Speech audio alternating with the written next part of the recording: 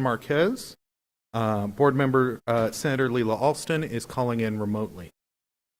Please note that today's live meetings are being live streamed. Also, please note that we have Spanish interpreting services available in the back of the room. Buenas noches a todos. Si necesite interpretación en español, por favor, mirar a Anita que encuentras atrás del cuadro. Y Anita, por favor, lleve su mano. Ahí. Gracias. We will stand as Supervisor Steve Gallardo leads us in the Pledge of Allegiance and remain standing while a moment of silence is observed. Thank you, Mr. President. Folks, would you join me in the Pledge of our Allegiance? I pledge allegiance to the flag of the United States of America and to the republic for which it stands, one nation, under God, indivisible, with liberty and justice for all.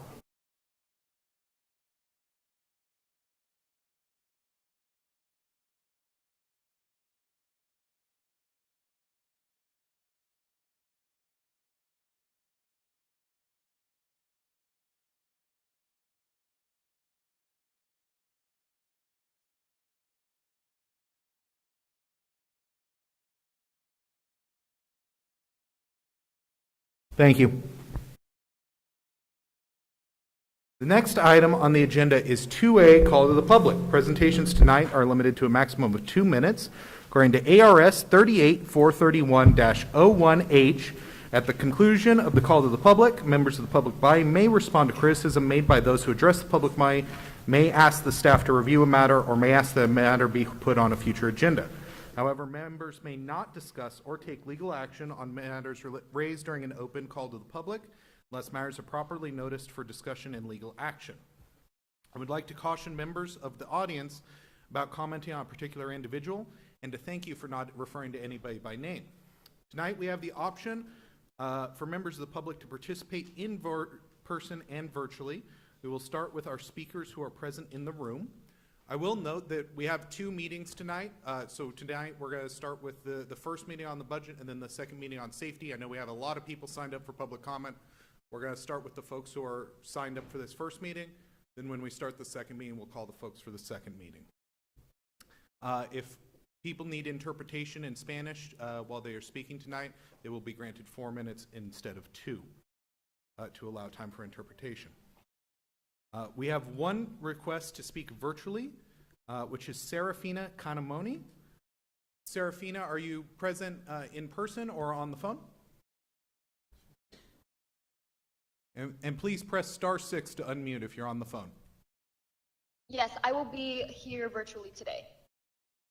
Great. Please share your comments with the board. You have 2 minutes. So before I go into my thoughts about the school safety plan and the school budgeting, I would like to first preface by giving some findings from a report from the ACLU, that's the American Civil Liberties Union. For starters, a third of United States students report attending schools equipped with only school resource officers, or LEOs, those are law enforcement officers, while not having SBMH providers. Those are school-based mental health providers. Those are people like nurses, social workers, counselors, etc. Of those, a third of United States students, 5 of the 14 major counties in Arizona are a part of that third. So Maricopa County, Gila, Navajo, Cochise, La Paz, and Mojave all face a disparity in the amount of SBMH providers that we have in our schools in comparison to LEOs or school resource officers. Following that, students with disabilities account for the majority of arrests and referrals done by school resource officers on a federal level. So federally, for every 10,000 students, 115 arrests are made towards disabled students, and referrals, about 29 referrals are made towards disabled students. In comparison to their non-disabled counterparts, students that do not have disabilities, they only account for 40 arrests and 10 referrals. So following this statistic, the 2 largest demographics that follow students with disabilities for arrests and referrals are Black students and Latino students, Latinx students within US schools. Now, speaking specifically about Arizona, we are victims of gerrymandering and segregation. So our largest disparity happens to Native American children. They account for 35 arrests and 112 referrals. Across the board, that is the only triple-digit number we see for arrests in any racial demographic. The most common infractions reported are assault, substance abuse, and general disturbances, and they can be mitigated without using school resource officers or any police involvement in schools. We can do that. Thank you, Serafina. Tonight, given the number of speakers, we will be sticking to the 2-minute limit, but thank you for sharing your thoughts tonight. And I believe all of our additional speakers are for our second meeting. The next item is 3A, approval of the 2022-2023 expenditure budget revision number 1. Dr. Geston. Thank you, Clerk Prescott. Thank you for chairing over the meeting tonight, Governing Board and Community. As Clerk Prescott mentioned, we have an initial budget revision meeting. I will turn over to Ms. Gloria Butler, our Executive Director for School Finance. As we'll hear from Gloria, the legislative session ended and resulted in new funds to public education and ultimately to Phoenix Union. And there's an August 1st deadline to revise the budget, adjust taxes, and so tonight you'll get a brief presentation from Gloria, and tonight the board will approve a revised budget for 22-23. This is Gloria Butler, our Executive Director for Finance. Thank you, Dr. Geston. Good evening, Senator Alston, Clerk Prescott, board members, executive team, Dr. Geston, and community.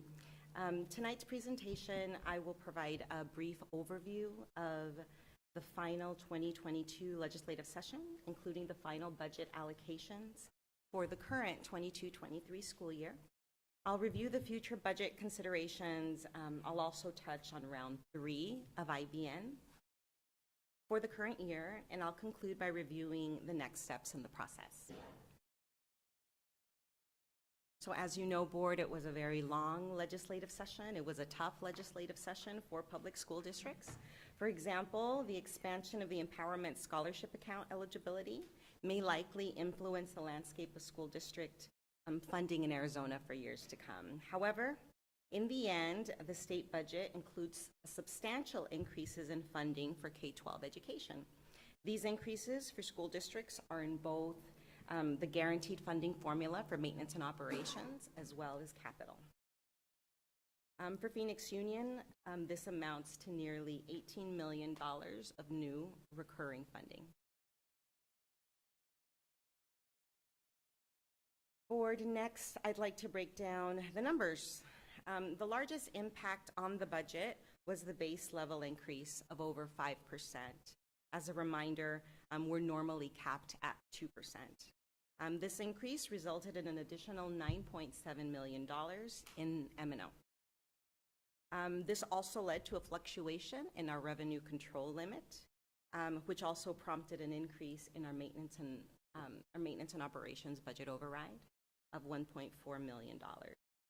Additionally, there was also an increase in our Group B weights, which is for our students receiving special education services, resulting in $2.6 million. A poverty weight was also provided for students who qualify for free and reduced lunch. This resulted in an additional $2.4 million. And finally, our district additional assistance, which is what we use for capital funding, was also increased by approximately $1.7 million. With all that wonderful news, there's also some budget considerations that we need to review. We still don't have a resolution for the aggregate expenditure limit. Housing is unaffordable in the state, and as you know, board, we look at our partner districts' enrollment trends to forecast Phoenix Union, and unfortunately, most of our partner districts are declining in enrollment. The latest numbers indicate inflation in the Phoenix area leads the nation at 12.3%. So everything is more expensive, from our groceries to vehicles to gas. It's a tough environment for our staff and our community. There's also threats looming around a recession, and as you've seen in previous presentations, our medical costs continue to rise.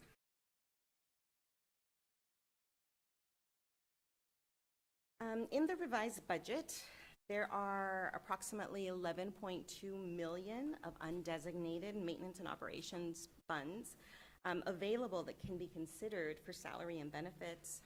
They can be considered for raising inflation, for a cost associated with rising inflation, unfinished learning, as well as health, safety, and wellness challenges. But given the current environment of our staffing shortages and just in order to stay competitive in the market, we believe this should go towards salary and benefits.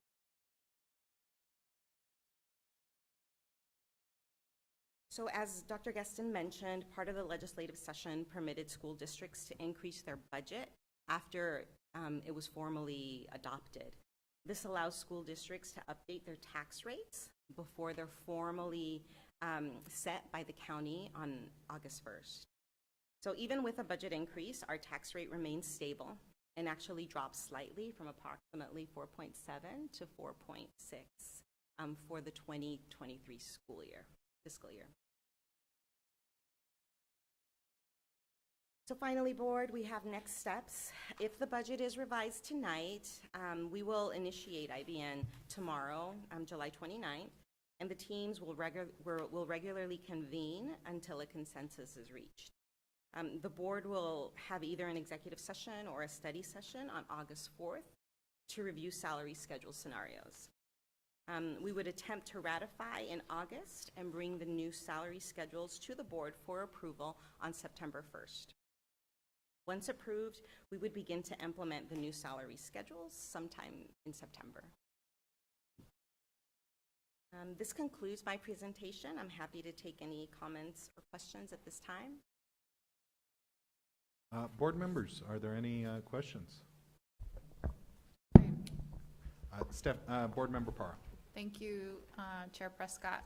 And Gloria, thank you so much for the presentation. I just want to express how this is such a great opportunity for us to really continue to invest in our employees. We talked about the budget that we just passed, how we've made significant progress on lifting up the bottom of the schedules. And so I'd love to continue to focus on that and make sure that we can really get our classified employees to a living wage as quickly as possible. I also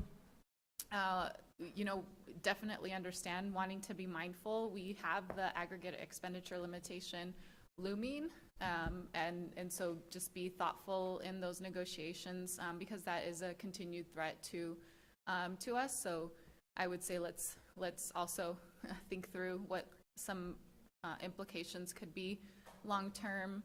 But yeah, just continuing to invest in our employees is absolutely, I would say, a top priority of this board, and I think the district leadership as well. So thank you for your work on that. Thank you. Thank you, Board Member Parra. Supervisor Gallardo. Thank you, President. I guess it's more of a comment, and thank you for the presentation, the work. This is, I couldn't agree more with the comments made by Board Member Parra. This is a great opportunity to really start looking at the districts as a whole, particularly our human capital. I think we all agree on that. That is very critical. But also, I guess more towards Dr. G is, and I'm thinking outside the box. Every time we see that I see a budget with a lump sum of dollars, we try to figure out what's the best way to maximize that dollars. Is there a way to draw down federal dollars with this? I'm not too familiar with the Group B, but usually when you're dealing with special education, there's federal dollars. I don't know. I'm thinking outside the box. And also just whatever we can do. I know we have a great relationship with all our feeder school districts. If there's ways to collaborate with whatever efforts that they have. Again, just thinking outside the box. What's the best way to get the best bang for our buck? 17 million is a nice lump sum of money to be able to invest in our district. But just constantly thinking outside the box. What's the best way to utilize these dollars? Perfect. Clerk Prescott, we'll definitely think about, are there ways to leverage federal or ESSER dollars? And then did this week have a meeting in person with all of our partner superintendents and talked about Are there common goals, common values around the city to make sure that we're doing our best to drive up minimum wage as well? Thank you, Dr. Guest and Supervisor Gallardo. Are there any other comments? Board Member Pastor. Yes, I thank you for the budget. I would like to know about poverty rate and student support. Could you please tell us what that is? Sure. So the budget formula has a lot of different components to it. And part of it is there's different weights assessed to our students that may require special education services. And so part of the there was actually allowed for a weight to be assessed for any student that's eligible for free and reduced lunch. Given that we are in Provision 2, which we provide that for all our students are eligible for that weight. So it's a small weight, it's 0.018 for our students, the total number of our ADM, which amounts to that 2.4 million. Clerk Prescott and Vice Mayor, if you don't mind, just because we have a lot of people from the public here, just to reiterate what's strange about Arizona school funding formula is not every student who comes to Phoenix Union has the same amount of money associated with them. Depending on any identified disability, depending on if you qualify for language learner status, and now, depending on your income, you actually get more or less money per student, depending on what label you carry coming into the school district.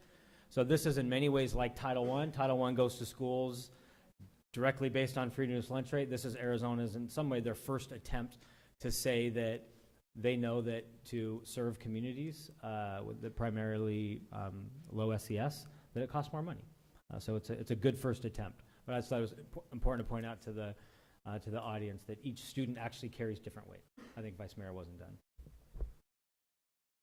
Councilwoman, please continue. Thank you. So the poverty rate of student support is the weight of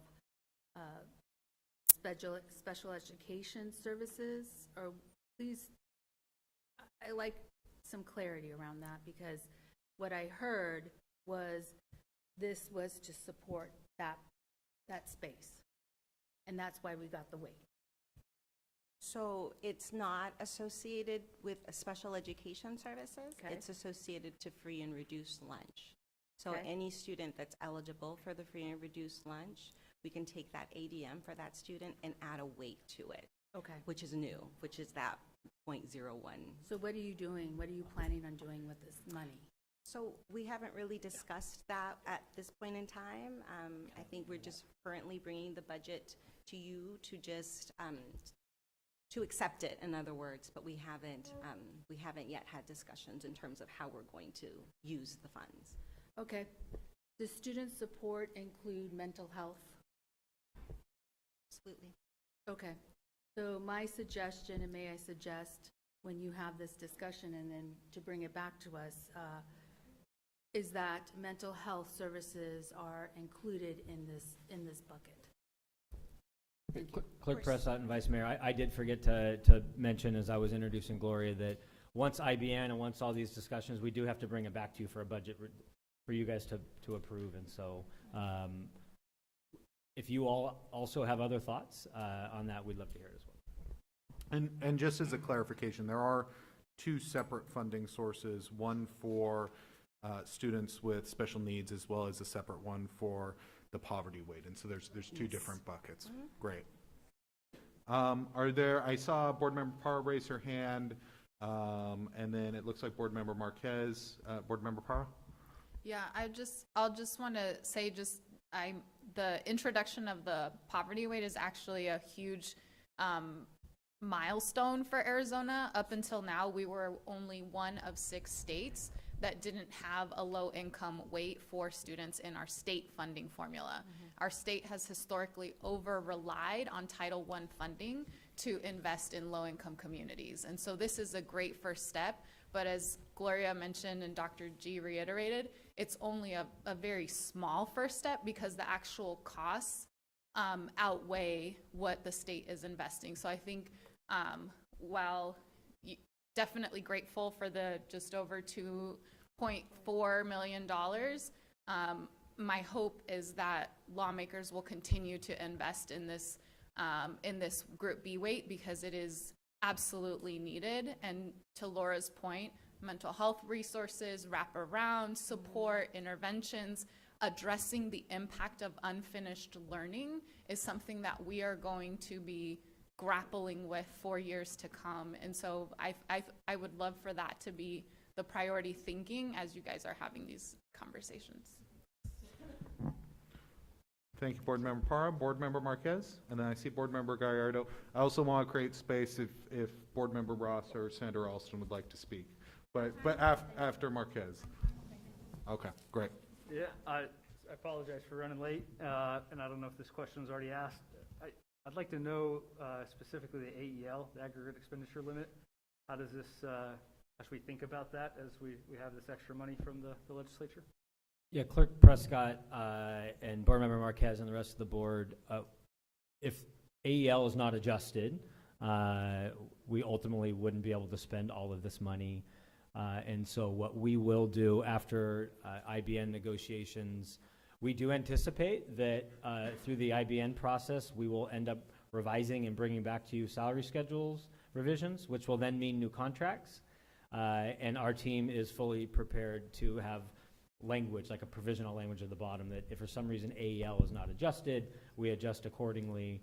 But we definitely know that if AEL is not solved at the legislature, that this money would not all be available to us, unfortunately. And I guess just a reminder of the timelines of, because I think AEL is very archaic and we should repeal it, but what are the timelines of when we'll know how much other districts have budgeted and how much we're actually allowed to spend based on the aggregate expenditure of the entire state? Board Member Clerk Prescott, Board Member Marquez, let's get that number to the board of, like, if it doesn't change, how much of the 17 million, because we would be able to take in some of it, but not all of it. We'll get that direct number to the board. I would just say as we go into the IBN process, and I'd talk to the admin and each of our associations. I'd say my biggest priority is making sure that those at the bottom of our pay scale are part-time workers that do not have health insurance or other benefits.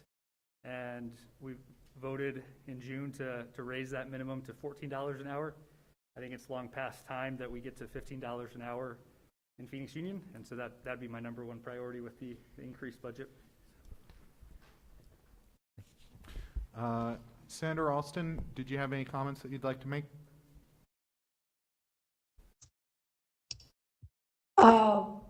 Only that when I was chairman of the Education Committee back in the early 90s, I had what we're now calling a poverty weight. We called it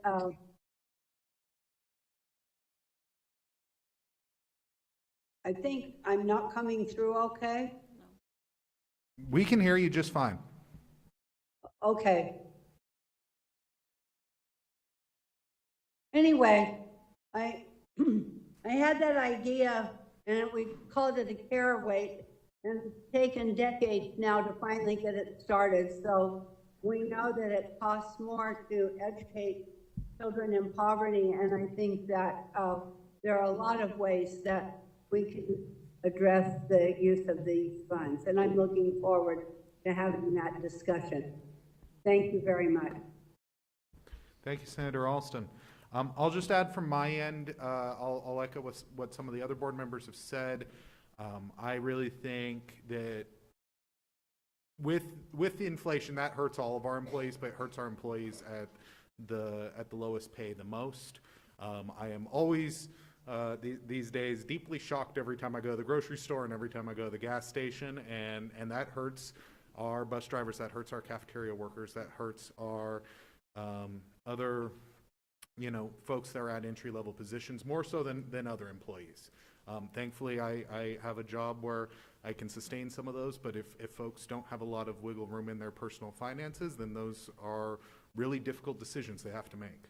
So I do think that we should aim to raise that minimum wage within the district as much as possible. I think 15 is a good minimum. I would love to see if we can get as close to 16 as possible, given the funds that we have. And barring any further discussion or comments, Just one question. our Supervisor Gallardo. Thank you. Real quickly, I'm sorry, Mr. President, I don't mean to delay everyone here, but the doctor, I guess my comment or question is more to Dr. J. I thought I understood school finance, maybe I don't. So the poverty rate, I mean, it's always been my understanding, and it was Title I dollars that paid for all that stuff.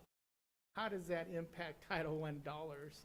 I know, at least on Cartwright, I worked a lot with Cartwright, and, you know, Title I dollars are very precious, and we use that to service our kids, but how does that impact in the overall? Yeah, Clerk Prescott and Supervisor Gallardo, it's actually a great question. So Title I, it doesn't have an impact directly on Title I. I think what's great about this money is it goes into the M&O formula to help students in poverty, and it therefore doesn't have the same restrictions as Title I. So as you know, Title I is very restricted in the 6 categories that it has to go to and the different percentages. So I think in many ways, it's going to complement what we do in Title I, and I think what I heard from Vice Mayor Pastor, we agree. When you think about where money should go, that's trying to address issues of poverty, mental health, learning loss, I mean, these are perfect places to send that money. So I think in many ways, it'll be complementary. Thank you. Awesome. Any other comments or discussion? All right. Is there a motion to approve the 2022-2023 expenditure budget revision? I motion. Second. A motion has been made to approve has been made by Board Member Ross and seconded by Board Member Para. Is there any discussion? I suppose we already had our discussion on the motion. Those in favor, please indicate by saying aye. Aye. Those opposed, please indicate by saying nay. The motion carries. Item 4A, motion to adjourn. Is there a motion to adjourn the first special meeting on the budget? Second. The motion to adjourn has been made by Board Member Marquez and seconded by Board Member Para. On the motion, those in favor, please indicate by saying aye. Aye. Aye. Those opposed, please indicate by saying nay. Motion carries. The first special meeting on the budget is adjourned. We will now begin the second meeting. The special meeting on school safety is called to order. Will the Secretary please note that all board members are present? Senator Leila Alston is calling in electronically. Next item on the agenda is 2A, call to the public. Presentations tonight are limited to a maximum of 2 minutes, according to ARS 38431-01H. At the conclusion of the call to the public, members of the public body may respond to criticism made by those who address the public body, may ask the staff to review a matter, or may ask that a matter be put on a future agenda. However, members may not discuss or take legal action on matters raised during an open call to the public unless the matters are properly noticed for discussion and legal action. I would like to caution members of the audience about commenting on a particular individual, and a thank you for not referring to any person by name. Tonight, we will have the option for members of the public to participate in person and virtually. We will start with our speakers who have come in here. So we received, just so we're all clear, 39 requests to speak virtually. I have a stack of about 20 here in person. I know some folks registered both electronically as well as in person. I'm going to go through the list in the order I received them. If you are in person, please come to the mic. If you are on the line to speak electronically, just let us know. Our first speaker is Valerie Newman. Is Valerie Newman present or on the line? Okay. Our next caller is Jennifer Hernandez.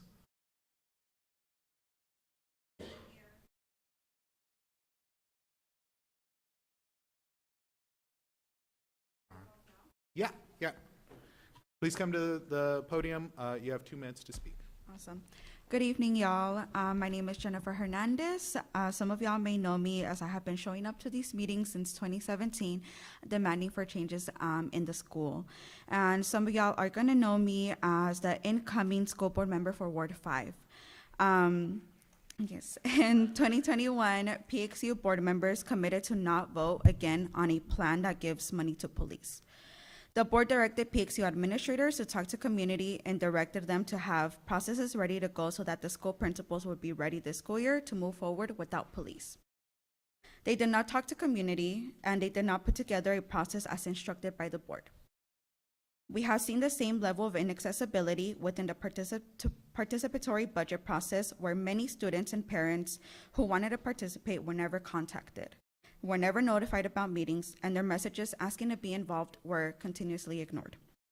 Students deserve to have their voices heard. We deserve to be a part of this decision-making process, and therefore you cannot continue to fund the most violent police department in the U.S., a police department that has continuously shown that they are racist and hateful towards Black, brown, indigenous, working class, and LGBTQ+ communities.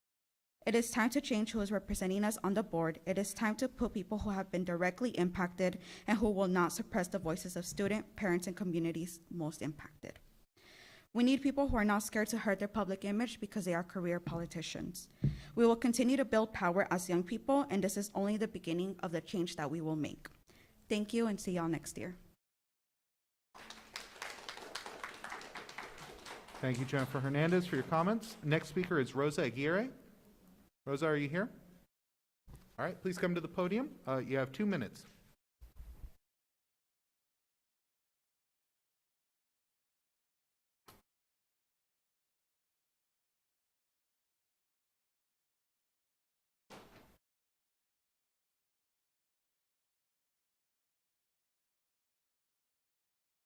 Hi, good afternoon. My name is Rosa. I graduated from one of the Phoenix Union High Schools of Trevor Brown 3 years ago, and this is my first time attending a board meeting. The entire time that I was in high school, I wasn't aware that these meetings happen, and I think that just shows a lack of transparency that happens between students, parents of students, and the leadership, because we aren't encouraged to attend these meetings. We aren't really shown that these meetings happen. And it shouldn't be that way. Students should be able to have a say in what's going on in the high schools that they attend, not 3 years later when they graduate, but when they're in school, and as well for students to be able to have access to these meetings. And as a student as a Phoenix Union High School, I was there and I knew that our schools are really heavily underfunded. There's been situations where we didn't have enough lunches for students. We had to rush to lunch or else you wouldn't get a lunch.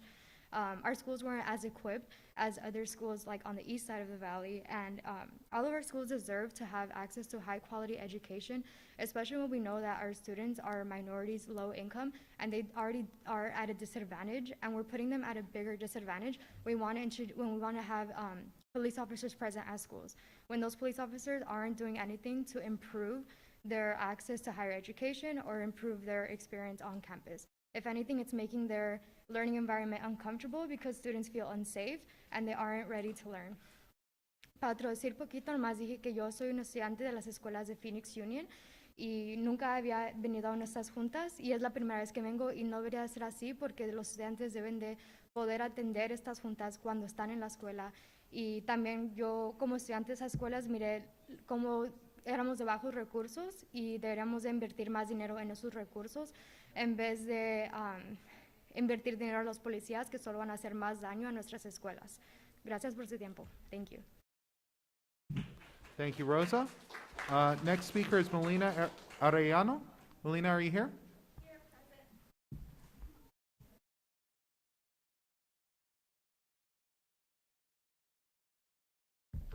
Okay. Hi, my name is Melina. I'm an alumni of Metro Tech. I graduated 6 years ago. And it makes me sad that I'm still, 6 years later, I'm still here. We haven't seen any changes. Students and parents are still being continuously being excluded from these meetings. Students and parents have been wanting to be here, but they're not contacted, and nor are they being notified about these meetings. Y'all are making decisions on student safety without the input of the students. So how do you know what's going to make students feel safe when you're not even asking them? Many students have been coming for the past years telling you that we don't need cops on our campuses because they don't feel safe with their presence.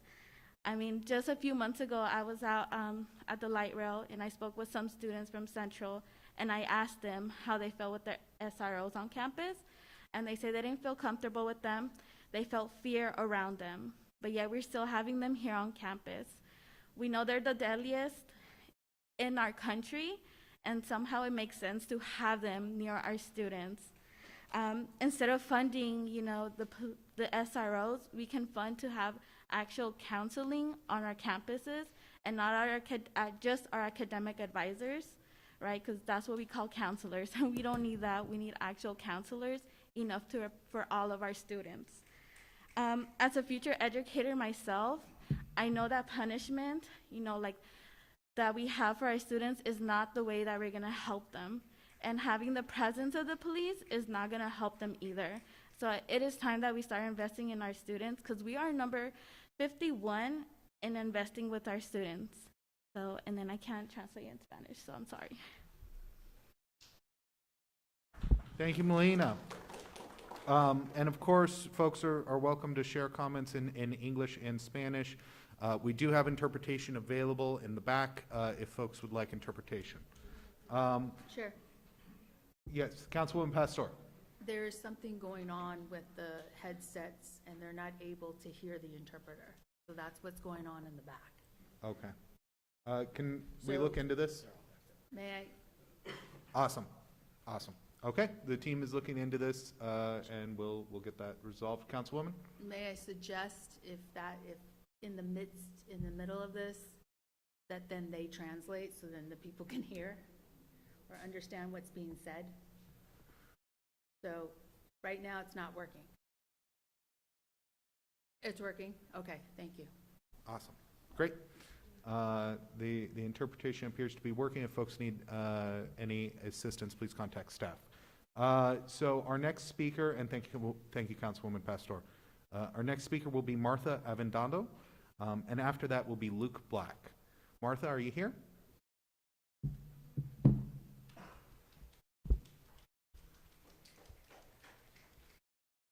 Thank you. And if you need interpretation assistance, I think you may have figured that out internally, but if you need, staff can provide that as well. You'll have 4 minutes to include time for interpretation.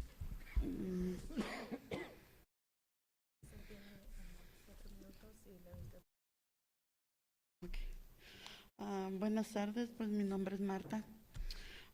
Yo soy mamá de 2 hijos, que actualmente uno salió del high school y nunca supe que existían estas juntas. Realmente nosotros como padres de familia somos excluidos de este tipo de eventos y de que realmente la escuela a nosotros nunca nos proporcionó una información acerca de que existía este comité. Para mí es realmente sorprendente y realmente yo quisiera decirles ahora que en las escuelas para mí la policía no es seguridad. Tuvieron un año, el año pasado, escuché que ustedes habían tenido una junta donde aprobaban si se aprobaba el contrato de la nueva policía, en el cual no se trabajó, pasó ese año y no decidieron si la policía quedaba. Este año otra vez está ese contrato y por lo que veo no se ha resuelto. Queremos que los padres, yo pido... Señora, lo siento. Hay miembros de nuestro junta que no puede hablar español, solo hablo en inglés. Okay. Gracias. Are you able to do interpretation simultaneously, or would you like to do it at the end? I'll do that at the end. Okay. Sí. Okay. Gracias. Por favor.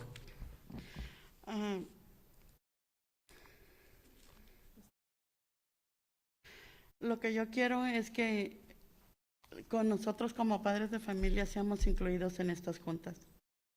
Queremos un cambio, queremos un mejor trato para los estudiantes y yo como madre considero que un policía solamente intimida a los estudiantes dentro de la escuela.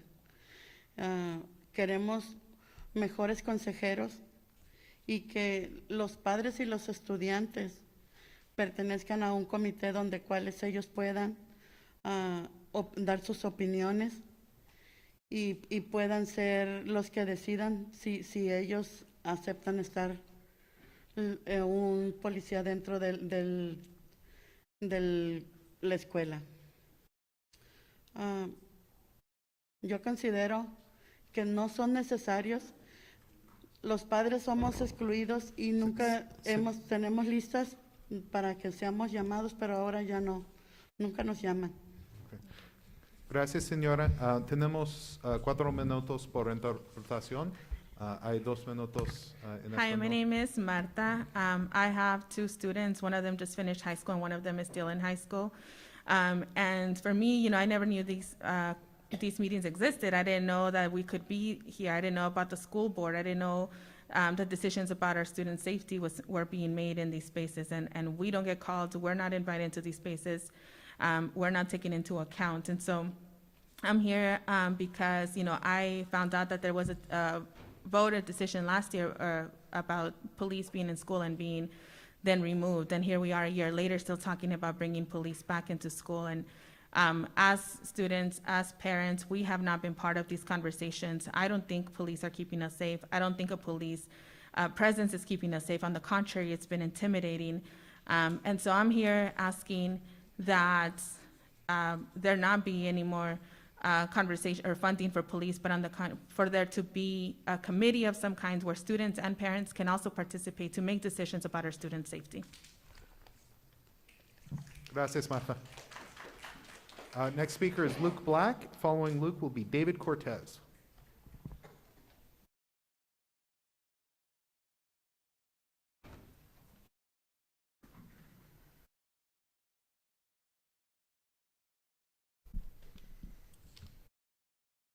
Good afternoon, board members of Phoenix Union. In 2021, this board committed to not vote again on a safety plan that gives money to police. I actually think that it was you, Stanford, that directed the Phoenix Union administrators to talk to community and also directed Phoenix Union administrators to have processes ready to go so that they could be reviewed by a committee to move forward without police. We have not seen those results. Have you? We have not seen the processes. Have you? Okay, so here we are going to talk about proposals for safety that the community has not seen, that the board has not seen, and y'all are going to vote to move forward on a safety plan that no one in this room has seen. Does that sound acceptable? Does that sound acceptable when we're talking about literally negotiating with the lives of students? Right, the students that are here, the students that are coming to this mic, the parents that are coming to this mic, these are the parents and the students that are most at risk of police violence. Statistically, Maryvale has the most police violence in this state. Police have killed 23 people in that district since 2017. Those students deserve to have a look at what y'all are proposing. They deserve to have input in what processes are being given to administrators on how they're supposed to respond to incidences that happen in that schools and how they're supposed to interact with police. This is not negotiable, and it's unacceptable for this board to move forward with any safety plans today. That is completely unacceptable and completely negates the students that are most at risk. Thank you. Thank you, Luke. Next speaker will be David Cortez, followed by Uvija Dominguez.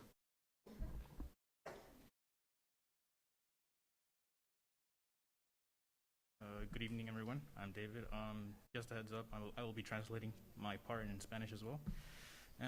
So the topic today is safety for students. And not last year, a couple of months ago, in May actually, I graduated from Phoenix College Preparatory Academy, and that school isn't that big.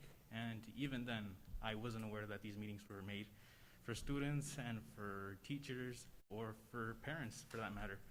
And that really worries me, even though we have a small school, that we weren't even aware of that. We don't really have that many students. And not having students have a say in if they're safe in their community, if they're safe in their school, is very, very, it's very concerning, because how are you gonna run a school? How are you gonna run anything and just make decisions by yourself and not let students have any say, or let the parents have any say? Because as we know, parents are trusting schools to take care of those students. And for them to even have any worries to be safe at school, that's just very concerning. How are you guys gonna let that happen? And another topic that came up to all of us today, apparently this board had a whole year to make a plan for police and to make adjustments of how they would make a plan.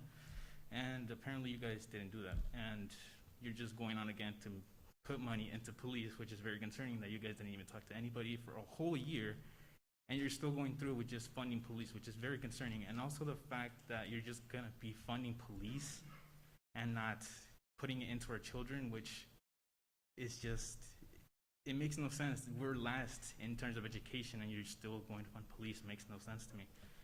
And just to translate in Spanish what I just said, buenas tardes, yo soy David. Y lo que he decidido ahorita es de que... David, respectfully, so we're doing 4 minutes for interpretation for folks who need to translate from Spanish to English. For folks, definitely want to make this as accessible for everybody. If Spanish speakers need translations of the public comment, we do have the interpretation available. Thank you. Thank you, David.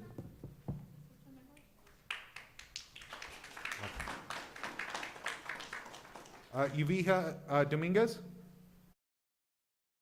please come to the podium.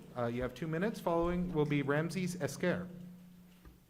And thank you, David, for speaking. I apologize if I cut you off. Hello, my name is Yuvixa Dominguez. I attend Maryville High School. I'm here to ask you to not vote for police on campus and to start involving proposals you're creating with students and as well as include community, since they are against us. Ever since police have been on our campuses, Maryville has been in terrible reputation for years, involving police and student business because we aren't given the option for other students to have the school resources, because it's the reason why we're over-criminalized. The reason we have terrible reputations for years is because of that, is because police are in our campuses. And if you didn't know, the police department is under investigation for racism and discrimination, but you know that. And also, you also know that Phoenix Union schools are mostly minorities, especially schools on the west side, like Maryville, Trevor Brown, and Alhambra. Do you want that for us? Do you want us to be discriminated by police? It's incredible how you guys just like have police on campuses, but we are mostly minority. Not to mention, police are being under investigation for not following their own protocols. So police aren't even a reliable source for protection. An article on DAME stated how in late 2021, data was collected sharing how 440 schools children have been sexually abused in the past 20 years from SROs in their schools, and that is likely to be underreported. On July 6th, 2022, Juan Carlos Bajorquez was killed by police. He was only 15 years old, a freshman in a high school. Why would we want to work with a department that isn't afraid to kill students, who aren't afraid to kill children? Police don't protect us. They don't do anything that benefit us. They criminalize us to seem like we're the bad guy. They could care less about what we do, since all they want us to see is fail. Yuvixa? Yuvixa? Yuvixa? Thank you.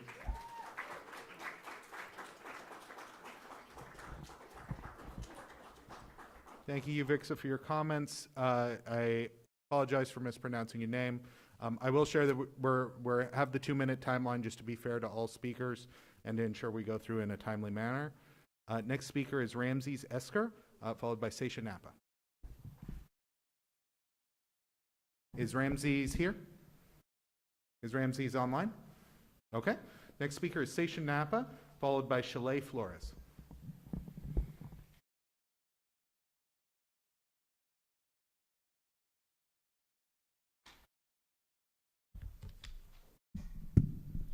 I'm Seisha Napa, incoming PXU board member for Ward 5. Commenting here to urge the PXU board to vote no on any safety plan that includes bringing police back onto campuses or funding police to be on our campuses. In reading the Grand Canyon Institute National School Safety Models report posted on the meeting site, the following recommendations resonated highly with me.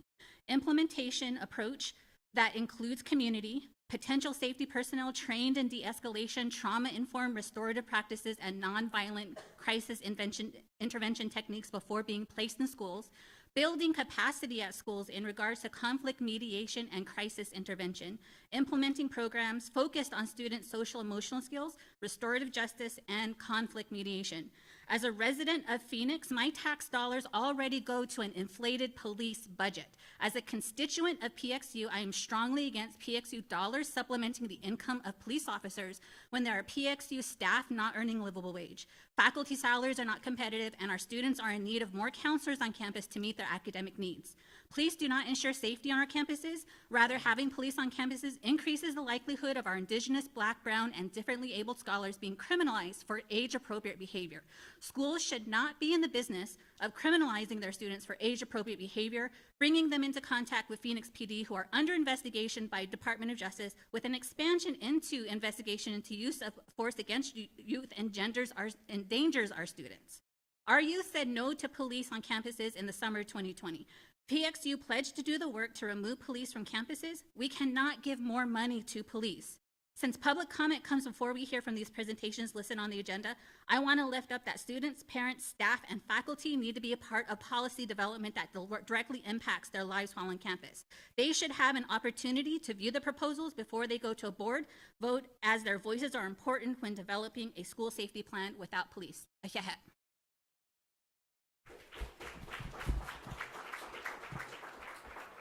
Thank you, Seisha. Our next speaker is Shalay Flores, followed by Stephanie Espinoza. Thank you for pronouncing my name correctly. I'm here to reiterate that police don't belong in schools. Students deserve education and empowerment, not punishment. The Phoenix Union School Board can indeed fulfill its duty of creating a safe and successful environment for the children it serves by divesting from student resource officers and investing in student-led health and safety committees that place the most impacted at the forefront.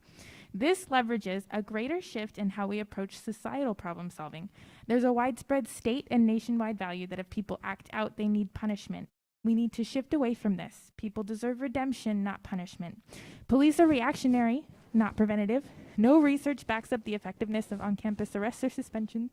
The research shows that Black and Brown students are disproportionately suffering psychologically, academically, and economically, and as a result, graduation rates suffer. Phoenix Union youth are pipelined into a society positioned for incarceration and even death by police violence. I'm thinking of Emilio Chamizo, who went to Carl Hayden High School. He was killed by Phoenix police earlier this year. I'm thinking of Camelback alumnus Ana Hernandez, whose family was impacted by police violence. Student-led health and safety committees address the root causes instead of reactionary law enforcement officers who rely on punishment. The blueprints are already developed. The impact of this shift will bring robust mental health counselors, family economic resources, and accessible and inclusive participatory budgeting that works. All solutions that value redemption and not punishment. And if student participation is an issue, then the pathway for students to get involved needs to be revisited. As a community organizer, if people aren't showing up to my events, then I need to rethink the way that I'm mobilizing them. Thank you. Thank you, Shalay. Stephanie Espinoza, please come to the podium. Next speaker will be Ashanti Ruiz.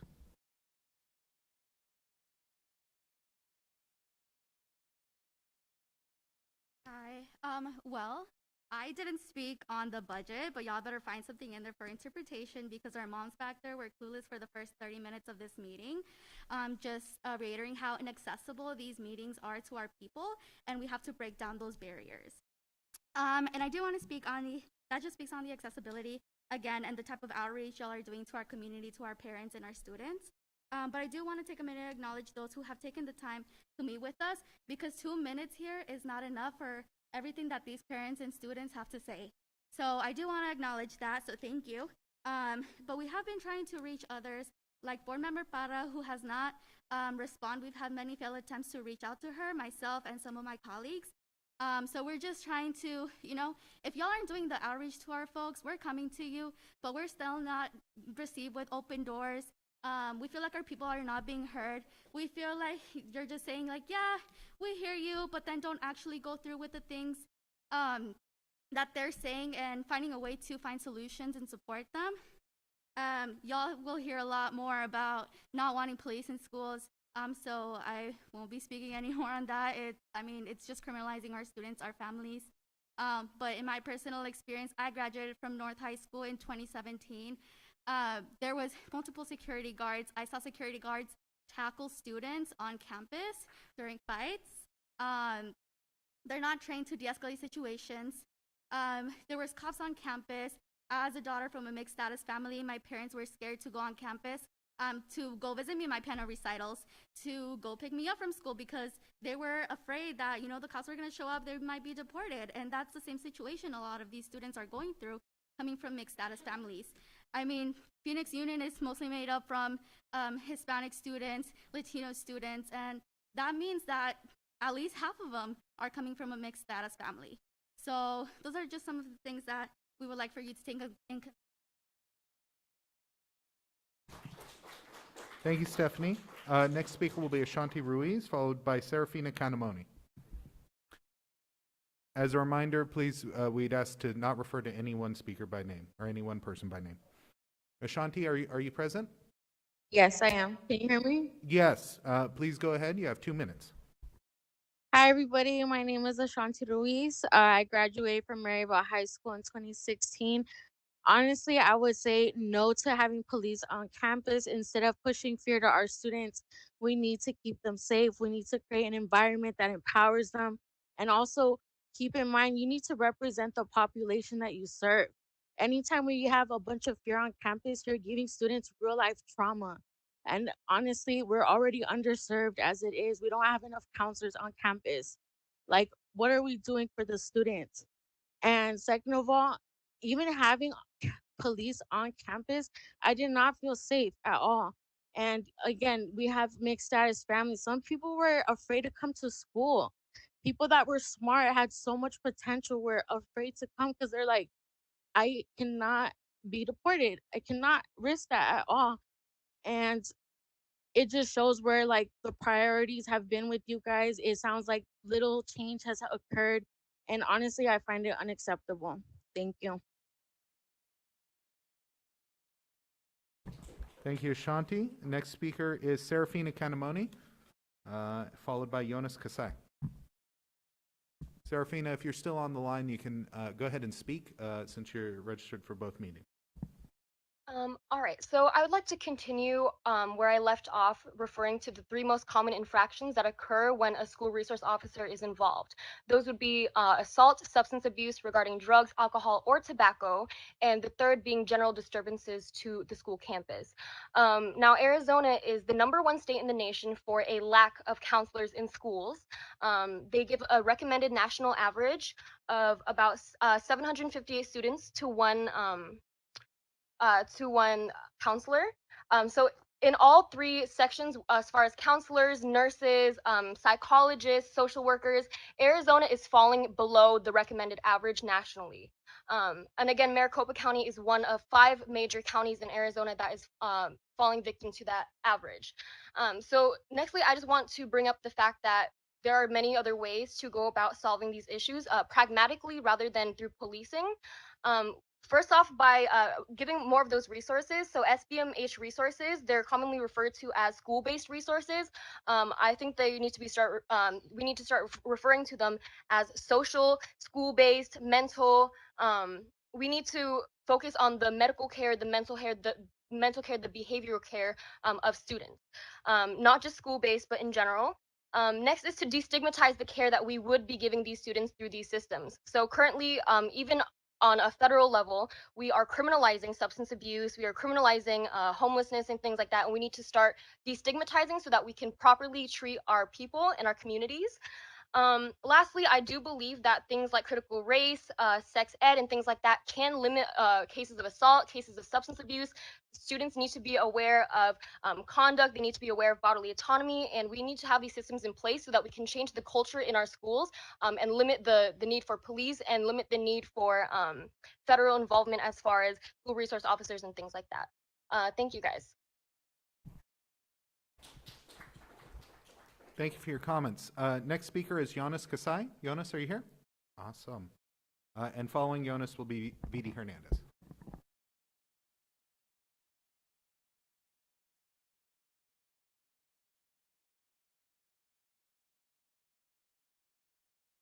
Is the fact that we have not actually centered students or families or made this accessible. I actually went here to this high school, studied right here in this library, and I've watched the school systems continually fail our children and our students by promoting cops on campuses instead of prioritizing their health and well-being, especially in a district where majority of your students are brown and black students who are incarcerated at a higher rate in the school to prison pipeline. It's actually atrocious. We're 51st in the nation for education, and the fact that we're talking about spending money elsewhere besides education and the students is ridiculous. Like, why are we wasting funding on an already bloated police budget? Why don't we invest in actual after-school care for our students, like actual proven statistics where kids have actual better beds? They have better grades because they get better sleep. Like, I don't know.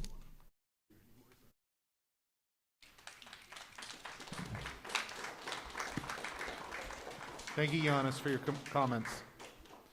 Next speaker is Vidi Hernandez. Following Vidi will be Angie Lopez. Hi, my name is Vidi Hernandez. I'm here to ask the board again to vote no on anything that adds money to police and policing and surveillance and punishment and criminalization of students. Last year, in the last few years, students have come, parents have come, even teachers within the district have come and said, we need to find another way. We need to find a way and a solution to address the root causes of the issues of why police are being called, of why police are being brought in. Last year, there was an off-duty police plan to move forward, and that gave the district a year to figure out and have these conversations with students around what safety means, what safety could look like, and how can we invest in students' health and wellness. That's the core. As students have said and other people have said, police are reactive. They're not preventing the harms and the struggles and the pain and the fears and all of the things that students are dealing with on a daily basis. Here we are. I don't know if there's another plan that actually addresses students' health and wellness, or if we revert back to police as the only way that you all can see safety for the students, for Black, brown, immigrants, indigenous students. And so we're asking, do not vote for more police in schools. What you can do is have conversations with students, parents who've been trying to get access to these processes.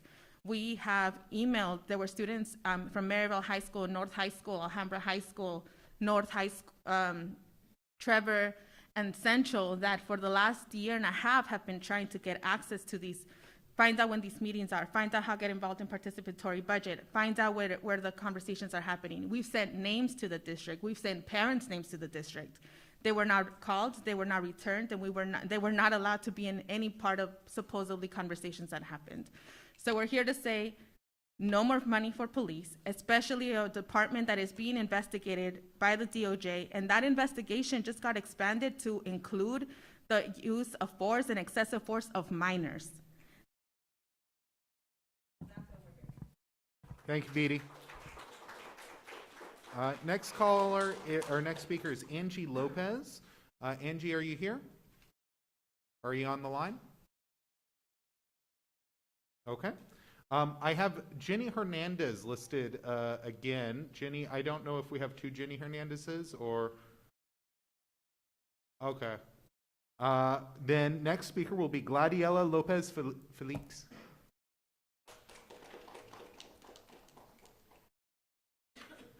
Following Gladiela will be Alejandro Montes.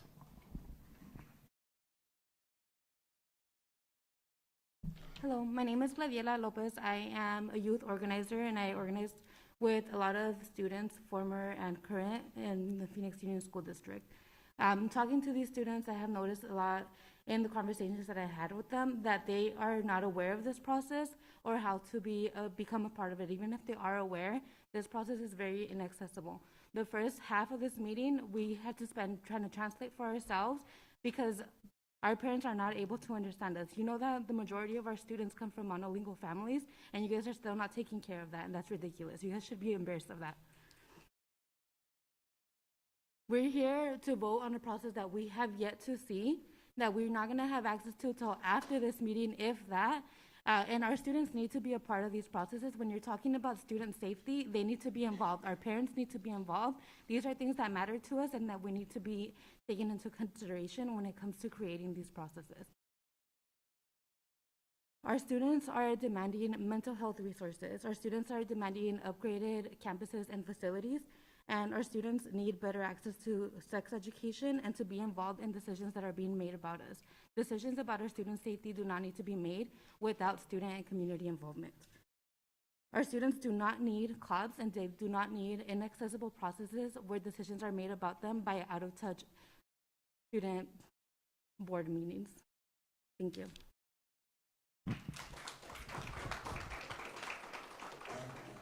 Thank you, Gladiela, for your comments.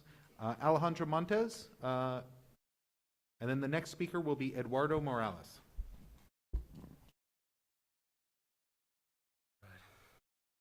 Good evening, board members. My name is Alejandro Montes. So I'm just gonna start off with some things that I'm sure many of you know. The Phoenix Police, and that folks here have been saying, the Phoenix Police Department is empirically one of the deadliest departments in the country. They led the nation in 2018 in police shootings, and they have been under investigation by the Department of Justice for nearly a year, as folks already said. You know, that investigation was just recently expanded to include their use of force against youth. We absolutely cannot have cops, especially these cops from Phoenix Police Department, on our campuses. You know, we don't want them near our kids. You know, they are under investigation because they are violent, because they are corrupt, and because they seem to be unable to treat folks with dignity and respect. We already went through this once, as folks already mentioned. There was a vote in 2020 that, you know, we thought laid this issue to rest. You know, cops do the opposite of making us safer. And it is unconscionable to be giving them millions of dollars when what we need to do is focus to prepare our youth to succeed and live long, healthy, and happy lives. And that's all I have to say. Thank you. Thank you, Alejandro, for your comments. Next speaker is Eduardo Morales. Following Eduardo will be Quinn Munguia.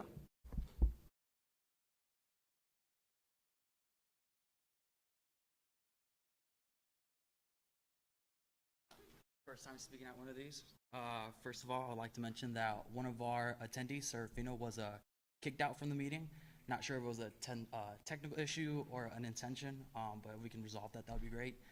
Second of all, I'm not going to bore you with the facts. I'm sure all of you are aware that our educational system is failing, but we proceed to be comfortable in what we're doing and thinking that this system is working for us. So moving forward, let's kind of think about the future that we want to establish after we're all kind of gone.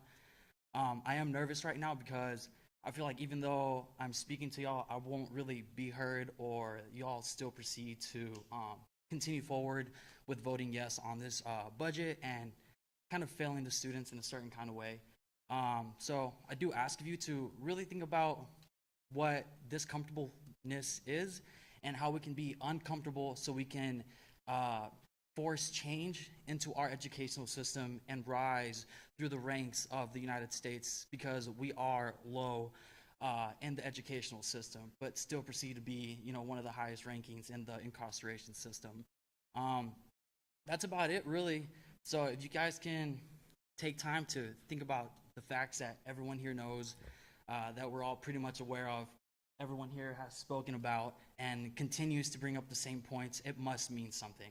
It must be something that we're here trying to get the same message across and really trying to build a community, whether it be brown, black people, regardless of race.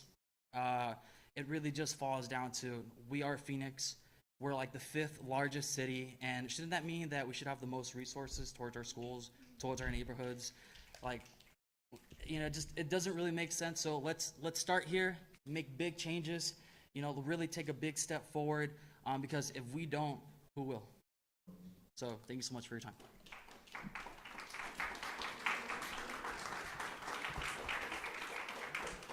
Thank you, Eduardo. I will share that we're looking into the WebEx issue, and go ahead, Dr. Yeah, Gesson. Clerk Prescott, if that was you and we kicked you off and you're still listening, or somebody has our number, she can log back in. That when our team went to take them off speaker mode, it got kicked out of WebEx and can come back in. Right. I'll also add that we are live streaming on YouTube, so folks can follow along on YouTube as they would like. Next speaker is Ken Munhia, and I apologize if I'm mispronouncing that. Quinn, please come to the podium. I apologize. Please tell me how I correctly pronounce it. Following will be Ricardo Palomero. The kickout was online. There was nobody kicked out of here in person? Is that, okay. Okay. It's Quinn Mungia. Yes, my name is Quinn Mungia. Hello, everyone. I'm here today to voice my support for the establishment of full transparency and communication between teachers, students, and parents, and also to say no for cops on campus. And I just feel so strongly about this because when I was in middle school and my brother was in high school, he got hit with gang-affiliated charges because he was wearing a red shirt. And I'm assuming the color of his skin, he's pretty similar to me. Him and a bunch of kids got hit with that and literally just were wearing red shirts. I mean, there's not too many people wearing red here, but that shouldn't be a basis of trying to punish someone. Just no, that should not happen just for the sake of some potential kid in these campuses, or in this campus. Yeah, just that can't happen. I move my time. Thank you, Quinn. Next speaker is Ricardo Palomero, y el próxima es Berta Rita.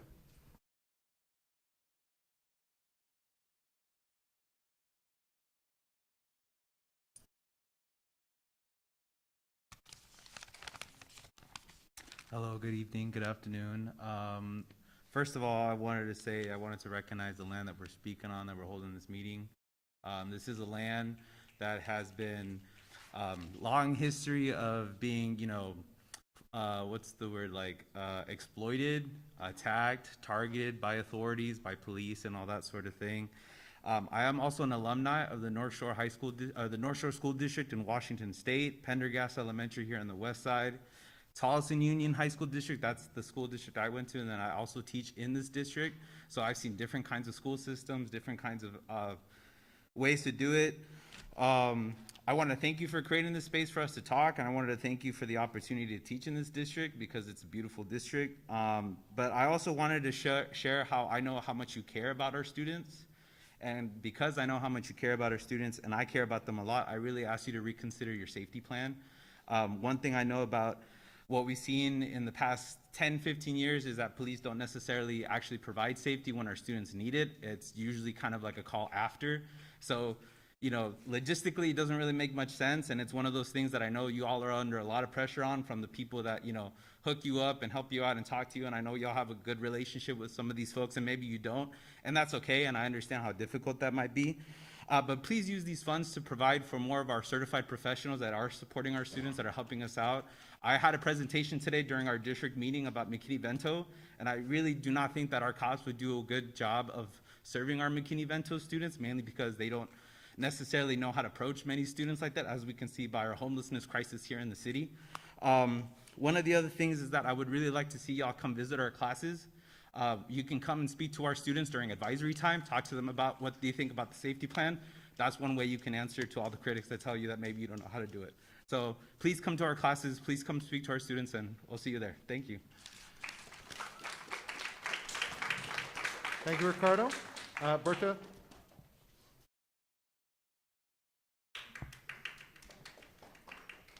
All right, and following Berta Rita will be Juana Rita. The moms are asking if they can just stand here, and it's the ones that are going to speak? Sure. Okay. Yeah, we have 4 minutes per speaker, including interpretation. So,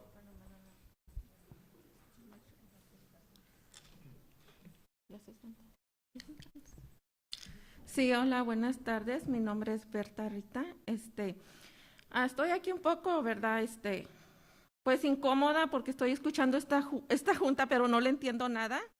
Desgraciadamente no alcanzaron los traductores para todas las personas, ¿verdad? Yo falté. Entonces, para mí siento que es una pérdida de tiempo que no estoy entendiendo nada, ¿verdad? Y esa es una de las cosas que me gustaría pedir y exigir. Hi, my name is Berta Rita. I'm here feeling a little uncomfortable because I'm not getting translated to. There was no more equipment, and so I haven't heard and understood anything that has been shared up until this moment. So I wanted to share that, start there. Y entonces, por eso estoy aquí, ¿verdad? Porque me interesan las decisiones que ustedes hacen sin que tomar en cuenta a nuestros hijos, ¿verdad? Nuestros estudiantes y a nosotros como padres. And so, but I'm still here because I'm here exactly for that, because we're not able to be part of these conversations and these decisions that y'all are making about our children, about our students, without them, and for us as parents. Sí, por eso quiero pedir que ya no inviertan más en la policía, ¿verdad? Que esa no es la seguridad en las escuelas para nuestros hijos. So I'm asking for you not to invest more money in policing. That is not safety for our kids. Que piensen en verdad en la seguridad. Ustedes que hacen esas decisiones, piensen en verdad qué es seguridad para ellos, qué es seguridad para nosotros como padres, qué son las necesidades que nosotros realmente tenemos. Ustedes se han puesto en estos zapatos, en mis necesidades. Creo que ustedes no saben por todas las dificultades que nosotros pasamos para darles un mejor futuro a nuestros hijos y vengan a estudiar. And so for me, it's like you are making these decisions about our students, about our kids, and you haven't asked us, you haven't put yourself in our position, you haven't put yourself in our shoes. You haven't asked, what is student safety? What is parent safety? What is actually safety for us?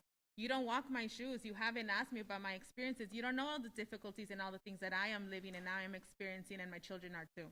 Dejen de darnos más criminalización, más violencia, dejen de darnos eso, denos seguridad, necesitamos seguridad. Pónganse ustedes a pensar qué es seguridad para nosotros, qué es realmente, hablen con nosotros, hablen con los estudiantes. Nosotros no estamos más policía ni más securities ahí. Una vez mi hijo me dijo, ya cuando estaba en la high school, ahorita gracias a Dios ya salió de high school, me dice, mami, ahí nada más ya el security nos dice, cuando vamos pasando, si no te llamas José, te llamas Nacho, te llamas Jesús. ¿Qué es eso? ¿Cómo los intimidan? Eso no está bien. So I'm asking for, what is safety? What is safety for us? And for you also really ask these questions as you're making these decisions about us, and about what we do want safety. Our children, we want our children to be safe, and we want to be safe. And also, these decisions are not making us safer. Policing is not making us safer. Just investing in more criminalization and policing and surveillance of our students. Stop criminalizing us. Stop putting money into surveillance. My son had an experience that he told me, I'm glad he's out of high school now, when he was a student here as well, about how security guards used to make fun of him and tell him, if you're not Jose, you're probably not, you're probably, in different names. That he told me recently, he had never told me until recently. Estoy cansada de ver esto a nuestros estudiantes. Realmente vengo y exijo y estoy organizando a nuestros padres, porque si la organización no nos dicen a nosotros un mensaje de que va a haber estas juntas, nadie más nos las hace saber. Llegué tarde porque hay necesidades en mi comunidad. Nuestros padres, unos nos pueden manejar, otros no tienen el servicio de llegar a estas juntas, ¿verdad? Yo me tomo ese tiempo para organizarlos y que vengan a alzar su voz y que digan las necesidades que ellos tienen también, y más que nada por nuestros hijos,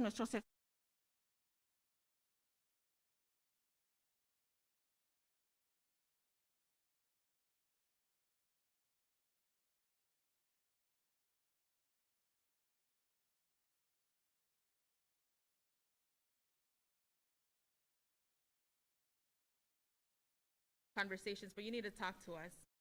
Gracias por escuchar y espero escuchen nuestras voces. And I hope you are actually listening to our voices. Gracias, Berta y Vidi. Nikita, do you have a question, comment? I do. Vidi, will you translate for me, please? I want to apologize. That's an epic fail on the district, and I apologize for all of us that we did not have the equipment so that you could fully participate in this meeting. Truly, we are owning that, and we're going to work really hard to do better, and we're truly, truly sorry.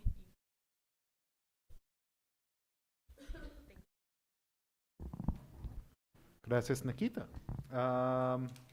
Next speaker is Juana Rita. Bueno, hola, buenas tardes a todos. Primero que nada, mi nombre es Juana.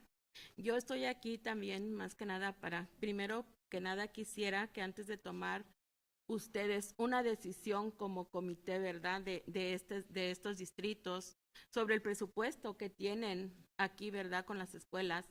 Primero que nada se tomen en cuenta las opiniones de nuestros estudiantes y padres de familia para ver cómo se puede invertir en la educación y la seguridad de nuestros hijos.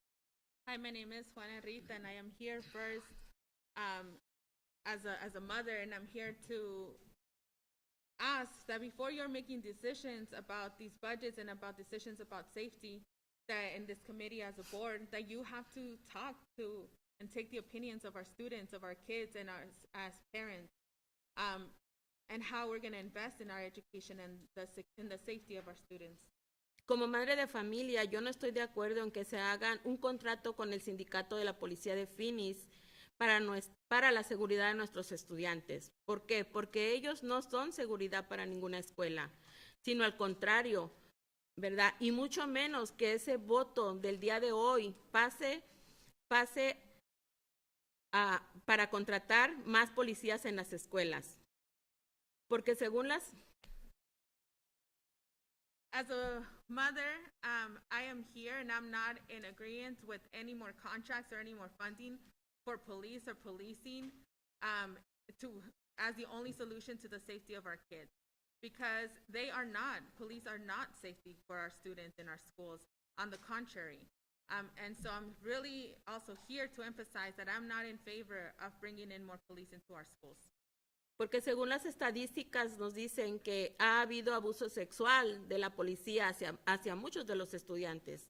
Eso quiere decir que ellos no protegen a nuestros hijos. Si recordamos, porque yo creo que a nadie se le ha olvidado lo que pasó en Uvalde, Texas, nos dimos cuenta que esos niños no fueron protegidos por ellos y se sabe que tenían ahí mismo una estación de policía y que aún así no los protegieron. No pudieron evitar todas esas muertes de niños inocentes, que ellos solo viven para criminalizar a nuestros jóvenes y que tenemos mayor número de encarcelamiento, pero eso sí, el más bajo en educación de nuestros niños y jóvenes en todas las escuelas de aquí.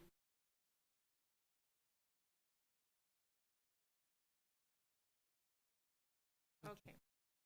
And also, right, because stats and the statistics show us that they're not keeping us safe from the numbers and the reports that have happened around how many SROs have been found of being sexually assaulting and abusing students in schools, and that is a number that is underreported.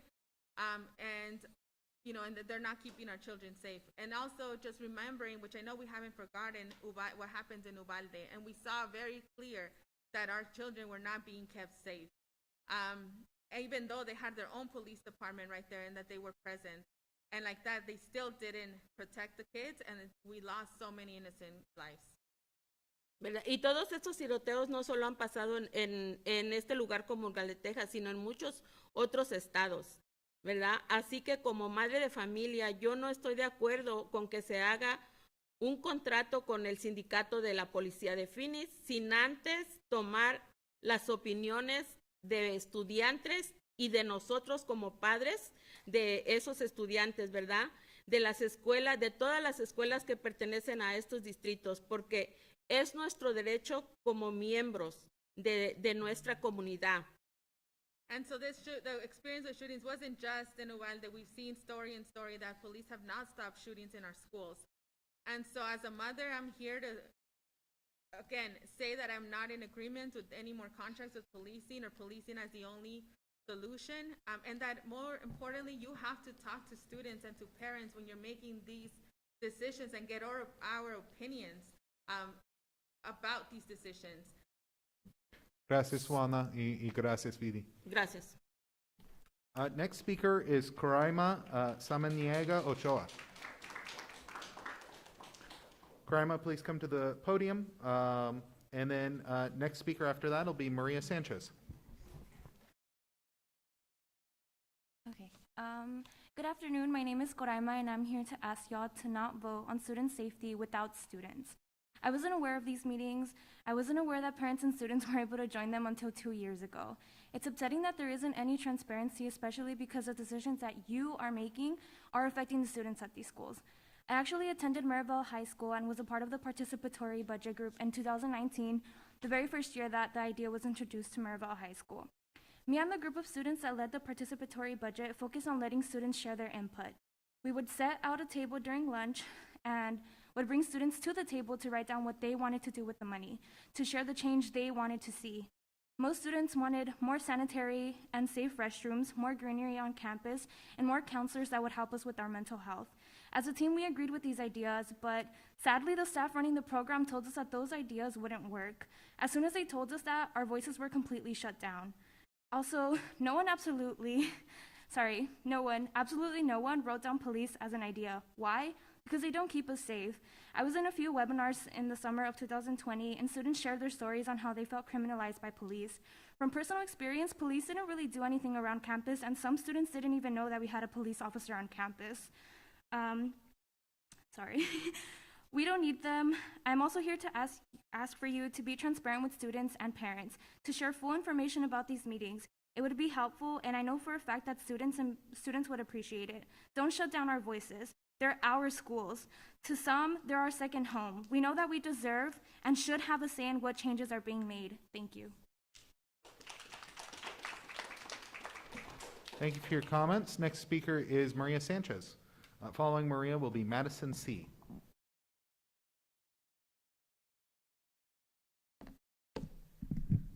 Good evening. My name is Maria Sanchez. I'm a Metro Tech High School alumni, and I'm here because it's been years and the schools are still underfunded. And my activism actually started from going to the school when I was unsheltered. My family had been deported by Phoenix Police Department, and I went into the school to ask for help. I had a newborn, and they said there was nothing for me. So I'm here because years later, I'm still seeing our schools underfunded. I'm still seeing a problem with Phoenix investing in our shelter folks, and that is actually still impacting students because they are part of the community in Phoenix. Let's not forget that. So when we're talking about policing is a problem, it is a problem because the folks that get most impacted with shootings, with harassment, is youth. It's young people. So when we're talking about bringing those same those same police officers with another name, SROs, they're still the same cops. They're still the same police officers that deported my family. They don't make anyone feel comfortable when they have that type of history. And we're here frustrated that you still don't want to listen to students, to teachers, and to parents. This security and safety plan that you're trying to move without input is ridiculous, that you don't even want to consider input from students, teachers, and staff when they're most underfunded, most impacted. And Arizona even going now being 51st in education funding. It's pathetic that we're not talking about what we're going to be doing for our students to then make sure that they have a smooth transition once they get to college. Once I got to college, I really realized how messed up the school and even Metro Tech being, having a little bit more programs for students. It was a culture shock for me once I got to college to see that I actually wasn't invested as much in school. It was huge to see that. And the folks that actually kept me safe was my teachers. That's who we need to invest in. Those are the folks.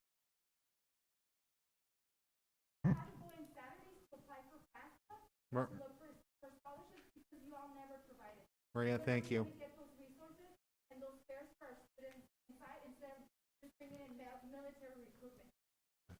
Thank you, Maria. Next speaker tonight is Madison C. Thank you, Maria, for your comments. The following speaker will be Yvette Serving. Adjust that a little bit.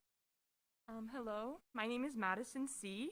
I would like to add my support to including students and parents in these safety conversations.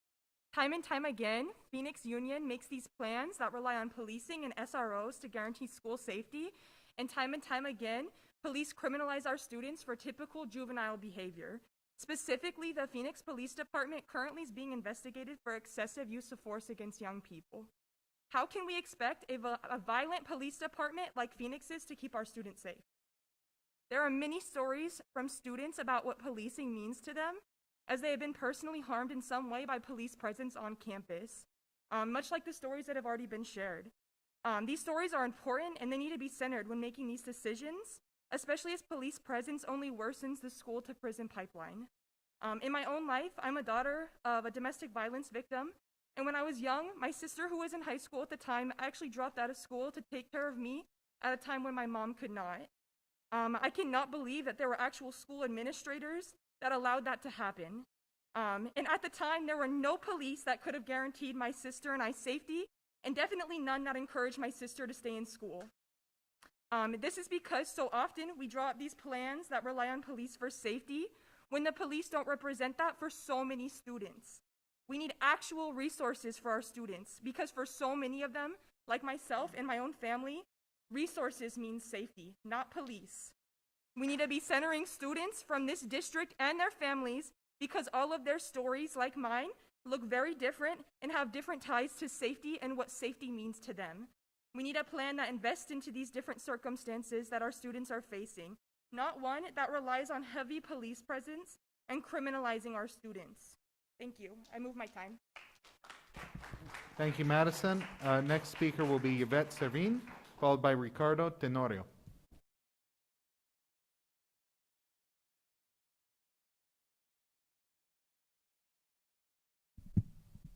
Hi everyone, my name's Yvette. So after hearing the decisions that you guys made, some questions actually came to mind. So with that decision, are y'all even aware where we stand with education funding versus incarceration? Because that decision kind of leads us more towards incarceration. With that as well, are we looking at short-term solutions or long-term solutions? Because police only address short-term solutions. It's not really a solution to begin with, but hey, I'll give you guys that.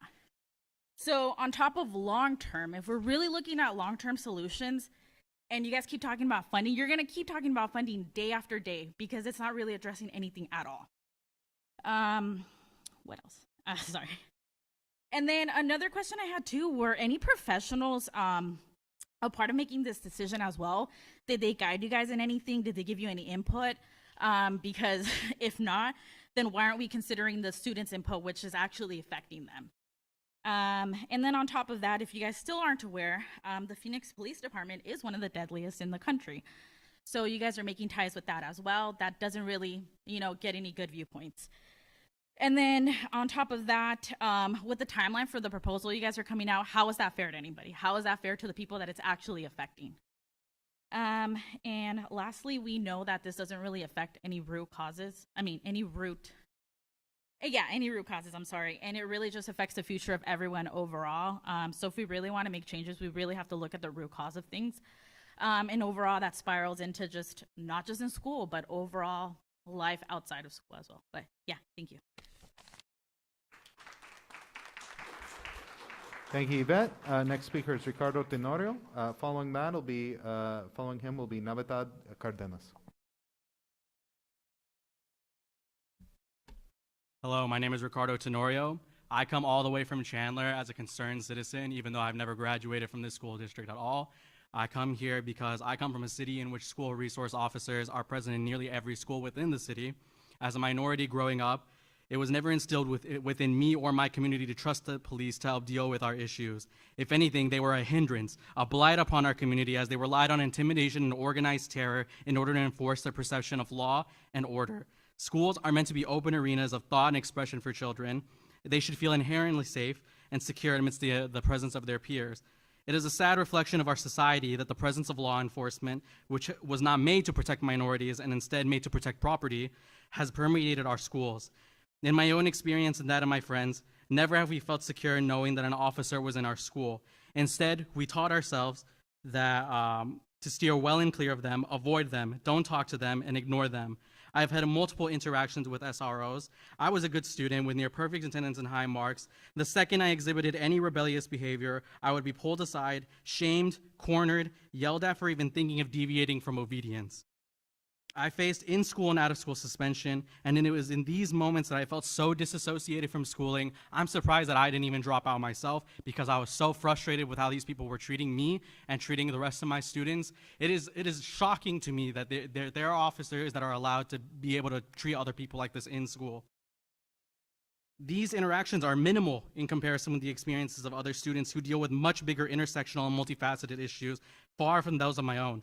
This proposed contract with policing, with mandatory reporting, is just another form of hypervigilance and intimidation. My message to the school board is that your silence and refusal to cooperate with the community for a unified proposal is unacceptable. The people must be included in these talks. This negligence and this vote will only serve as an example of renewed progress or organized retaliation. It is on the school board to decide which outcome they would like to see come to fruition. And I would like to see where those presentations are at. Thank that you guys Ricardo. so that we can actually see them because Ricardo. keep saying that these presentations are out there. Ri- We haven't even Ricardo. seen them yet. I'm asking the board, where are those presentations? We would like Thank you, Ricardo.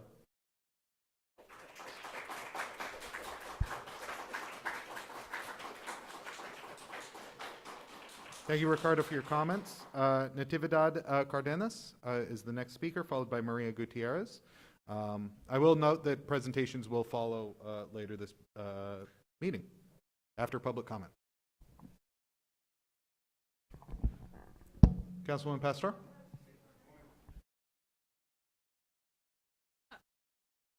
Chair, when we go into the presentation process, does the community have access to the presentation? The community will be able to see it. I don't believe it is, the actual final version is posted on the online, although the report is. I would ask that the presentation be added online when it is available. Thank you. Hola, buenas noches. Mi nombre es Natividad Moreno y yo vengo aquí para decir que no estoy de acuerdo que haya policías en los planteles de las escuelas, porque eso no significa que nuestros estudiantes ni nuestros hijos estén seguros, porque eso tampoco previene las masacres. También estoy de acuerdo que los padres de familia tenemos que saber que existen estas juntas para que podamos dar nuestros comentarios y opiniones sobre el dinero que van a dar a las escuelas. Hi, my name is Natividad, and I am here to say that I am not in agreement that we should bring police on school campuses because they don't stop massacres. And I also want to reiterate that we as parents need to be involved in these type of meetings. Porque nosotros necesitamos ese dinero que ustedes quieren dar para poner policías en las escuelas, lo necesitamos para los estudiantes, para más consejeros, para que ellos puedan ayudarles a elegir las carreras que ellos van a tener para su futuro, porque ellos son el futuro de este país.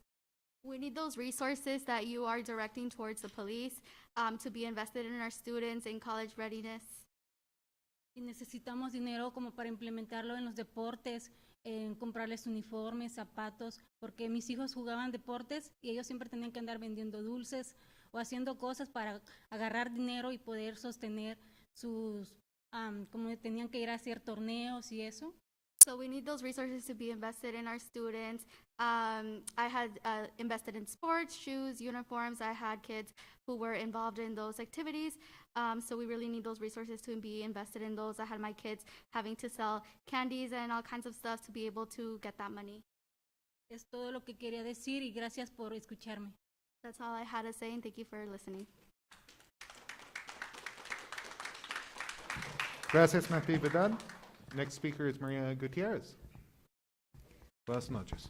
Sí, buenas tardes. Pues mi nombre es María Gutiérrez. Soy una mamá más en contra de que tenga, de que este presupuesto vaya directo a la policía, porque en realidad es triste y lamentable, pero la policía en Arizona es la más mortífera que hay en el país, no nada más en Arizona. Entonces, no se me hace justo porque ese presupuesto se puede usar para otros beneficios para nuestros estudiantes. Hi, I'm one of the many mothers here that are against investing the money in police because that money can be used for other more resources. The Phoenix Police is one of the deadliest police departments in the states. Y es tan triste, pero están siendo investigados ya más de un año por el Departamento de Justicia. Entonces, It's so sad because they've been investigated by the Department of Justice for the last year. el punto aquí es de que yo no vengo a pedirles un favor, yo les voy a exigir que por favor tomen en cuenta a los papás y a los estudiantes porque creo que somos la voz y merecemos que nos tomen en cuenta y saber qué pensamos. Ojalá se tomen el tiempo de salir a las escuelas, a las calles, a preguntar, como hemos salido nosotros como voluntarios, a preguntar qué prefieres, qué necesitas, que todo, ¿sí me entiendes? The point here is that I'm not asking you for a favor. I'm here to demand you to include parents and students in these type of meetings and to listen to us. ¿Qué más? ¿Que nos escuchen? Ajá, que escuchen nuestra voz, ajá. To just listen to our voice. Eso es todo, muchas gracias. That's it, thank you. Gracias, Maria. Next speaker is Estela Varela. Following Estela will be Alma Chavez.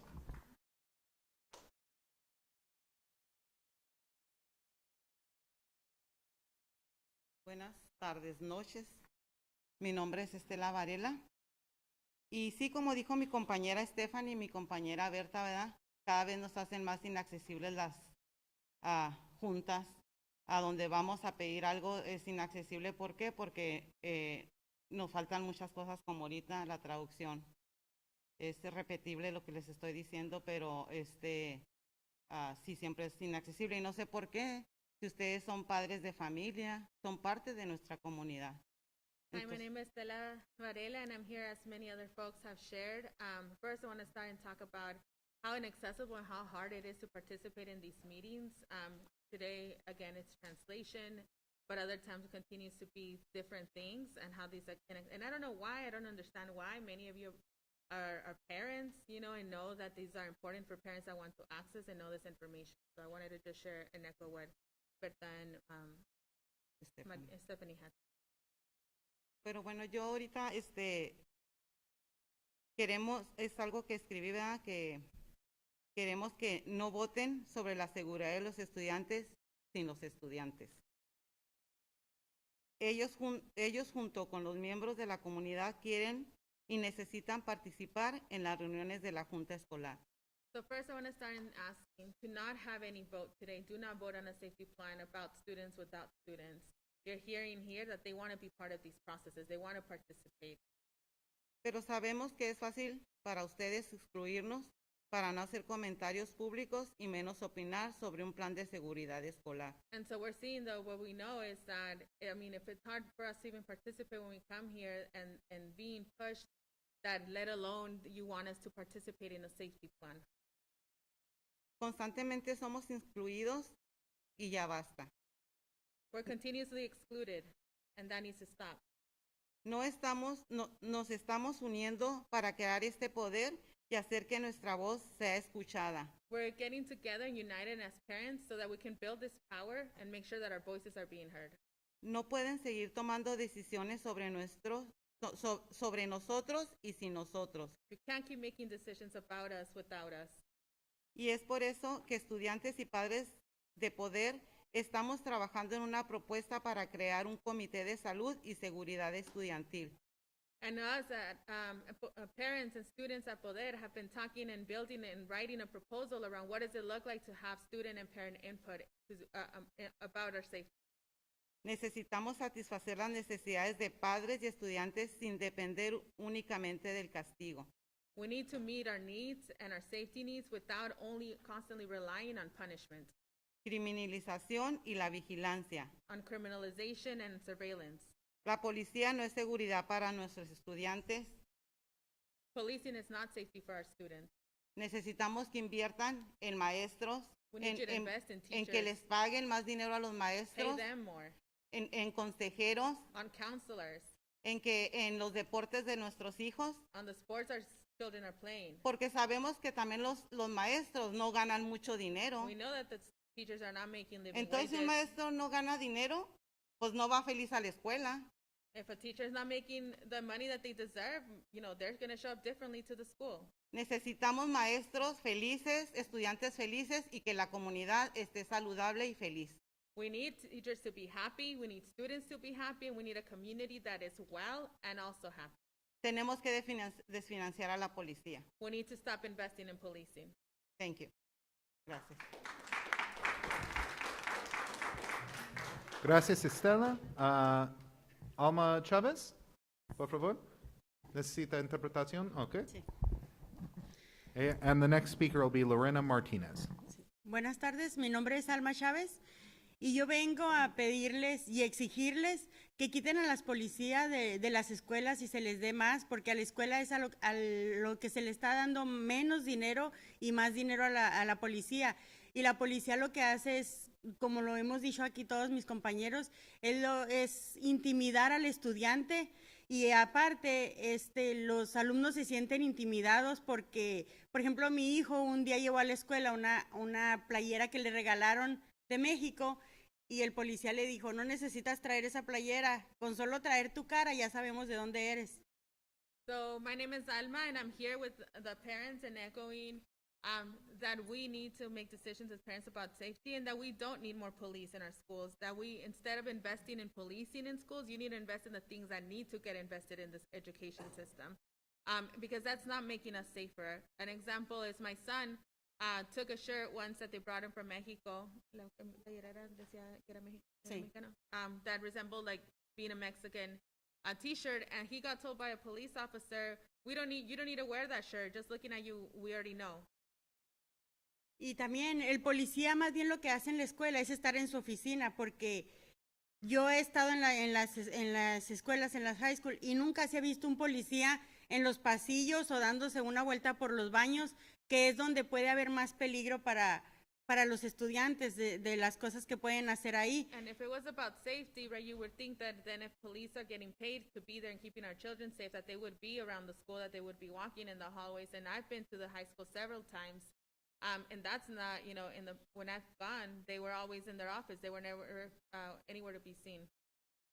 Y también quisiera exigirles que así como piden muchas veces el voto para ustedes estar en esas sillas o lo que ustedes necesitan de uno para que ustedes estén en esas sillas, quisiera también que así se le informara a los alumnos o a los padres de los estudiantes para dar su voto, para que nosotros sepamos de estas reuniones, porque yo para darme cuenta de estas reuniones, solamente porque entré yo en la organización, si no, yo no hubiera sabido nada de esto. And so I'm asking you or demanding as well, just the same way that you seek our vote to get into those positions of power and to sit in those seats, that you have to include our students and our parents' voices and let us vote on these plans, let us vote on these decisions that y'all are making about us. Because Sorry. And so, so for you to seek these votes for us and our input about these decisions. Because the only reason I found out or I know about this now is because I joined the organization. Sí. Y pues es todo, muchas gracias y espero que cuando hagan unas reuniones así para pedir sobre la policía y los votos de los estudiantes, quiero que hablen, se comunican ya sea por, como le hagan ustedes para que uno se dé cuenta de estas juntas, de estas reuniones que ustedes hacen. Es todo y gracias. That's it on my end. And just again, a reminder and emphasis, when you're making these decisions about their safety and student safety and our kids' safety, that you reach out in all the ways that you can to us so that we know about these conversations and these decisions being made. That's it. Thank you. Gracias, Alma. Next speaker is Lorena Martinez. Lorena, are you here or on the phone line?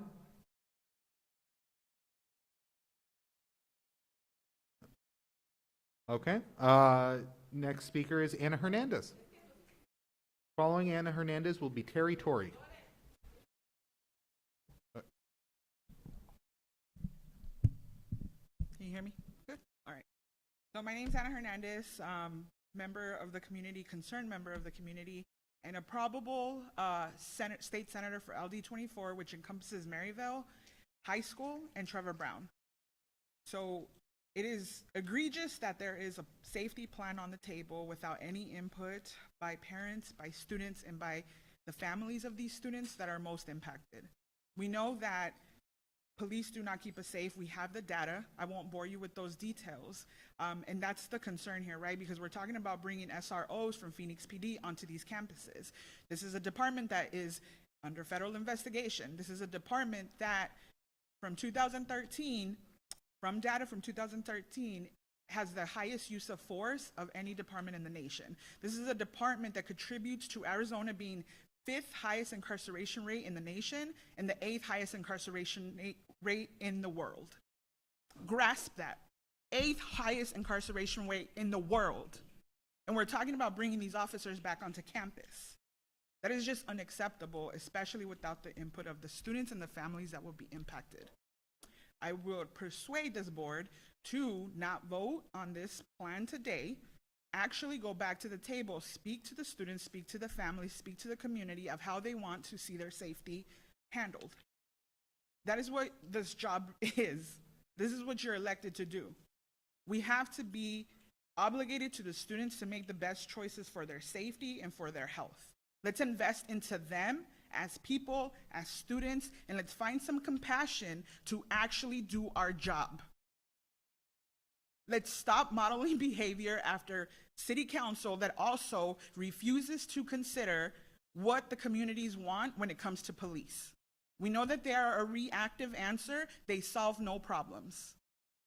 So let's do our job, and let's do a better job at that and actually represent these students correctly.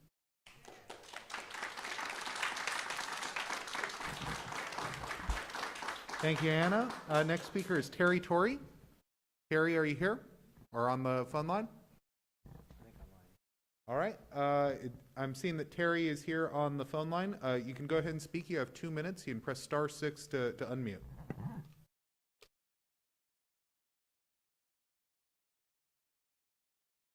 I'm here. Good evening. My name is Terry Torrey, and this is an issue of critical importance to me because I have a daughter who will be in high school in a few years. The anecdotes we've been hearing tonight are heartbreaking, but we have more than anecdotes. This is a well-studied issue, and the evidence is clear and overwhelming. The evidence shows that having police in schools does not make schools safer. The evidence shows that having police in schools does not make students safer. Instead, the evidence shows that having police in schools makes schools more dangerous for students. The evidence is clear and overwhelming. To make our schools safer, we must remove the police. This issue needs to be addressed immediately. I will not send my daughter to a school where police roam the halls. Thank you. Thank you, Terry. Next speaker is Crystal Hernandez. Crystal, are you here? You're on the phone. And I'll also note that the speaker after Crystal is Annalise Ortiz. But Crystal, please go ahead and speak. You have 2 minutes. You can unmute by hitting *6.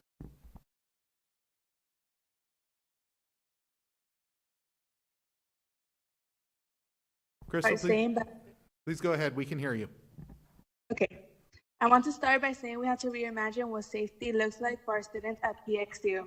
Police do not keep us safe. They are not the ones taking us to school. They are not the ones teaching us. They are not our protectors. They have harmed families, including mine. You cannot vote on the school safety plan without student input. Your voting process has to include students and community impacted by police violence. We cannot keep making these decisions about us without us. Thank you.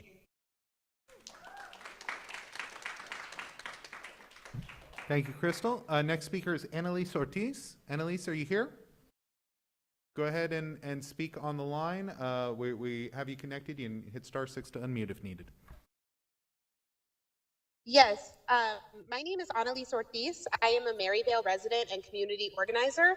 And I first want to say that any decisions made by this board must include the input of students and their parents. It is their lives that are being impacted, and it should be the bare minimum of any governing body to talk to those most directly impacted when making a decision and meaningfully incorporate their input. Arizona has one of the highest incarceration rates in the nation, and the school to prison pipeline contributes to that. So I ask you to please consider putting funding towards mental health services, more extracurricular programming, more counselors, and listen to what the parents and students are telling you here tonight.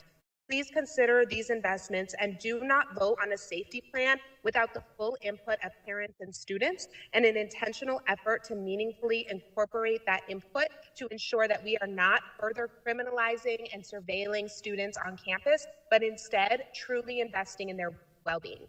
Thank you so much. Thank you, Annalise, for your comments. Signa Oliver? Please come to the podium. We have 2 minutes, and following Signa will be Katie Gibson McLean. Hi, good evening. My name is Signa Oliver. I'm a candidate for Ward 2, which has responsibility for the Academies of South Mountain, where I'm a graduate, and Wilson Prep. I'm a taxpayer and a product of the community. I desire to serve and am inspired and proud of the students and the parents that have spoken before me. Thoughtful consideration of what, if anything, are the direct benefits of SROs for Phoenix Union High School students, educators, and staff. The students, taxpayers, and community require our most thoughtful and effective attention to what really matters. Involving students, parents, and the community in this process is imperative. Phoenix Union High School Governing Board, you're stewards of these funds. Ask yourself if SROs are the best use when there are more important competing needs like mental health counseling, faculty and staff raises, repair and upgrades of school facilities. Currently, SROs are to safety as gated communities are to burglary prevention. It's a false sense of security and safety. I have a confession to make. I'm a former Phoenix Police Department officer during a time when it was considered a clean police department. So I have full understanding and a unique insight of the current culture of policing and the reason why there is vast distrust by students, parents, and communities in the current law enforcement policing culture. Until there is a plan to overcome the public distrust, this is not an expenditure that should be considered or implemented in Phoenix Union. Our reminder that criminalization of students is not the purpose of Phoenix Union High School. The purpose is preparing them to be successful in the world. As a former U.S. Army JAG officer, I fully understand the Supreme Court ruling in 1989 in DeShaney and reaffirmed in 2005 in Castle Rock that they both ruled that their police officers have no duty in the U.S. Constitution to protect students' life, liberty, and property against private actors. With that said, no funding for SROs should be considered as a measure for safety of students and campuses. Uvalde and Parkland are prime examples of this failure of SROs to protect and serve Phoenix, as they would do Phoenix Union High School students. For these reasons, Signa. not a dime should be expended. Thank you. Thank you, Signa. Katie Gibson McLean. And following Katie will be Eddie Nunez. Good evening. My name is Katie Gibson McLean. I am a mom. I'm a Ward 3 resident. I'm a graduate of Camelback High School in 2005. I am an incoming board member in Creighton Elementary School District, and I am a deputy public defender for Maricopa County. I am tired of seeing familiar faces and that being a reason why I have to conflict off cases at work nearly 20 years after graduating high school. And that just shows you the impact and the long-lasting impact of the school-to-prison pipeline. Tonight, I read that GCI report this afternoon during my lunch break. The GCI report was uploaded at the last minute. The safety proposals that we're going to see tonight were never uploaded. I called the office, never received a call back about why they weren't there. I see that they're passed out just now and people were looking at them, so I sincerely hope that this isn't the first time members are looking at these proposals. That would be horrible. One public comment prior to the proposals is a little funny because I know these meetings usually have 2 public comments and people are able to comment after things have been presented. So I hope none of these things were intentional. I thoroughly enjoyed the GCI report. It's the first time I've seen something in this district that has data, that has case studies, that has things we could really dig into. Those things include things that resonated with me were multi-year phase-in approaches, relationship building, building capacity within schools to implement plans with integrity, which you're going to have buy-in issues, just like y'all did with the RJ stuff, right? You have buy-in issues from teachers and staff. You have buy-in issues from administrators. But that falls on district administration. It falls on the board because you need to involve those same folks who are pushing back in the development process of these plans.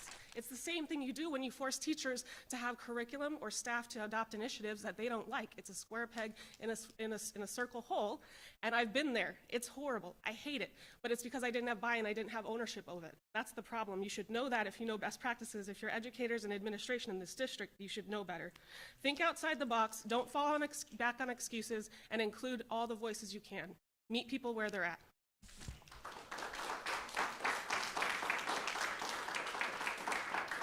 Thank you, Katie. Next speaker will be Eddie Nunez. Please come to the podium. You have 2 minutes. Following Eddie will be Alex Kosla. Good evening. My name is Eddie Nunez, Carl Hayden alumni. I just wanted to voice a concern that I'm sure many of the parents here share. We have a growing epidemic with fentanyl, and I would like to see more focus on prevention and more specifically teaching our children the dangers of the drug and what it could do to you. But since I have a little bit of time, mi español no es perfecto, pero le quería aplaudar, dar un aplauso a las señoras que vinieron, que no hablan inglés. Necesitamos más de eso, necesitamos organizar así, porque no hay una buena representación de los padres que no hablan inglés. Y necesitamos más de eso. Gracias. Thank you, Eddie. Next speaker will be Alex Kolsa, and following that will be Anita Nath. Hello, my name is Alex Kolsa. I'm a teacher in the Creighton Elementary School District that feeds right into Phoenix Union, into Camelback and North. And my kids every year are so excited to come here. I just can't believe, I've been watching this meeting, this is the first one, I can't believe how this board treats the community. Right now, a constituent is giving a comment, and this board member in the green is texting? Are you serious? And this one's been texting all meeting. Is this really how you treat constituents? You guys can't put down your phone? People are up here begging for their lives. Don't interrupt. People are up here begging for their lives. If you put police in the schools, you're going to take kids' lives. You're going to take away their safety. You're going to take away their right to an education, and you guys can't put down your phone? Are you serious? You're the people we vote for? We put you in charge of our kids? Look at everyone in the room. We don't want to be here. We shouldn't have to be here. You said a year ago, 1 year ago, that you weren't going to discuss this again. You're disgraceful. You really are. Our kids, we trust our kids with you. These mothers are up here, they can't even participate in a meeting because you guys can't get your act together. You guys shouldn't have a job. You really, you will never get a vote from me. I hope you never get a vote from anyone else in the room. You are so disrespectful to this community. This one's wearing a shirt that says Phenomenal Latina. And you have Latina moms here begging for their kids to have the chance to attend a school safely. Seriously. Like, you can't make this stuff up. I really hope you two should be ashamed of yourselves, and the whole board should be ashamed for lying for the past year that you weren't going to consider it.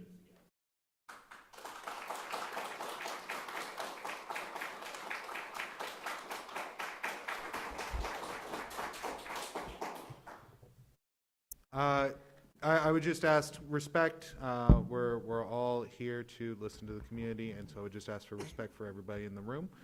Ms. Anita Nath, please go ahead and share your comments. Yeah, good evening. I'm come today before you today speaking on behalf of an educator, a current educator in this district who fears retaliation, and myself as a former employee of this district. So this is the message from the educator in your district. As you begin your decision to vote on the participatory budget, I'm here to express my disappointment by the current ongoing efforts related to safety and wellness at PXU. As an educator of color, let me share my personal experience with Phoenix PD and colonial forms of quote-unquote school safety and remind the public that no amount of deep breaths and yoga are going to heal me from hundreds of years of colonization, which now manifests in trauma and PTSD. If we are committed to wellness, we must actively work to remove the actual sources of stress through community and civic action. While working in another district, the SRO pepper sprayed the crowd of students during a school fight, and then a week later, the same officer handcuffed a student in front of their peers. I urged my principal to do something, and they defended the use of chemical weapons on children, using quote-unquote school safety as justification.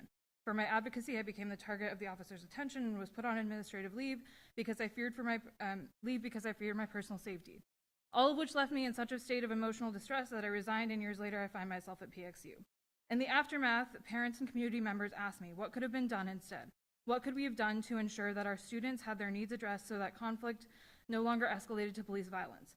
The theme of this year is next, so I asked the governing board, are you actively educating your community board members, teachers, and students on the real history of policing and public safety, in particular its ties to enforcing colonization and slavery? Are you training your educators in social emotional learning practices that are rooted in abolition and decolonization? Are you actively redefining your notion of safety to decenter whiteness and understand how PXU perpetuates white supremacy culture by erasing the contributions of black scholars who developed the field of culturally responsive pedagogy? Did you include students in this vote of a participatory budget and actually look at the raw data as governing board members? I strongly urge the board to reconsider this rush decision of a participatory budget, especially if you've not seen the raw data and if schools hasn't even started to include student voices. I leave you with this quote from Franz Fanon, Ms. schooler. Knapp. Ms. Nath.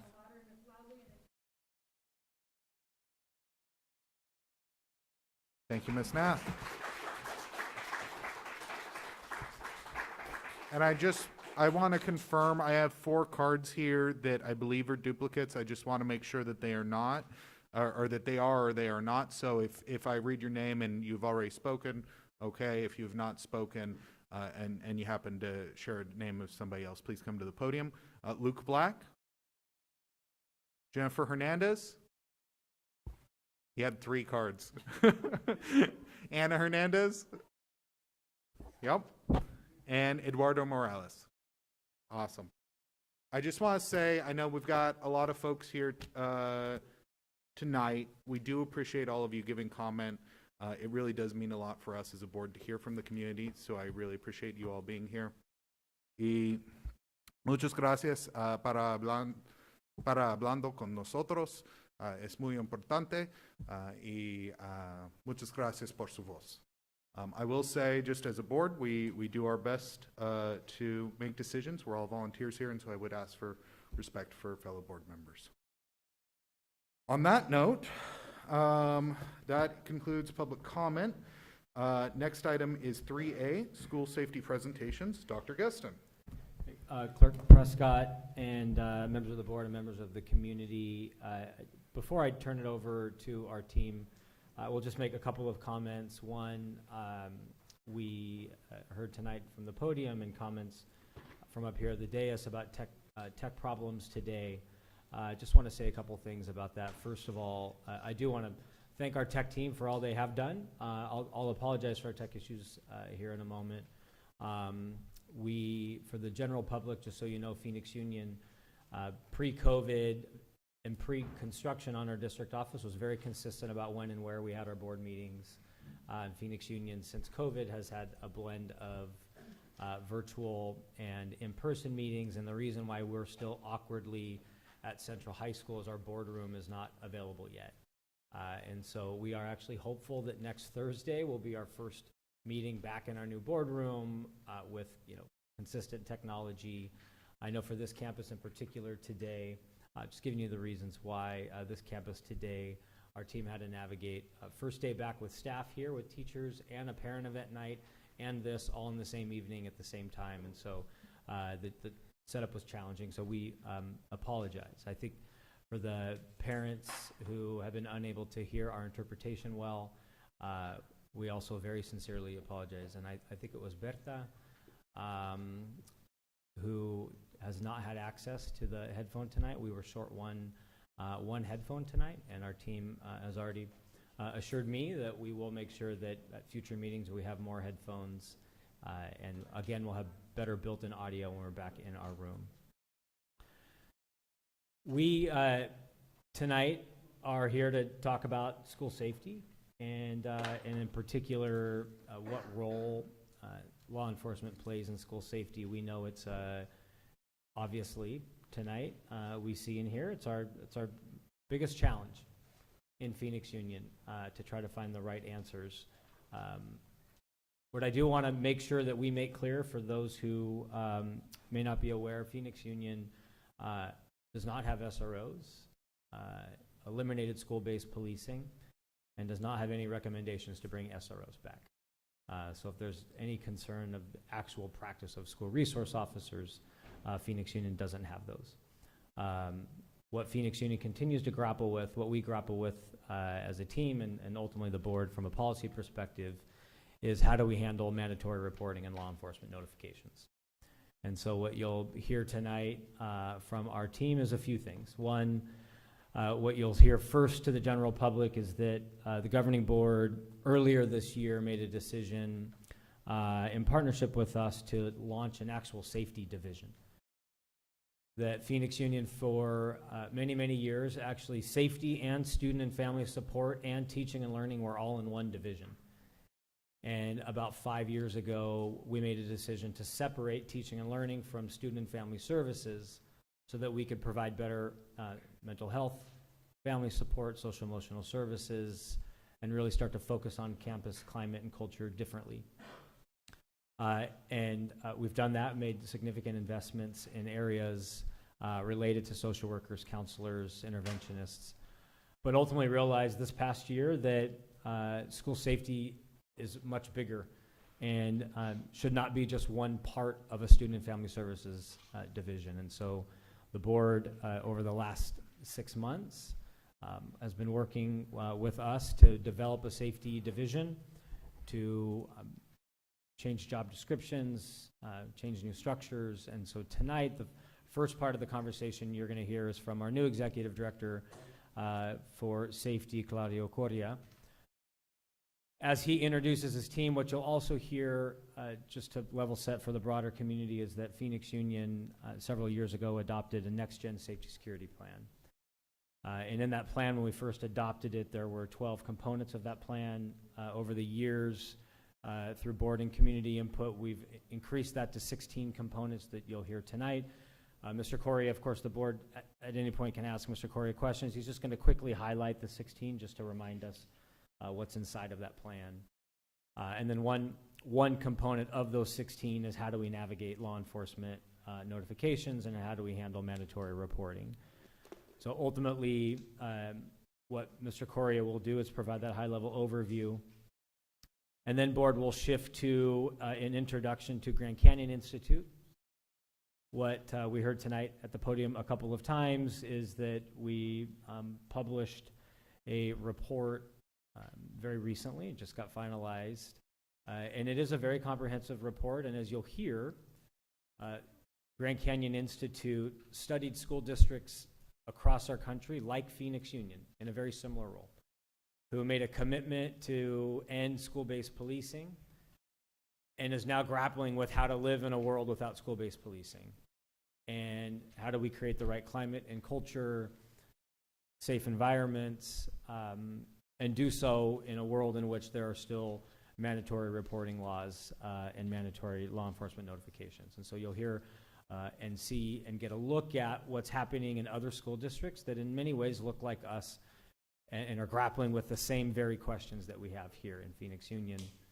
And then when that's done, they will kick it back over to me and we'll spend a little bit of time talking about where we've been with law enforcement usage in Phoenix Union, share with you all a couple of potential models that the board had a chance to grapple with last week.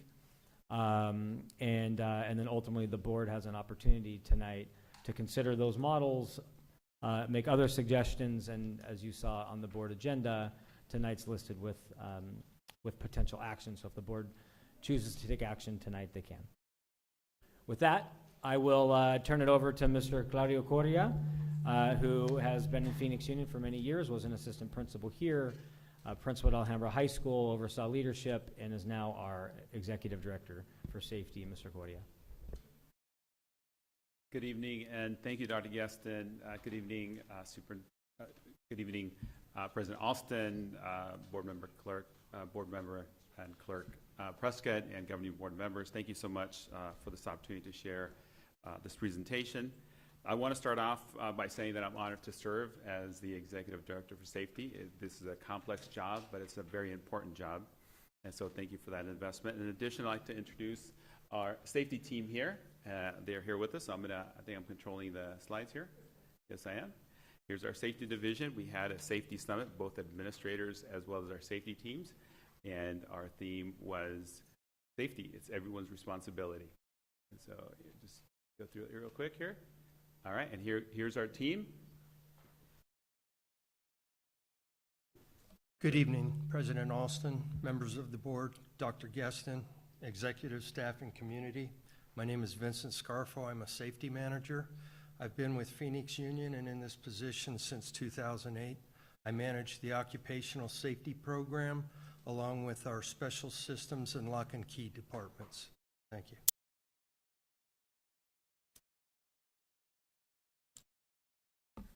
Hello, good evening, everyone.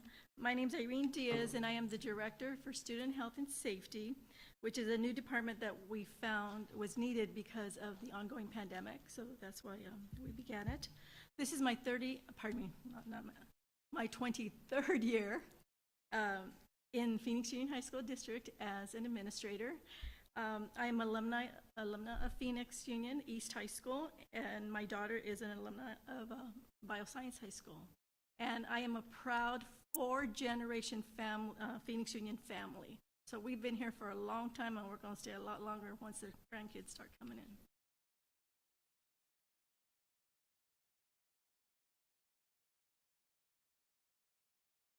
Hello, everyone.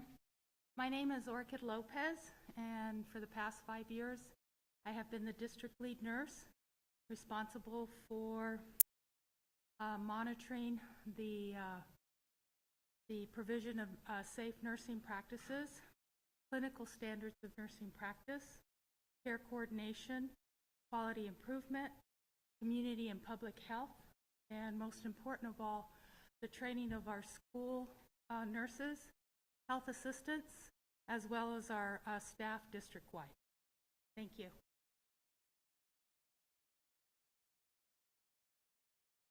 Good evening. I'm David Hoff. I think I've been here 7 days now, maybe 7 minutes. Been about 600 meetings already. I'm the Director of Campus and Community Safety Director. Excited. I'm an alumni. I went to Carl Hayden High School, born and raised 29th and Garfield.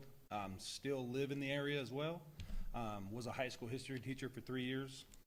Moved on, did other stuff. Excited. Got a great team behind us, good board, and good leadership. And we're going to do great things. Thank you.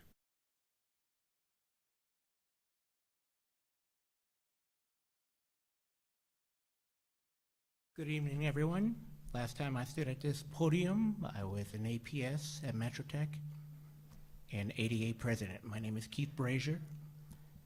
I'm returning for my 31st year. I was retired for about a week, and now I'm back as the campus safety manager. Good to see everyone, and I look forward to serving in this new role. Thank you.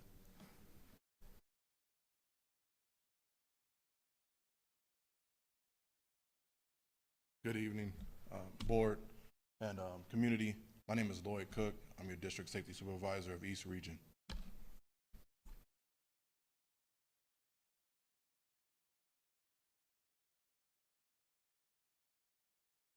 Good evening, board and community. My name is Joe Sells, and I'm a district safety supervisor for the West Region.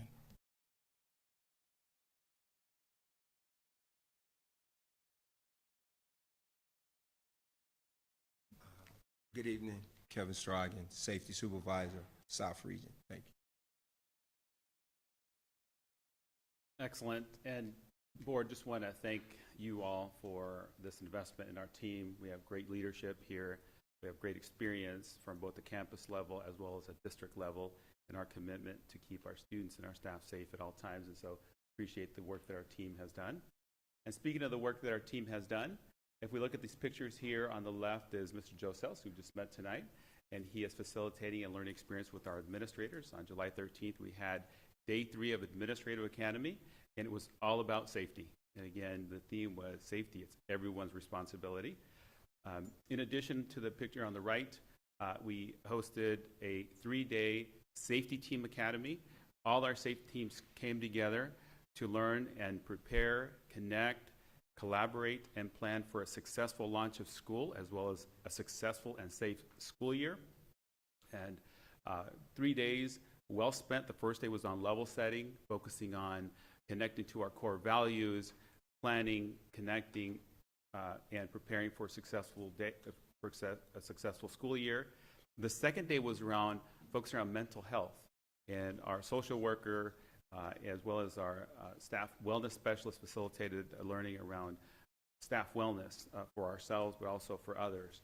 Right? We are safety staff are the first ones to engage in very complex, very highly charged emotional situations, and the more equipped we are to support our staff and our students, the more positive and supportive that we will have as a campus and culture climate. The other piece to that day was around de-escalation strategies through a restorative lens. And so one of our social workers who is steeped in this work facilitated that learning.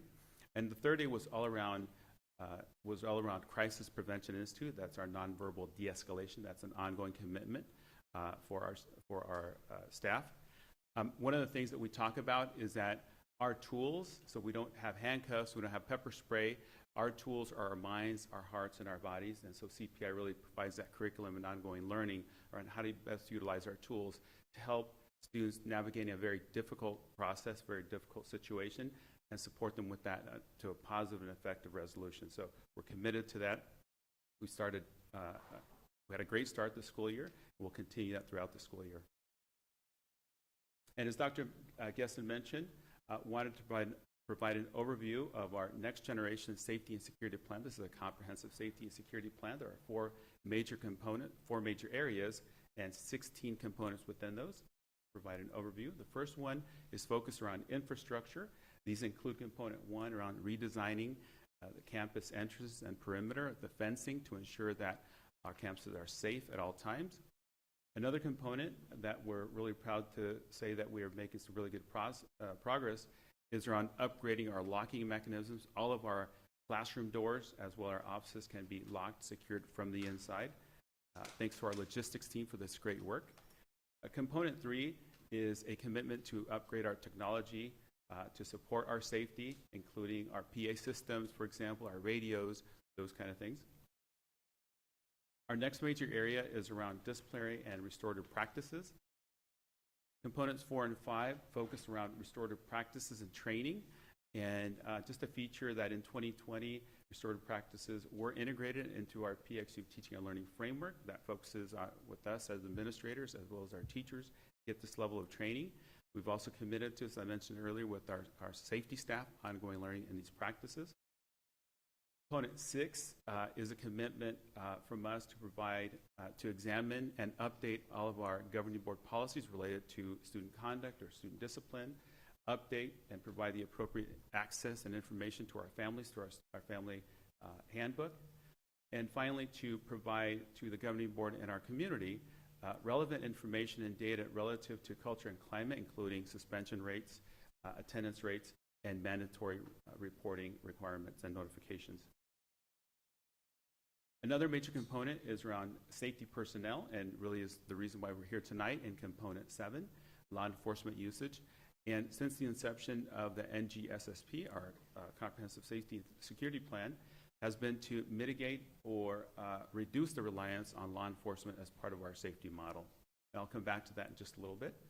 Building on that in components 8 and 9 is to reimagine our school safety teams. As Dr. G mentioned earlier, just want to commend the work that our Chief Andrade and Alyssa Tarkington and CA President Ms. Jimenez led in building a coalition of a safety group that examined the redesign and the reimagining of our safety team. And so their work has really produced our safety team currently. So grateful for their leadership in this area. And then components 10 and 11, as you know, as high schools, we have a great deal of activities beyond the regular school day. We have evening school to provide additional learning experiences, as well as a number of learning extracurricular activities in the evening and on the weekends. And so we also have developed a comprehensive set of safety plans for those after-school hours and the weekend hours to ensure that our students and our staff are safe at all times. And then finally, not only do we provide great learning experiences during the day and also a great culture and climate, but we also provide additional support such as toiletries and food and clothing and counseling services to our students and families who need this additional support. So we have these resource centers that we're committed to and continue to work on these areas. And then the last piece is around general safety and wellness.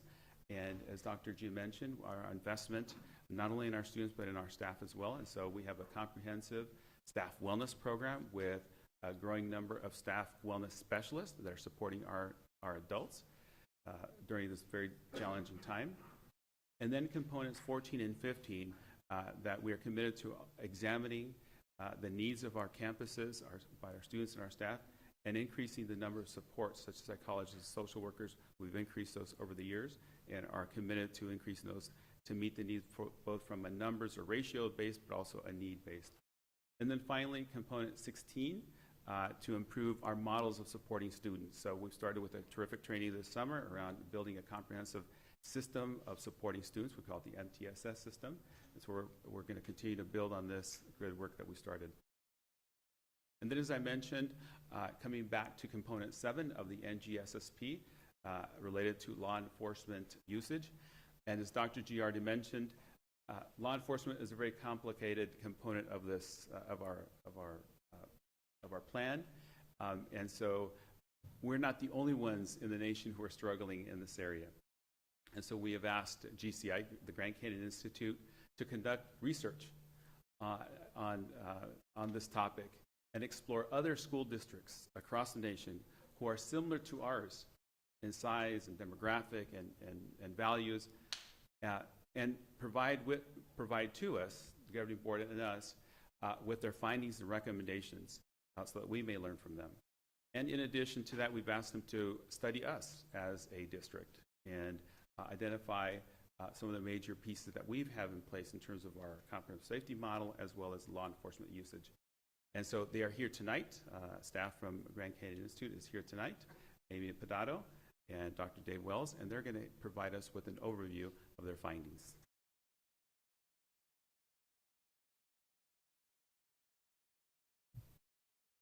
Thank you, Claudio. Hopefully this sounds okay. Yes, we can hear you well. Please continue. Okay. And thank you Thank for you. being here tonight. Our pleasure. Good evening, governing board members, Phoenix Union staff, and members of the community who are attending this evening's meeting. On behalf of the Grand Canyon Institute, thank you for the opportunity to present our research. I have an amazing echo on my end. I'm wondering if you have it on yours as well. We can hear you pretty clearly. If any board members have mics on, I'd ask that they just mute them real quick, but we can hear you. Okay, thanks. So for the public attending tonight's meeting, the Grand Canyon Institute is a nonpartisan public policy research organization based here in Arizona. As Mr. Correa mentioned, I'm joined by Dave Wells, the Grand Canyon Institute's research director. The research we're presenting this evening was conducted by Laura Rethman and was overseen by Dr. Luis Fernandez, who is the chair of criminology and criminal justice at Northern Arizona University. Slide. I'm sorry. So the purpose of this research was twofold. First, we looked at school districts around the United States that had made the decision to end their SRO programs and were developing new safety models. Then we conducted a focused review of Phoenix Union and the work it has done to address school safety. This includes work undertaken before and after it ended its SRO program in July 2020. Next slide. The Grand Canyon Institute felt it was important to provide context regarding SRO programs as it delved into this research. In the research paper that's available online, both through Phoenix Union and the Grand Canyon Institute's website, you can see that we've included information regarding the history of SRO programs, as well as empirical studies that look at their effectiveness and impact. For those interested, again, our paper is on both the district's website as well as ours. While this research is important in the interest of time, and given that Phoenix Union does not intend to re-engage with SROs, we'll move on to our next slide. So our methodology involved a qualitative multiple case study research design, which basically means we um, conducted interviews with different districts around the states and drew on that qualitative information. Our research was shaped around the following themes: safety personnel, staff support and wraparound services, school climate and culture, and discipline procedures and crisis response. Next slide.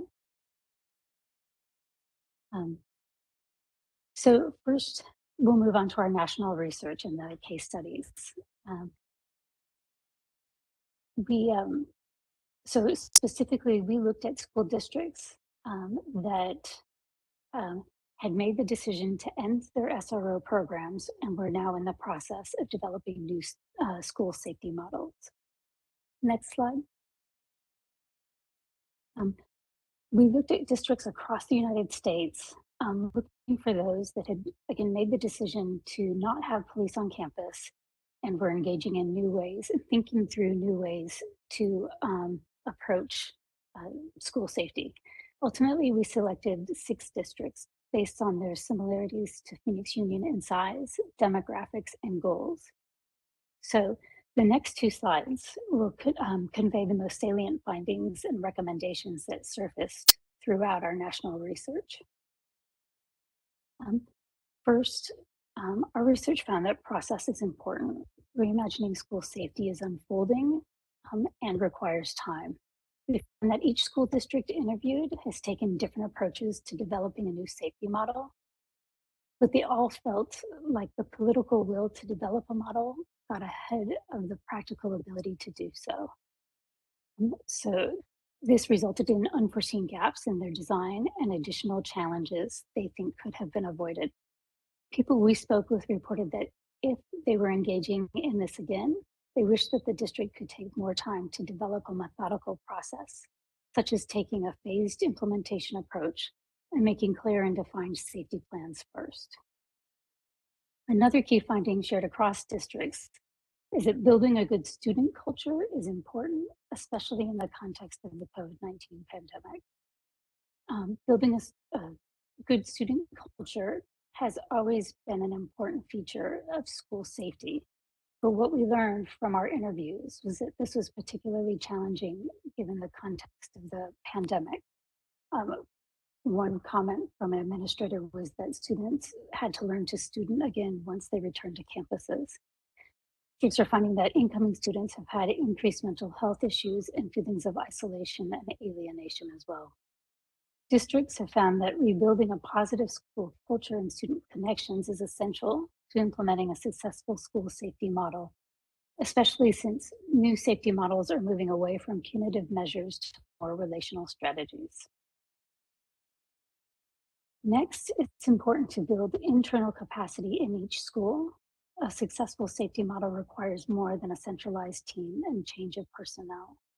A strong theme among the districts is a recognition that simply changing safety personnel is not enough. There need to be efforts made to build the internal capacity in each school at each site to respond to behavioral issues and crisis events. This is particularly important for districts that want to shift from a policing model to a relational model. So districts have focused on de-escalation strategies and restorative justice, which means that their models depend on relationships and connections with students. Our next finding, and that's the next slide, is the importance of mentors over muscle. All the districts we looked at have developed safety models that move from a punitive to a relational approach.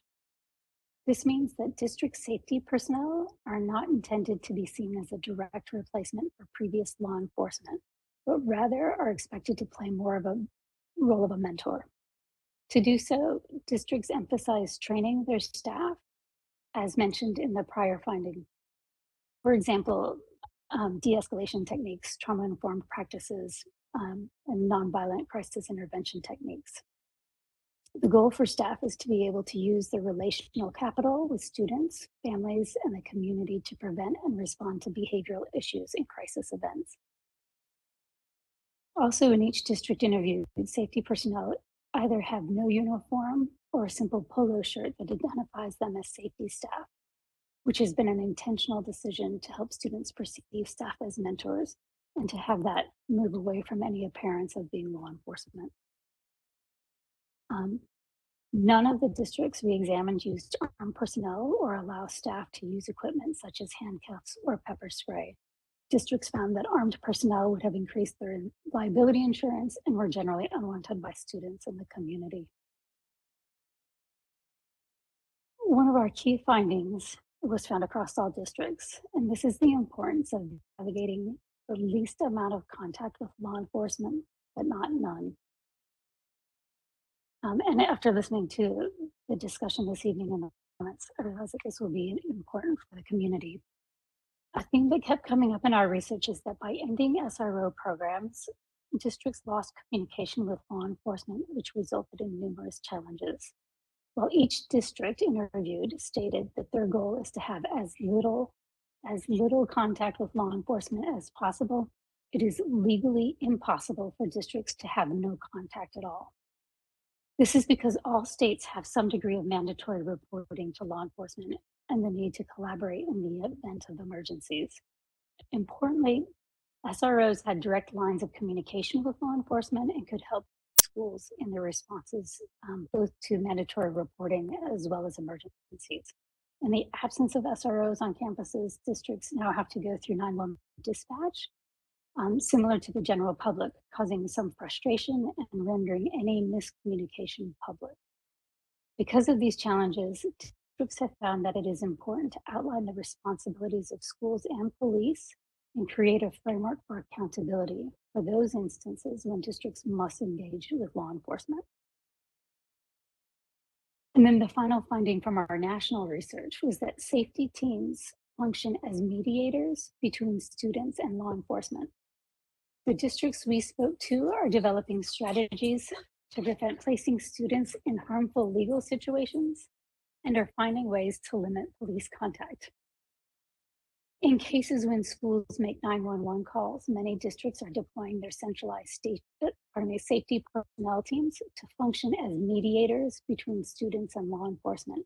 The goal being that safety teams support students and families and prevent police contact from escalating. It also prevents as much as possible that contact between the student and the criminal justice system. So this concludes the review of our national research. Next, we'll move on to our focused review of Phoenix Union's work to develop a new safety model.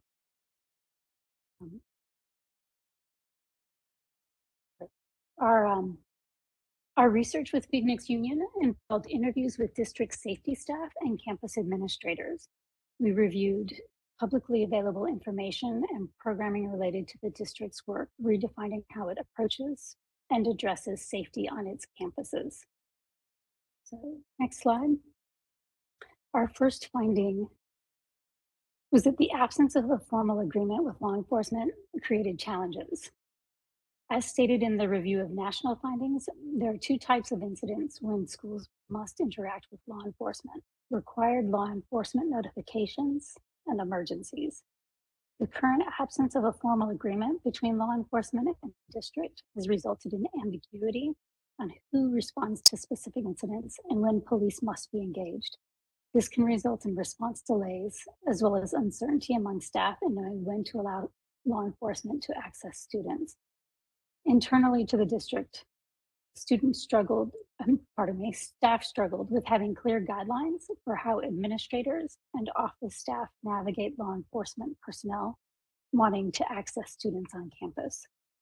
Importantly, as we found in the national research, district safety personnel can serve as mediators between law enforcement and students, basically serving as a firewall to minimize, to the extent possible, interactions between students and the criminal justice system. So our first recommendation is that Phoenix Union should develop clear policies and procedures internally to ensure consistency across school campuses as administrators respond to issues. Such policies and procedures are particularly important when engaging with law enforcement and will provide for certainty across the district. This should be done in consultation with the district's legal team. Our second recommendation is that the district should develop a formal agreement with the Phoenix Police Department to define engagement and accountability. And this is, so such an agreement could clearly define the expectations of each party to provide certainty in instances of required law enforcement notifications and emergencies. This recommendation does not imply the exchange of money or the engagement of SROs. So our second finding is that quickly changing the relationship between the district and law enforcement resulted in gaps in emergency planning and response. Previously, SROs were designated experts on campus for emergency planning and response and served as primary communicators with the local police department regarding external threats. Our third recommendation is that the district adopt a phased approach, starting with developing specific safety protocols. We recommend that the district convene a team to carefully develop a safety model, including school site and district safety plans with phased in implementation timelines. This should be done utilizing teams involving individuals from the district's new safety division, behavioral support, teachers, administrators, students, family members, and community groups. First, we recommend that the teams be convened to discuss potential safety incidents in order to identify any existing gaps in safety plans. The team should consider who on staff is responsible for responding, information flows, and whether law enforcement needs to be engaged. Once districts have identified who owns each component of school safety, a safety model can be developed that encompasses the full range of plans needed by the district to ensure there are no gaps in processes. Next slide. Our third finding is that successful implementation takes time, planning, and resources. Removing punitive policies is just a start, with additional tools needed for staff to respond effectively to incidents. Phoenix Union has made significant changes to the way it handles discipline, safety, and security in recent years. This is reflected in the adoption of the restorative justice programming, the Next Gen Safety and Security Plan, and the revised Student Code of Conduct. This report found that while the district took positive steps in the move away from punitive responses, that the district faced time and staff constraints in the implementation of restorative practices. This points to a larger issue of schools needing more time, resources, support, and capacity to respond to safety concerns, which was reflected in our national research as well. So our recommendation here is that the district build the internal capacity of schools through resources, training, and support. It is recommended that Phoenix Union continues to embrace restorative justice interventions and implement them further across the district, keeping a focus on programs and training that target school climate and culture. Similarly, we recommend that Phoenix Union continue to expand mental health services to students and staff. And next slide. Our final finding is that Phoenix Union is taking positive steps towards rethinking the role of safety staff. Phoenix Union has already changed the title of security teams to safety teams, and you met some of the key staff members this evening. The new safety division has also adopted new position descriptions that reflect this change in the approach of the district. Safety teams are still responsible for monitoring gates and entry points, being visible during transition times, and responding to escalating behaviors when needed. In addition, they are also now responsible for building rapport with students in an effort to prevent challenging behaviors and de-escalating situations. This connects with our finding in the national research regarding mentors over muscle. So our final recommendation is that safety personnel should continue to be trained in the latest culturally responsive practices. Preferably, this training will occur before staff are placed on school campuses. Training should include de-escalation skills, culturally responsive race and gender practices, mental health responses, restorative justice, and first aid. We also recommend that Phoenix Union safety personnel continue to have the least abrasive appearance possible, that they are unarmed, and that they not use traditional restraining or incapacitating police equipment. So that is our last finding and recommendation and concludes our presentation. Thank you so much. Thank you so much, Amy. We really appreciate the presentation. Board, are there any questions for the presentation team? Councilwoman Pastor. Are you referring to this specific section? Yes. Okay. Are there any questions for Grand Canyon Institute on their presentation and their report? I do. I have one with recommendation 3. Amy, can you break that down and explain that recommendation?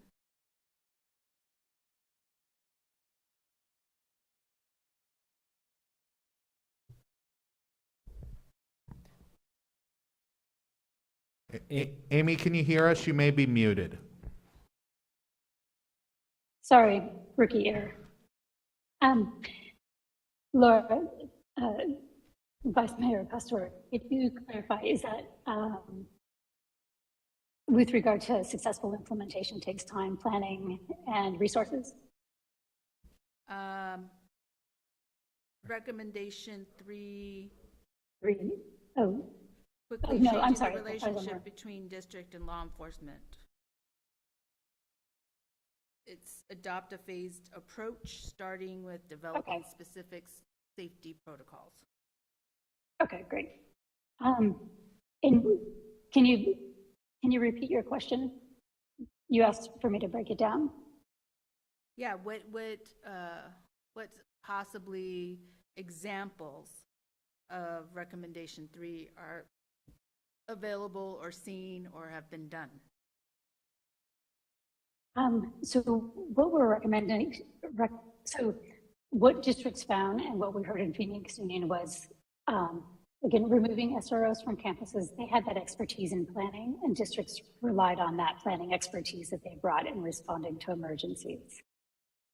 So in the absence of SROs, the district now needs to step into that role. And what we recommend is that the first step be going through a process of identifying any potential safety incident on campuses or across the district and convene teams. And again, that's around bringing together members of the safety division, administrators, staff, students, family members, community members to discuss the potential incidents and what the response should be. Importantly, the district needs to identify what staff member is responsible for leading the response, how information will flow, and will law enforcement be engaged. So then that information can be rolled up from school site safety plans into a district safety model. Okay, I'm going to try to interpret what I think, or how I'm processing what was just said. So understanding that each school would adopt an approach or develop a specific safety protocols for that environment that then would include all the safety teams, community administrators, anyone else that needs to be included or have a voice in these specific safety protocols? Or is it one specific, or is it one plan of specific safety protocols that are followed?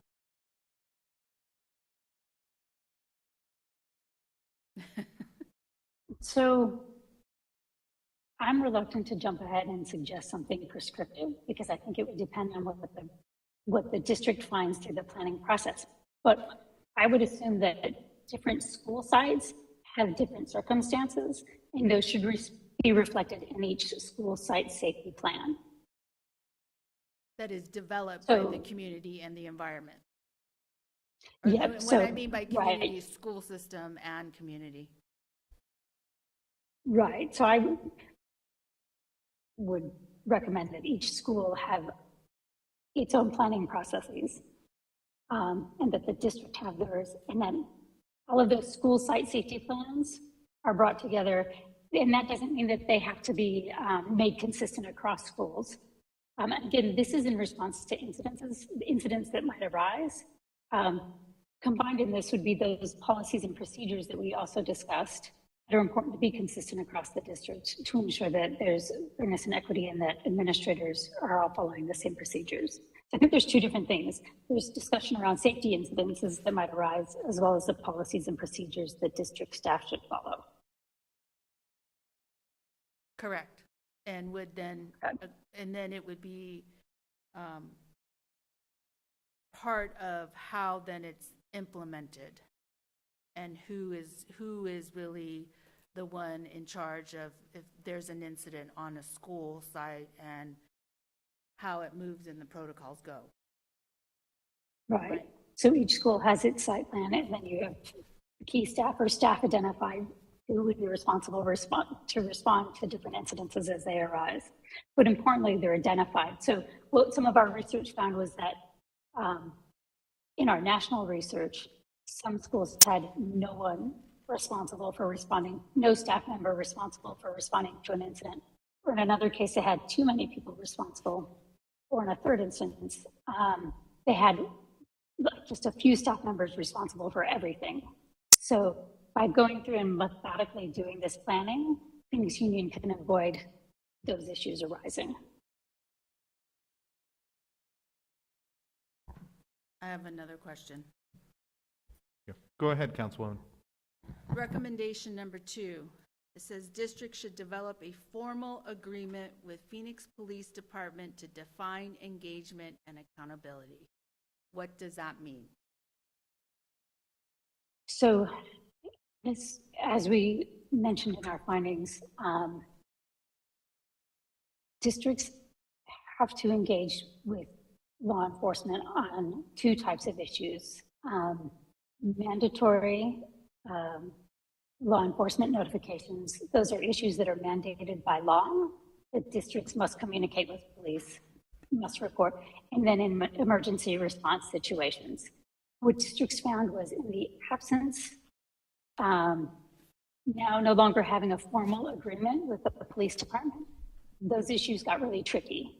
And it made it more difficult for it meant there was a lack of consistency and there was a lack of uncertainty about what police officer might respond,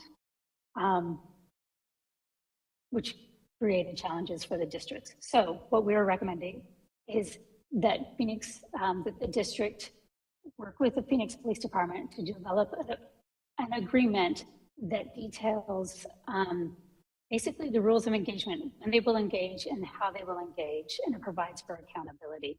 And again, I want to emphasize, we're not recommending that there be an exchange of money or that there be SROs engaged. It's just coming up with a plan to provide more certainty with regard to how the district and the police department engage. So it's really, what I'm hearing in this explanation is that it's a rules of engagement or an IGA. It's not necessarily a police bureau or anything else, because to me, this recommendation 2 probably could be an easier recommendation than to create a police bureau that will be recommended later on in this presentation. And so I'm trying to figure out right now, with the recommendations and the findings that you have, what we can and cannot do and what the community needs to understand what is going to be asked as we move further in this presentation. So a police bureau was not considered in our research. It was not something that we looked at. And I'll give you an example. So over the the 2021-22 school year, Phoenix Union used an off-duty officer model where it had a vendor agreement with Phoenix Police that it would use only Phoenix police officers, that they would engage when they were off duty. They were based off site, for Phoenix Union to call on if needed in case there was a law enforcement notification or an emergency. That model had some benefits because it gave staff a resource to reach out to run through due diligence issues and to get advice. There were challenges in that situation because police off-duty officers volunteered for scheduling. They weren't mandated to be scheduled. So the district faced fluctuations in its staffing of off-duty officers, which led to some uncertainty and some challenges there.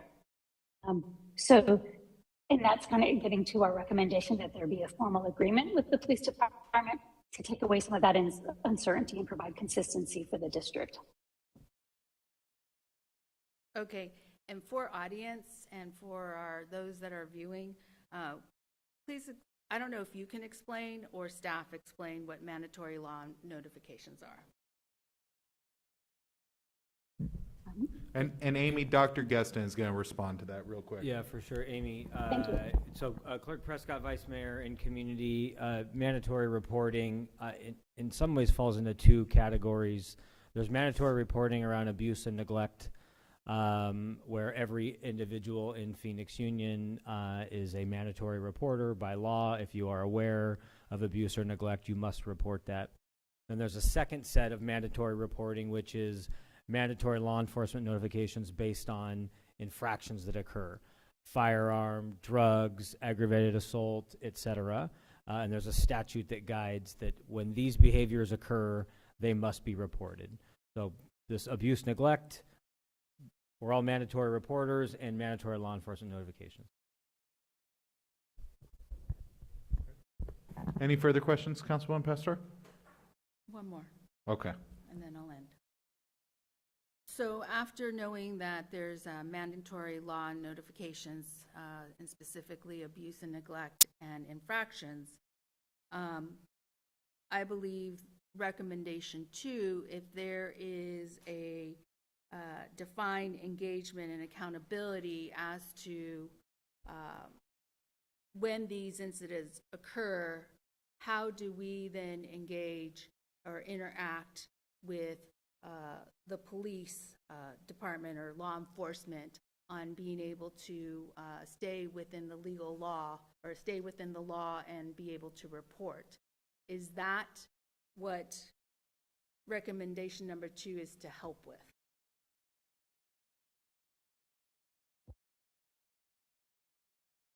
Yes. And again, we would recommend, and I'm sure the district would do this, was to engage their legal counsel to advise on the nature of both recommendation 1 and 2, the clear policies and procedures within the district, and that would define when law enforcement needs to be engaged, but then also those rules of engagement with an agreement with the police force. Okay. And I just want to make it clear for the audience that when mandatory law notifications happen in this, I would say, year, what happens is that an administrator or staff calls the police department and says, we have a mandatory law notification, this is 1 or 2, and then at that moment, it is then put in a queue, which they call priority 1, priority 2, priority 3. Priority 1 calls are for police department are high emergencies, things that are happening right then and there.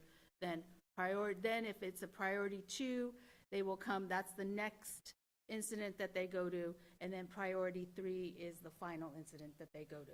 So mandatory notifications could fall in 2 or 3, and it's not number 1.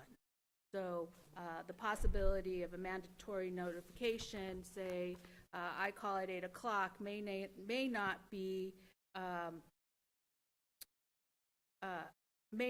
closed until possibly the next day or 2 days. Am I correct? Is that what happens?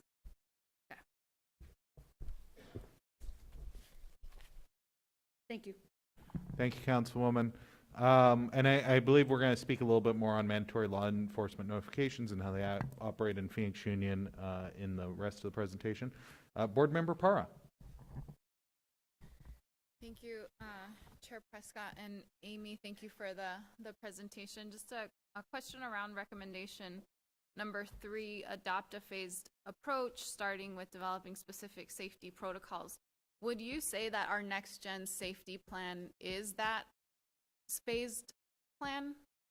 Is that already something we had been working on based on the research that you did of the system?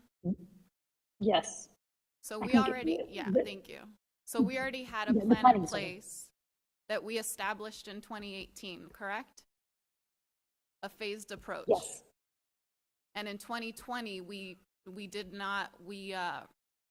implement that plan with fidelity, and that caused the gaps in emergency planning and response times. So changing the implementation. So it was my understanding that based on that plan, the district would move eventually down to 3 SROs, 1 assigned to each of the district's regions. So you mentioned implementing the plan with fidelity. So the decision to remove SROs from campuses kind of impacted the implementation of that plan.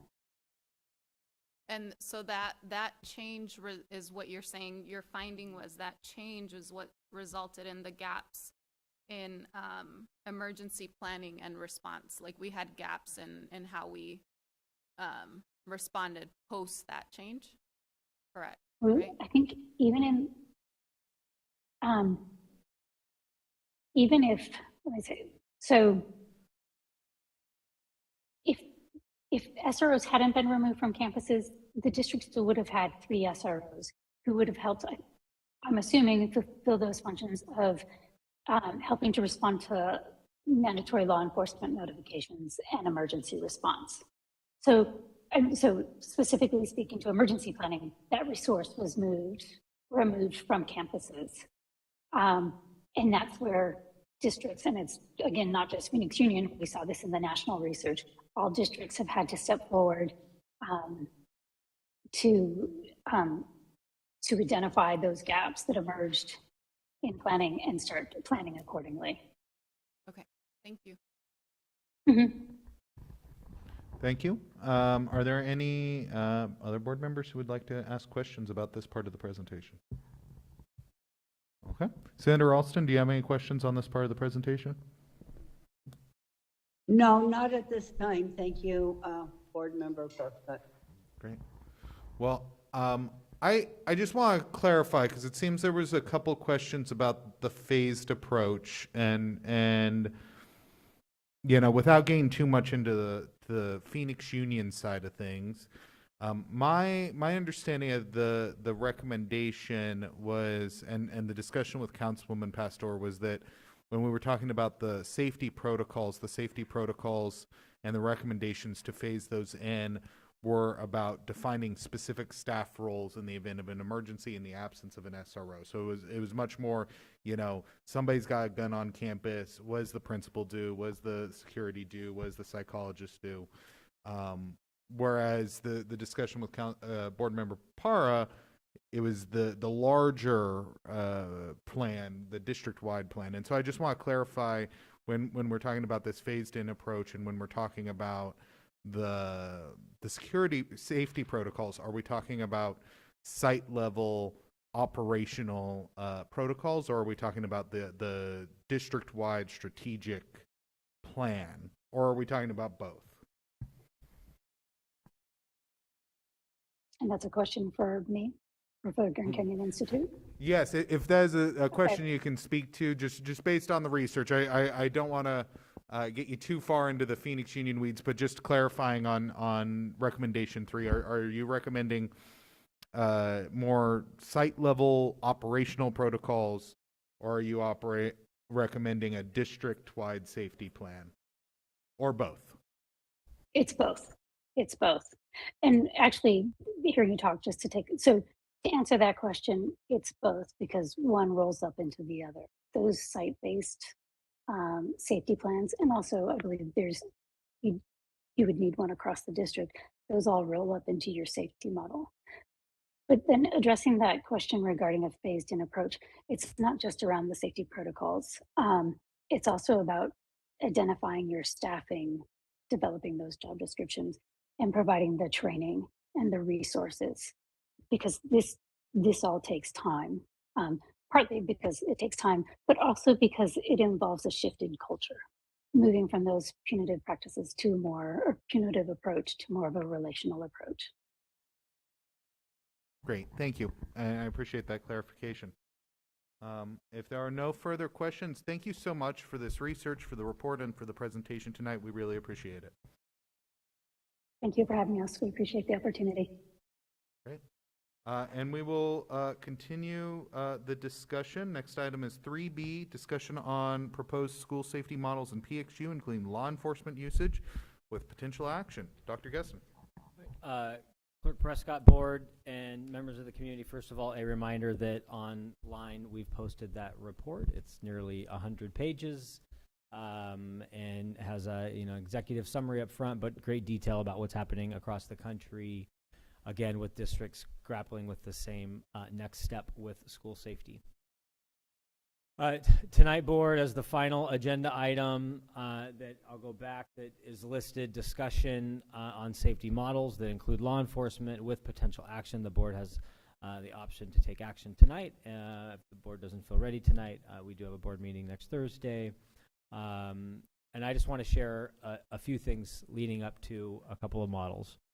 First of all, to be clear about what Component 7 is and the goal of Component 7, first of all, when Phoenix Union exec team and governing board adopted Next Gen Safety Security Plan originally, the name of Component 7 was School Resource Officer Placement.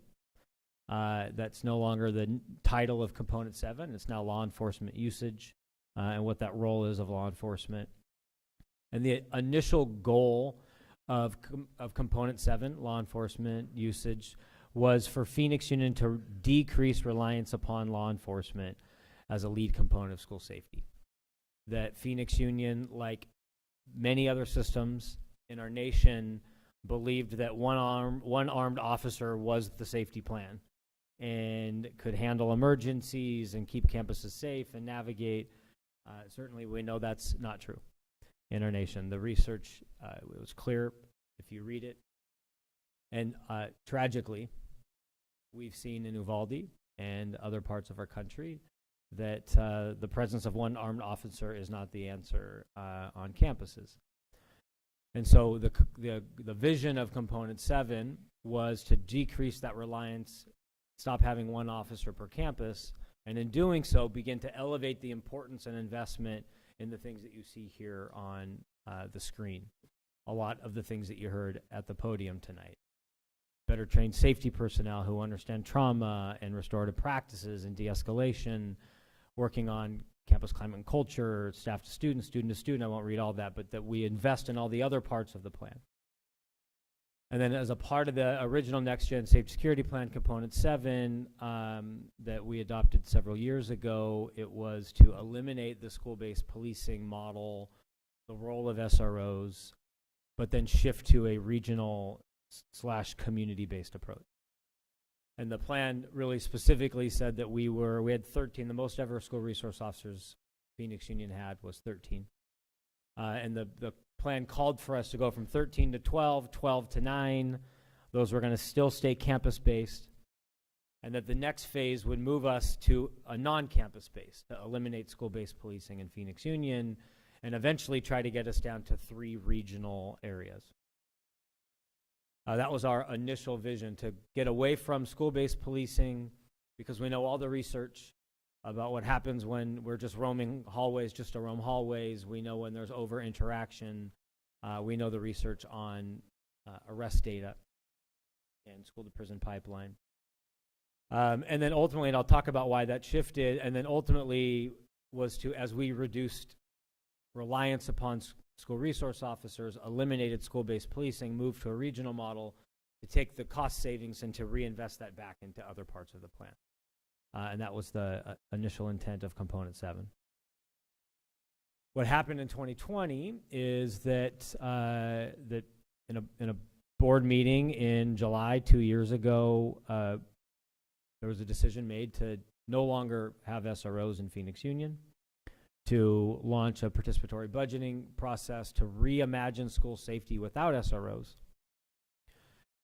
and also knew that we still had to navigate law enforcement notifications, mandatory reporting, that until we could develop a better plan, that we would use off-duty officers as needed until we could start to grapple with these protocols that that you heard about tonight. And as you are all very well aware, why we're here, for the past 2 years, we've used that off-duty officer model. And over the past 2 years, we've navigated COVID and aren't where we're at today, where we thought we would be.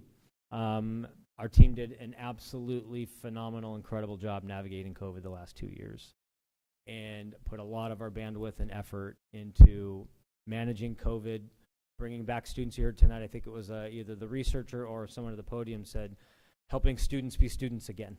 And I think our staff did an incredible job getting us through the last couple of years. That also means that in many places in Phoenix Union, we're not where we're at, where we wanted to be today. And I think we were hoping to have better models in front of the board by this time, but COVID won and we lost in many ways. Reminder, just very specifically where we are and where we were, Phoenix Union at its peak in 2019, 2020, had up to 13 school resource officers. They were assigned school-based, and the highest amount of money we ever spent on school-based policing was $1.8 million. That didn't mean that all those dollars came through Phoenix Union dollars. We pursued safety grants, and so some of that was safety grants, some of that was Phoenix Union. As you know, as we've shared, we've moved away from that, have been using off-duty officers as needed when available to navigate law enforcement issues. Last year, the board approved City of Phoenix. In order for us to use off-duty officers with procurement laws, the City of Phoenix has to be a vendor, and we approved the City of Phoenix as a vendor not to exceed $800,000, not knowing how much money we would need to use to navigate off-duty officers. The actual number was a little bit more than 600. That's a rounded up number, 670. We were between 650 and 670,000 was how much we spent last year on law enforcement specifically. So this year, what do we do for this coming year? So there are a few things that I believe that we have heard from GCI, heard from the board over the last 6 months, especially as we've talked about school safety. First, it seems like there's an appetite for this idea of internal protocols. That, as you heard from Amy, Vice Mayor asked the question, what are these internal protocols and processes that you're talking about to make sure that we have the right systems in place? Of course, we have those, but we need to continue to revise those and make them stronger. And very specifically for the public, I think two things to note that I think are a great next step inside of this. One is to have really clear guidelines of when a school would actually need to reach out to law enforcement. To make sure that a school doesn't, any school in Phoenix Union, would argue any school in our nation, knows when they should not call law enforcement. Because what happens in our nation is too often schools call because a student is unruly or there might have been a fight.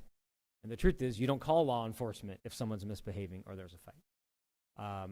And so this internal process would actually create very clear guidelines of when we would notify law enforcement. And then the second part to that that I think Vice Mayor was leaning into with Amy, which I think is something that we hadn't heard of before, that I think will be very helpful, is this idea of campus teams really thinking differently about individual incidents that happen on campus, and specifically what we call, you see up here, this 360 analysis. And so what you can imagine, I think what we can envision is on every campus, this multi-level team, principals, parents, students, teachers, counselors, social workers coming around a table and saying, okay, when there's a fight on this campus, what's the role of a principal? What's the role of a safety team member? What's the role of a counselor? What's the role? And ultimately it gets to a question like, what's the role of an officer? And the answer in that case would be none. And then each campus, then you'd go to what happens if there's a sexual assault? What happens if there's a drug? What happens if there's a firearm? And to actually assess all of those situations and say who plays what role when one of these major incidents happen. And then, of course, those would roll up to a district-wide plan because there's going to be commonality. We have to have consistency. But I do also know that some of our campuses and communities are a little bit different, and so they might need to grapple with the level of support. Some campuses might have more social workers than others, and so a counselor might play a different role on a small school than a big school. So I think this whole process of really tightening internal protocols of how we handle tough incidents that lead to who plays what role, and I think more specifically and more importantly, who doesn't play what role, meaning when law enforcement's involved or not involved. So I feel like this is one potential next step for Phoenix Union to really tighten those internal protocols. The second thing that we heard from GCI today that seems like there's appetite from the board and executive team as well is what would it look like for us to partner with the city to create what we heard as this rules of engagement. So when should we call you? When should we not call you? And if we do call you, what does that look like when you come? And in an emergency, what does that look like when there's a mandatory law enforcement notification? You heard Amy say, you know, a firewall, is there a way for us to ensure that when there are incidents on a campus that require law enforcement, I think we have to be very clear with ourselves of where we stand in Phoenix Union. Not every mandatory reporting incident or mandatory law enforcement notification actually results in a student interacting with a law enforcement agent. Many of these are just paperwork. They're not actually a student sitting in an office across from a law enforcement official. And so part of this idea of a rules of engagement, although that is already a practice in Phoenix Union, it's truly defining that. So that when an officer comes because we're confiscating fentanyl, we heard that today at the podium, that there would be rules of, do you just confiscate and do the report? Do you confiscate and see the student? And actually clearly define what that looks like in this rules of engagement. And to as best as possible, continue to dramatically reduce physical interactions between students and law enforcement. We know that the more often and more frequent students interact with law enforcement, the more likely they are to be arrested and find themselves in the system. And so I think that's a second area that I think we need to talk about in more detail, and what could that look like in particular with the city. Two other items that have come up in previous board meetings, not necessarily directly related to what we heard tonight, but as we think about this coming year, as we think about conversations that board and Phoenix Union exec team have had, there are two other areas that continue to surface. The first is that one of our biggest issues is that we're required to report several incidents that happen on a campus. And many of those incidents are not violent and are not imminent threats. And some of those incidents are a student in a bathroom with a vape pen that are actually we're required to report if that has marijuana inside of it. And there are states across the country that have statutes that leave these non-violent, and as an example, drug possession or drug use issues to the discretion of the district whether they report that or not.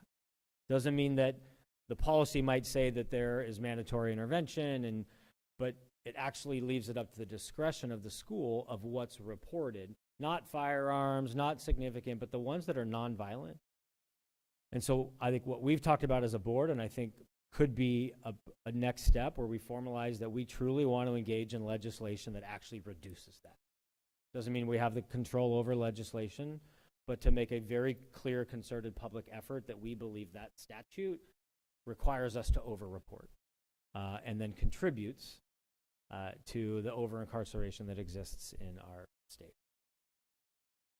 And then the other incident that has come up and the idea that's come up on this board throughout the school year is that when we had school resource officers and our students, whether they were on either side of an issue, maybe they themselves had the infraction, or maybe they were a victim of an infraction, that our school resource officers in many ways served as a victim advocate role. They helped the students and the families navigate the legal complexities.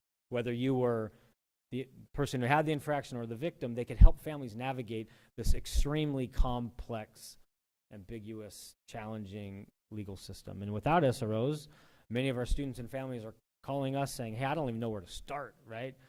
What do I do? And often these aren't even incidents that happen on our campus. They're incidents that happen outside of our campus.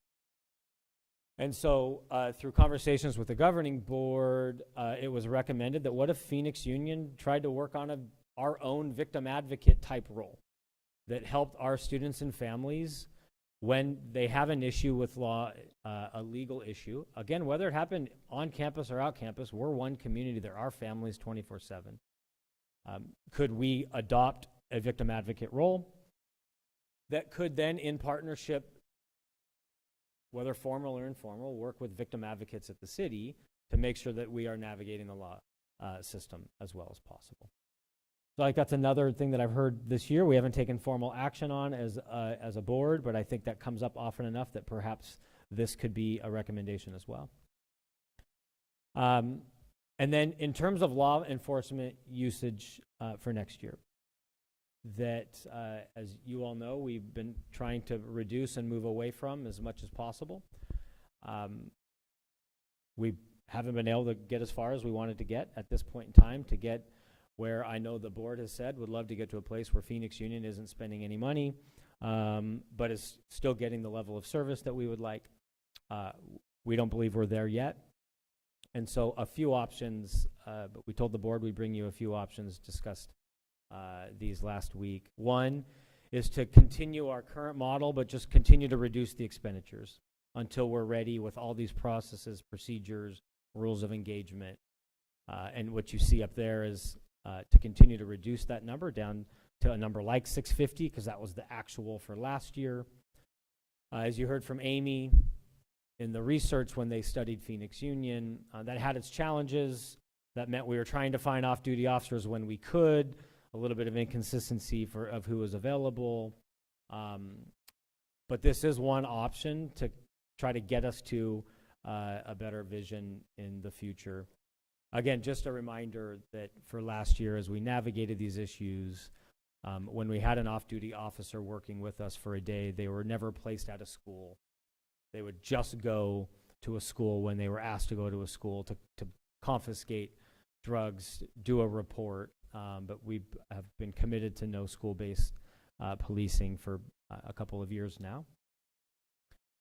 Another option, in many ways, would be to, for now, in some ways, go back to that model that the Next Gen Safety Security Plan was to get back to regional. I don't think this is our long-term solution, but potentially a solution for next year that's cheaper, that's more consistent.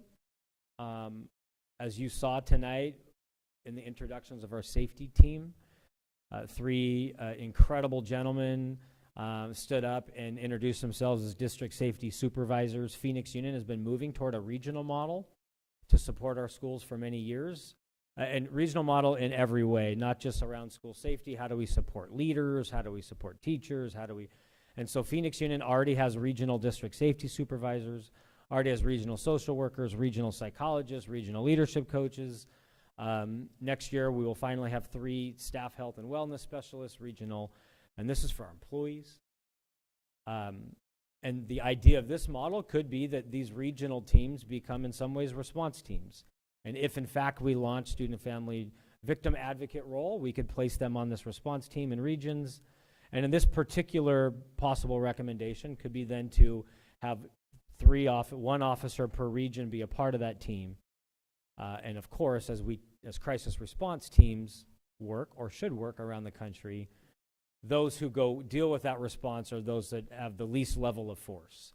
And so if there's a student in crisis, that doesn't mean you send an officer with a firearm. It means you send a social worker. but only when there would be a mandatory reporting incident or an actual emergency would an officer actually be involved in that particular incident, and that would go back to that 360 internal protocol of when to use an officer or not. This particular model would be cheaper than one we've ever used before, but would require that we had an agreement with the city.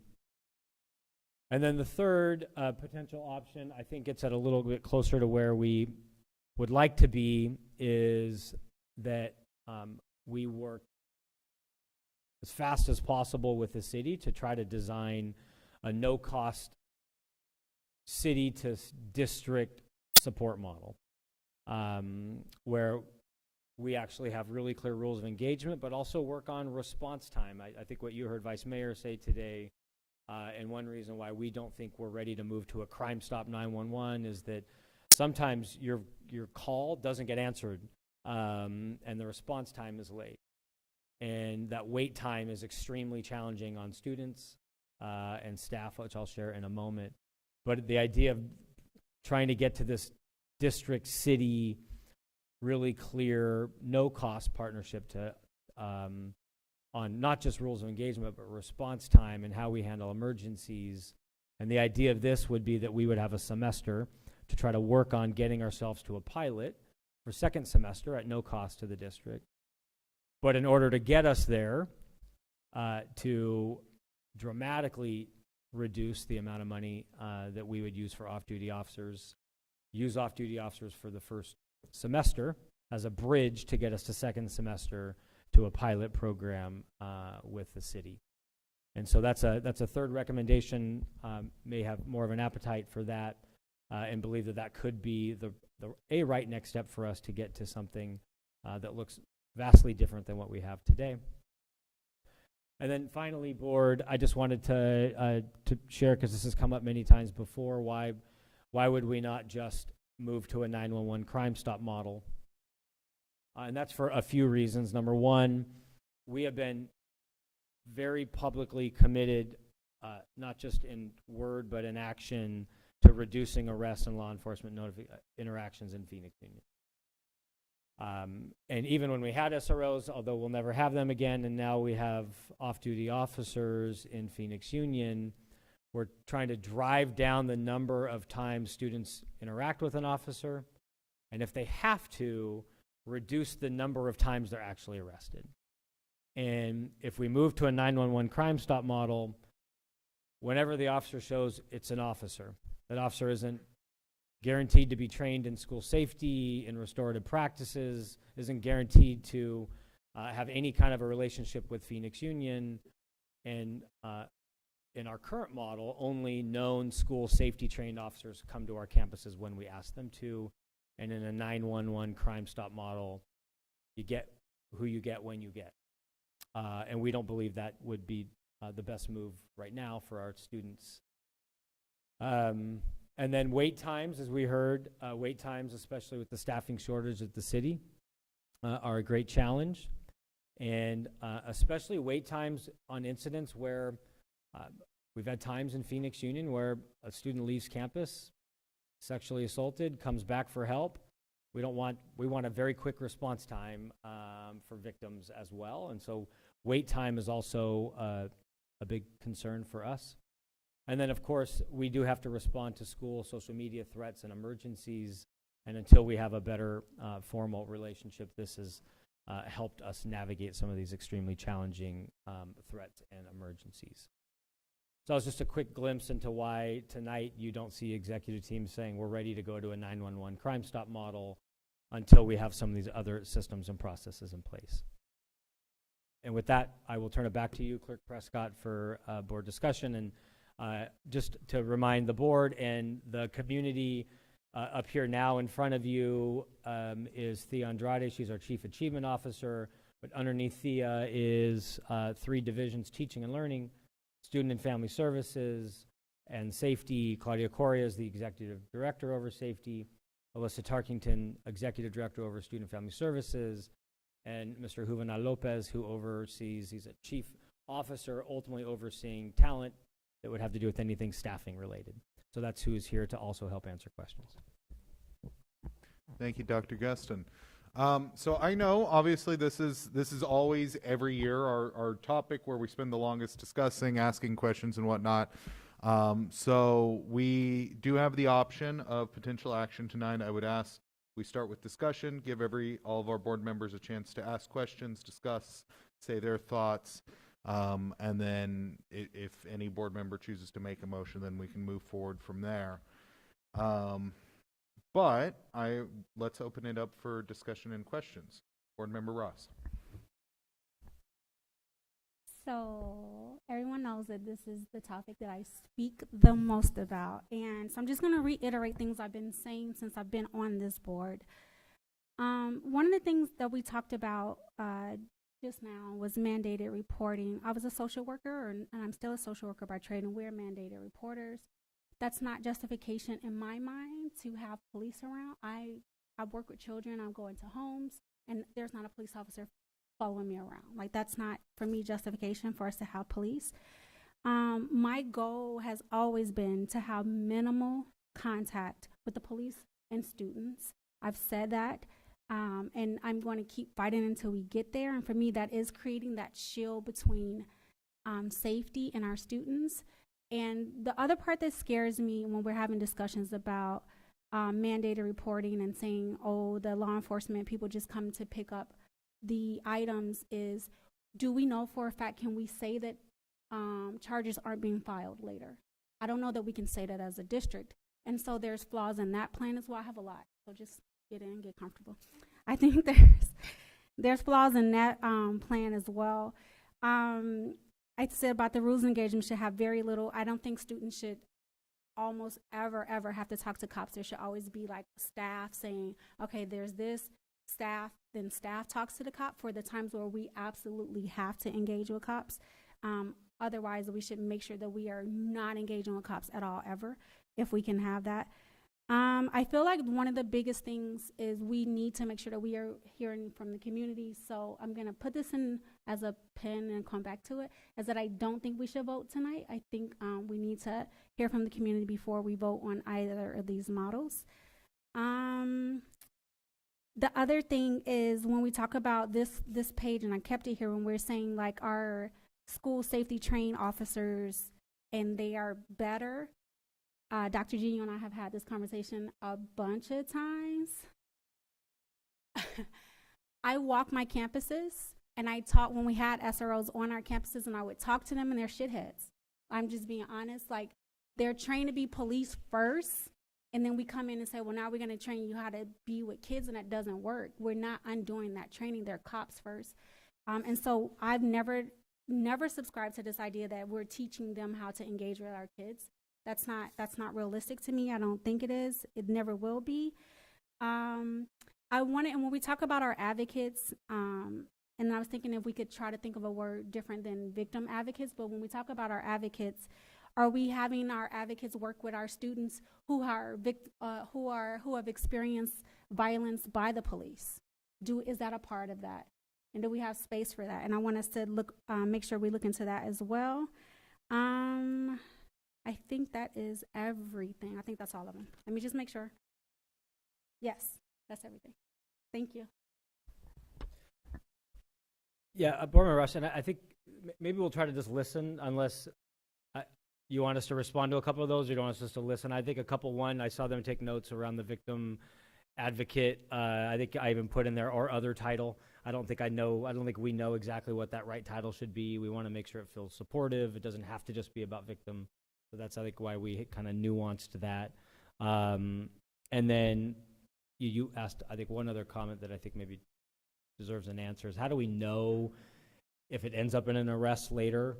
Our team is actually able to track that. Okay. So we track that. Do we know 100% accurately? Maybe not. But we're able to identify when have we fulfilled our notification requirement, and when does that notification actually turn into an arrest? And I know I said I was done. One more second, Stanford. One other thing is if we could explore the option of getting our students to be giving them the resources to reduce crisis. Sometimes your peer is your best person to help you de-escalate. So we could explore that option as well. Thank you, Board Member Ross. Other board members? Board Member, I just want to make a comment on the violence by police, because I think that is with the victim advocates, that is something that has come up throughout some of the police reform that we have done at the city. And I think that's critical with our students. And what does that look like? And then the next piece to that would be, how do I file a complaint to that person that violated me? That could possibly be police. So that's something we're going to need legal, and it's going to be very tricky. thank you, Councilwoman Pastor. Board Member Parra. Yes, thank you, Clerk Prescott and Dr. Geston for the presentation and team for this presentation. On recommendation number 2, is there a world where some of these recommendations could be combined and smushed together? Because I really love this, the response team. We heard a lot about the importance of surrounding our students, especially our students in crisis that need support, and this to me is that wraparound support that they need when they are in crisis. I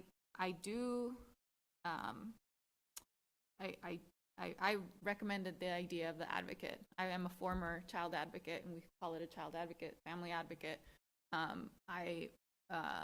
When a child is experiencing trauma, it's important that they have a child in a family has an advocate to navigate the legal system. And so I wholeheartedly think that this is a good way to approach that.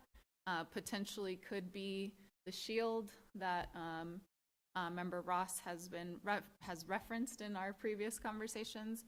But truly that person is there to make sure that students and families going through a, whether it's an abuse incident or report, that they have somebody in their corner making sure that they have access to resources, supports, and that they are not alone in navigating the legal process. So I think that I would love that to be a part of the response team that we put together. And so that was my one, I think that this approach is really something that we should hopefully move towards, where we have these response teams to provide support to all of the campuses. So I'm just wondering if there's a world in where some of these recommendations could be combined in some way, shape, or form. Clerk Prescott and Board Member Parr, as the executive team knows, as we were trying to think about ways to navigate, get to where we want to get, we put these together so that you all could discuss, but we had said these don't have to be ors, these could be ands. And are there components that we could come together on that we think could keep campuses and communities safe and serve our students well and navigate these challenging legal issues?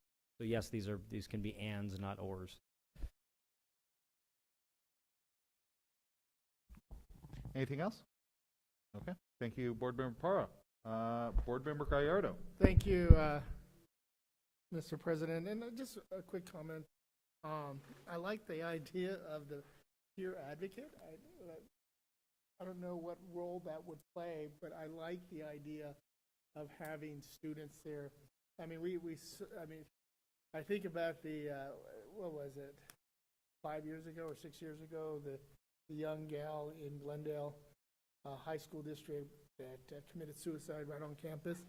And it started a whole discussion, mostly with the Far West Valley school districts and community. And they created a whole program for high schools that really included the students to be kind of peers and counselors for their own classmates. And I like however we can include students to be kind of that advocate, I guess. I don't know the term.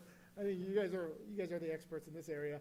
But I like that concept, and I think including students as counselors and not being afraid to reach out to fellow classmates. I don't know how to create that, but that type of concept I do like, including students to really be advocates for their own classmates, creating that atmosphere on campus. Clerk Prescott and Supervisor, our team definitely noted that. There's a lot of research around near peer, and that there's so much power in someone near your age that can really help coach, especially during these challenging times. So our team definitely made note of that.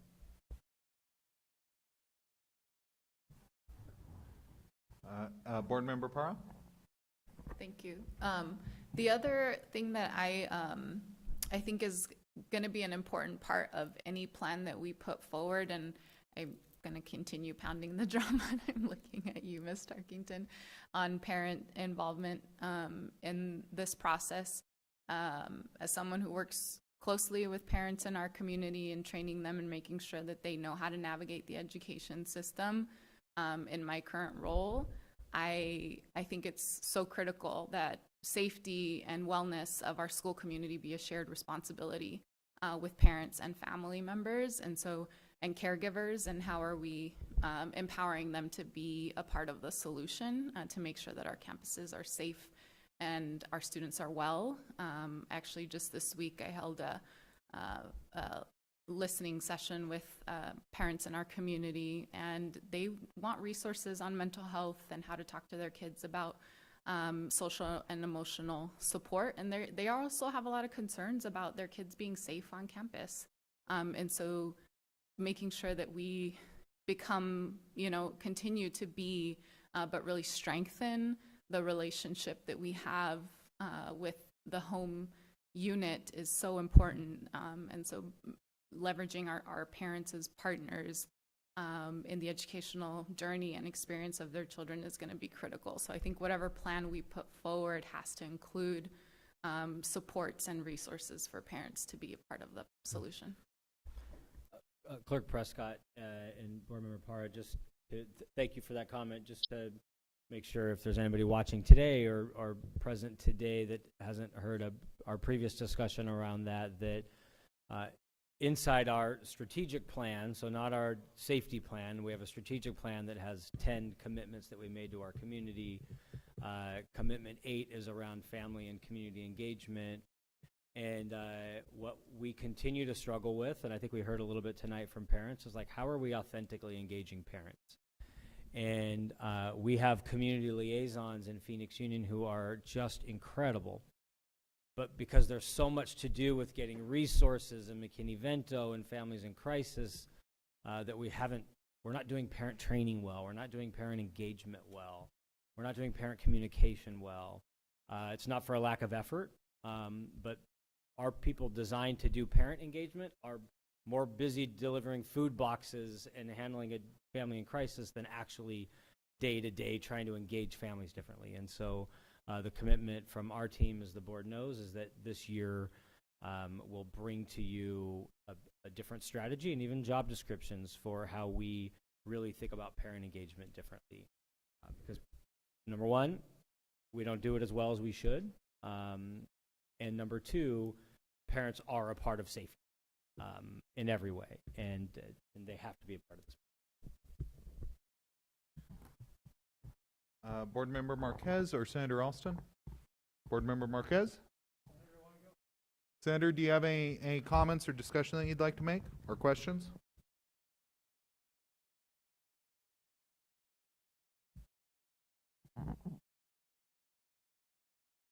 Senator, you may be muted.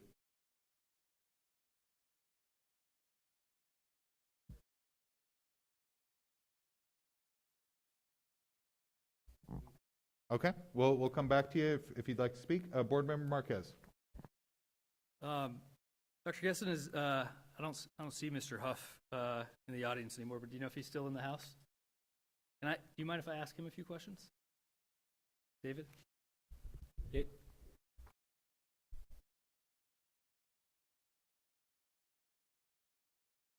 Hey, oh, I don't know if anybody else on staff has any law enforcement experience, but I think reading your job description, a lot of these mandatory reporting requirements, the rubber is going to meet the road with you.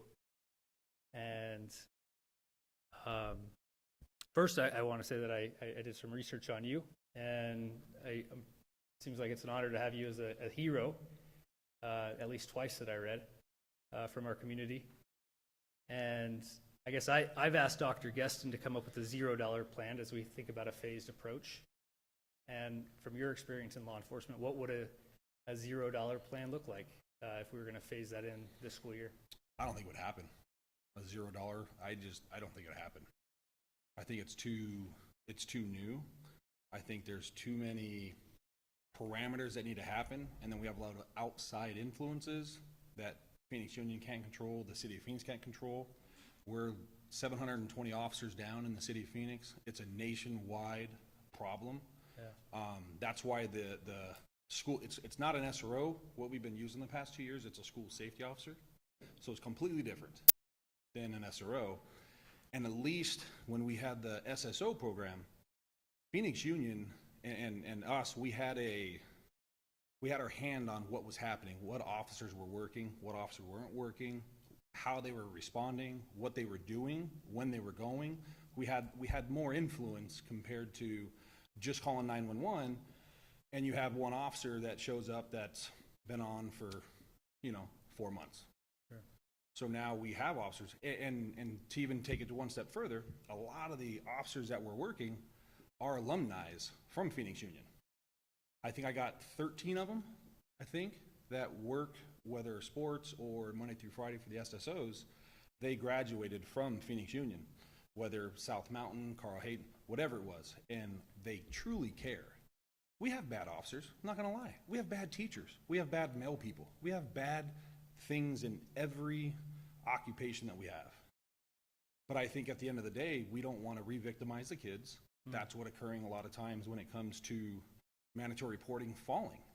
And with arrests that happen, I can't even tell you the last time we arrested a kid on campus in the past probably 3 or 4 years, unless we were even just writing reports for someone that had a gun on campus.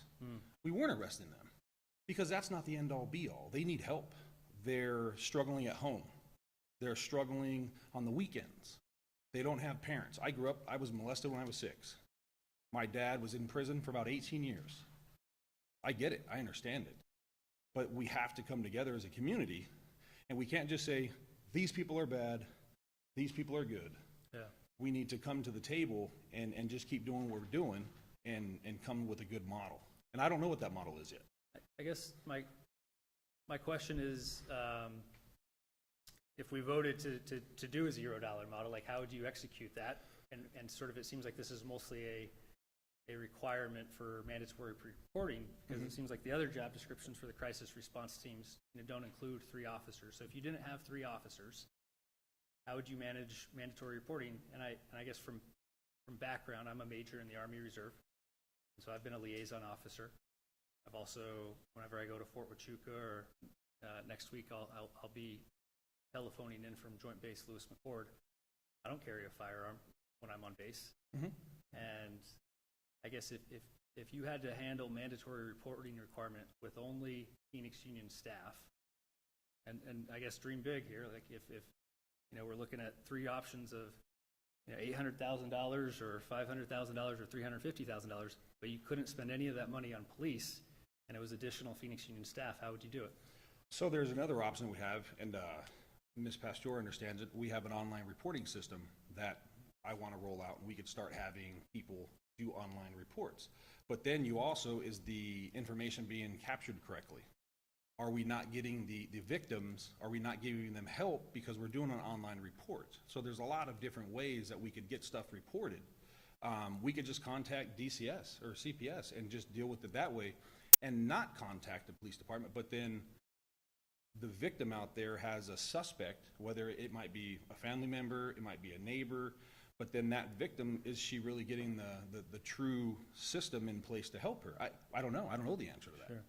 So I think there's a lot of avenues that we could do, but I just think a $0 approach, because even that $670,000, it just wasn't SSOs during the day. That was sporting events. That was board meetings. That was, we had somebody out there for an ice cream social where we just wanted a cop out there because we didn't want the meter maid to give people tickets. So it's just not SSOs or working Monday through Friday. Yeah. It's the whole gamut. I asked the staff to come up with a plan to look at team security that, you know, hangs out at Mill Avenue and all of the concerts, and we're having football games or graduations or ice cream socials. Why do you need a police officer instead of team security or something that's unarmed and it's see something, say something, wearing a white polo shirt and a radio? Oh, you're absolutely right. And we're redesigning everything we're doing with Phoenix Union with safety, and we're changing the ways that things are happening. It's not going to happen today, tomorrow, or in the next 6 months and next year. It's taken years of inaction to get to this point, and it's going to take a long time to get out of this point. But sorry for putting you on the spot. But no worries. I ain't worried about it. I was stewing back there. I'm not gonna lie. I was stewing. I did want to get your perspective, because I don't know if anybody else on staff has law enforcement experience, but I think your perspective is really important. And I'll be honest, I am different from most. Like, I really am, because I do care about the kids. I really do. And I think they do need help, social, emotional. I mean, I've learned so much from Alyssa. We used to butt heads 5-6 years ago. We butted heads, but now I think we have a common ground, and I've grown as a man. I've grown as a person dealing with this. Yeah. So I understand both sides. I guess I'd like to add. Thank you. Yeah, and I think Alyssa too. Thank you, sir. And Sergeant Huff has been excellent in helping us with navigating the emergency response planning. There were some gaps that we had there, but excellent in navigating. We did some training over the summer with our administrators, as well as our safety teams with our emergency response planning. We're going to complete a comprehensive safety assessment that he's leading, so brings a lot of expertise to the district and keeping our students and our staff safe. We're grateful for that. Absolutely. Yeah. I'll just ask one more question for Mr. Huff. You know, I think to Board Member Ross's point, you know, she said you visited the campuses and you've met with our SROs, and I won't quote you, but you know. We all know it. We all remember the. And so when I think of, so my job in the Army is, I'm a civil affairs officer. I'm a major in the Army Reserve, and I deployed twice to Afghanistan. And my job in the Army is meant to work on humanitarian assistance projects and development projects. And I guess in some ways, if there's an analogy similar to what community policing is supposed to look like, and I think the Army does a really bad job at civil affairs, and we mostly give lip service to it. And so I know when a lot of people become civil affairs officers, they came from the infantry or they came from another combat arms branch, and most people that join the Army, they want to shoot stuff and blow stuff up, right? Most people don't want to work on building a school in Afghanistan. They don't want to work on building a road in Afghanistan, but I studied international affairs, and that's what I wanted to do, and the Department of Defense has more money to do that than the Department of State in parts of the world. So I guess when you're thinking about SROs, and you said there's some bad ones, why should the school district pay for this instead of the City of Phoenix Police Department? Like, it should be your job, because when I built a school in Afghanistan, it wasn't State Department paying for it, it was Department of Defense paying for it. So, like, why should the school district pay for this instead of the police department? I'm not a spokesman, but we have one right here. No, I'm asking you from your experience as a police officer. You know, I think it's a political thing still, too. Yeah. And then it's taxpayer dollars. And then you really think about it, is Phoenix Union issues more important than the community issue at 29th Avenue in Garfield when the Nanita that was in there gets raped? Like, what's more important? Like, so you really got to look at the both sides. So I don't know. I don't know the answer. Yeah. You know, I really don't. And I think it's difficult to think about that because it is taxpayer dollars. Paying for the police, paying for the schools, it is taxpayer dollars, but I don't know. I really don't. Member Marcus, if I could add. Yeah, so Vice Mayor your wanted to question comment. was around, your question was around mandatory reporting. So although Sergeant Huff has that law enforcement experience, he's not a police officer at this point. So we do have to report those incidents. Sure. As Dr. P mentioned, I understand. to law enforcement to meet those obligations. Got it. Clerk, Vice Mayor, you were going to comment on that?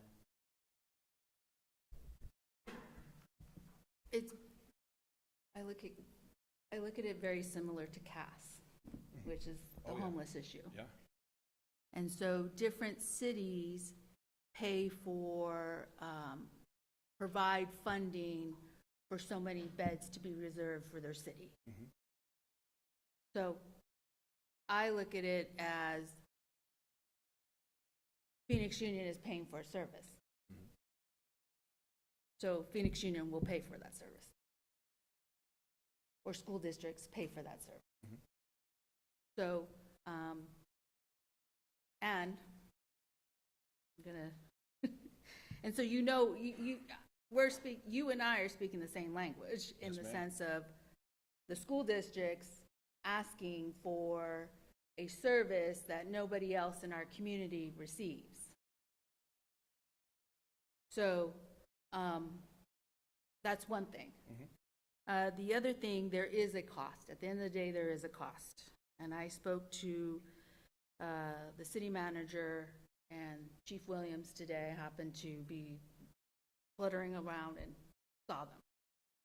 And then to the gentleman that left, who pointed out that I was texting, and he's correct, I was texting, because I was texting the chief and the city manager and Conley a picture of, did you see recommendation 3 and is it accurate?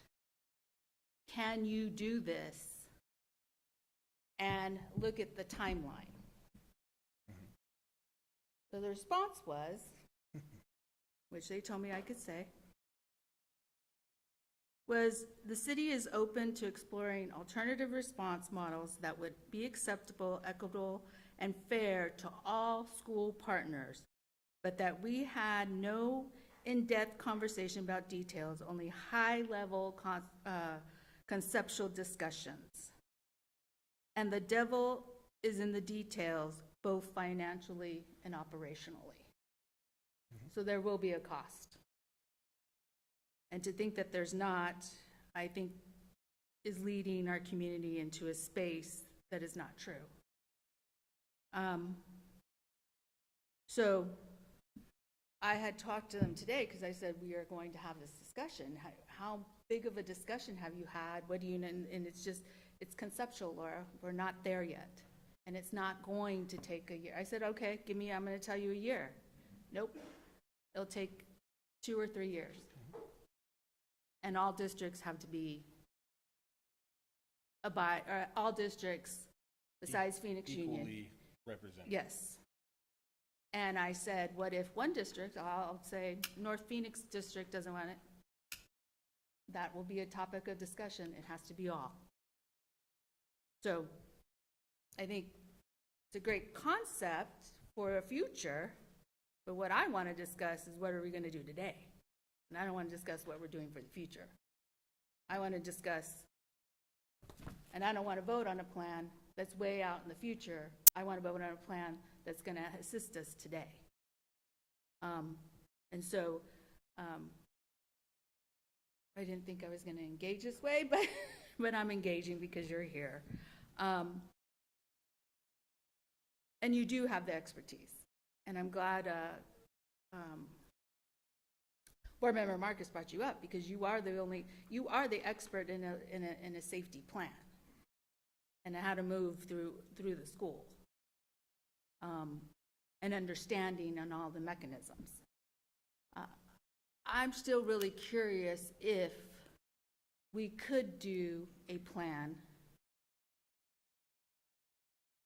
cost-wise internally and build that system internally. Yeah, With the mandatory law notifications, with the, what did you call it, Nikita? The shield. Oh, the shield. And have an advocate, and I don't know if it's the term advocate, but have maybe a case manager be helping that student as they go through this mandatory law of notification with the shield there of being the communicator, I guess. I don't know. And I don't know what the statutes are for. Yeah, I don't know either. For first person reporting, second person reporting. Because I mean, I could see, or we could play a game that we did in, fourth grade, and I could tell Ms. Parr something, and it's gonna get all the way to, oh, Mr. Franco was there, get it to Mr. Franco, it's not gonna say the same, it's gonna be different. Right. So that's what the issue is, and then it's the whole re-victimization. And Yeah. can I add to that? One of the things that we're working on, and Dr. Gesson alluded to this earlier, is developing a more comprehensive set of protocols, right, for those incidents where things happen, events happen in our campus, and identifying specifically what the responsibilities of the campus administration, social workers, law enforcement, safety teams. I think that's going to be important. So Mr. Huff is going to help us with that.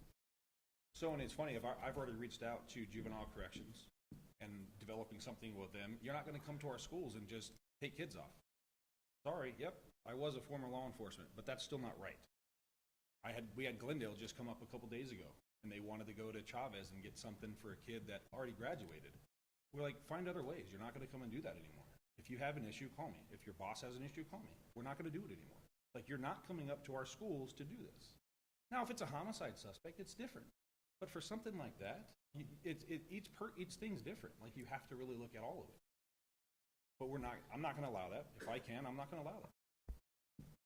And I think that's the advantage, if I may add, that's the advantage that we have, is having the understanding of how the intricacies of how law enforcement works, and Dave Huff being a great liaison for us to really push back and say, these are our values in our district. These are how we expect treatment of our students, even when they do make mistakes, and I've seen them do that, and so I really appreciate that. Hell, I made mistakes. I was just faster than the cop chasing me.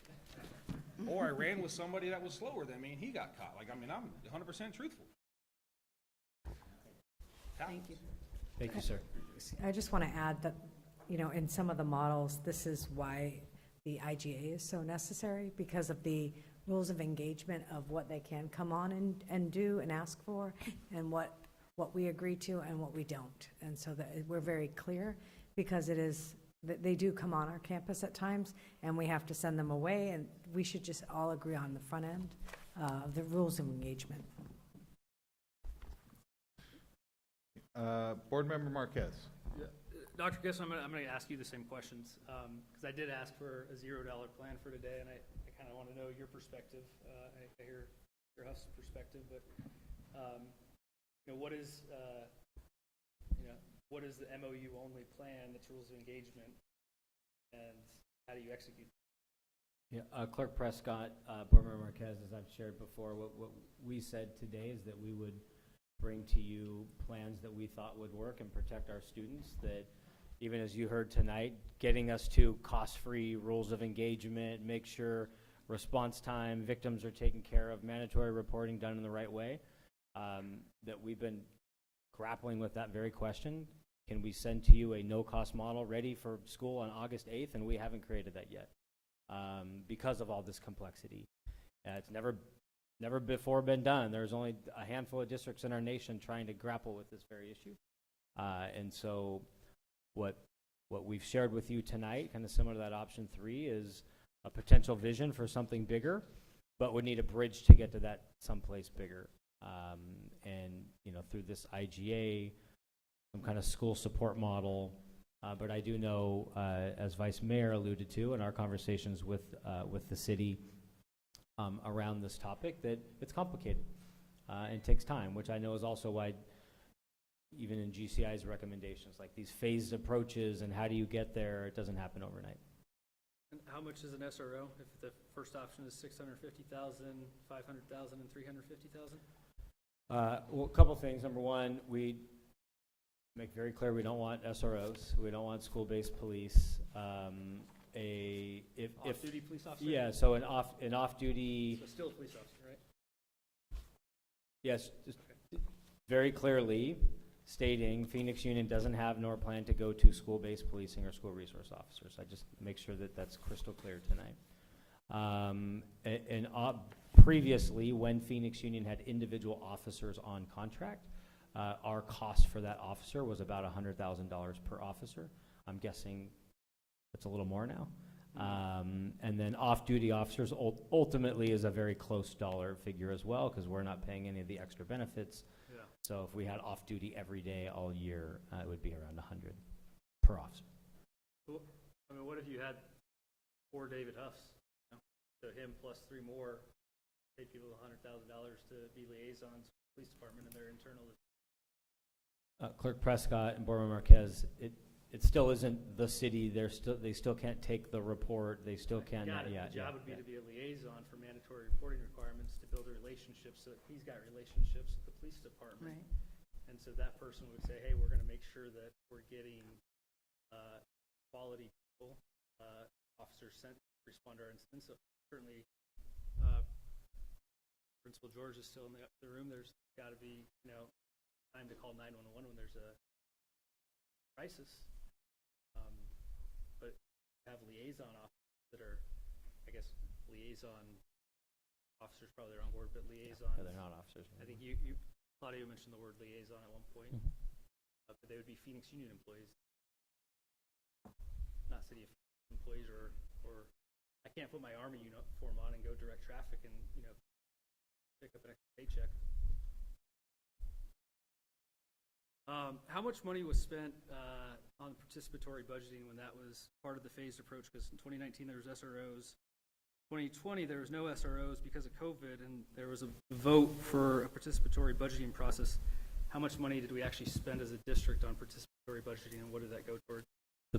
Clerk Prescott and Board Member Marquez, and Alyssa's the expert in PB, but $1.2 million. We spent $1.2 million just on the process of? Clerk Prescott, Board Member Marquez, we allocated $1.2 million for the process. $500,000 for the student process, $500,000 for the staff process, and $200,000 for the actual parent process. And then over the course of the last couple of years, because we haven't finished that process, we've used some of those funds to help with upgrading safety personnel, the safety division, and safety trainings. And then in some of those cases, took some of those money in the previous participatory budgeting projects. There were projects that were unfunded that we really thought were great because kids wanted them. And so we used some of that money temporarily to fund previous more water drinking fountains and more of the stuff that students asked for. Yeah. And that $1.2 million recurring budget is still ready for when PB is actually implemented.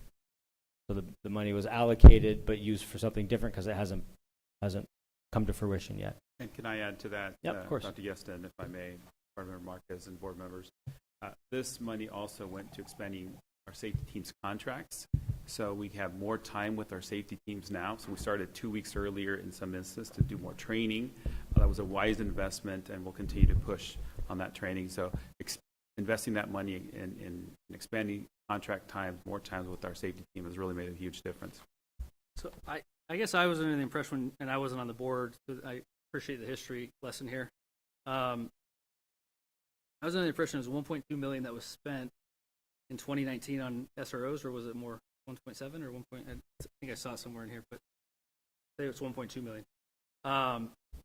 And it wasn't that 1.2 million was meant for the process, but that's how much we were spending on SROs. So now we're going to develop a process to actually engage the public. I think we heard a lot of people in the public comments say they wanted to engage the public and they felt like they were shut out of that process. And I know, I ran for office during COVID, and I've been on this board as we've transitioned to figuring out what this new normal is where we're still living with COVID. So I understand that the district has had a lot of things on its plate that sort of circumvented, the desired effect, intentions of public participatory budget.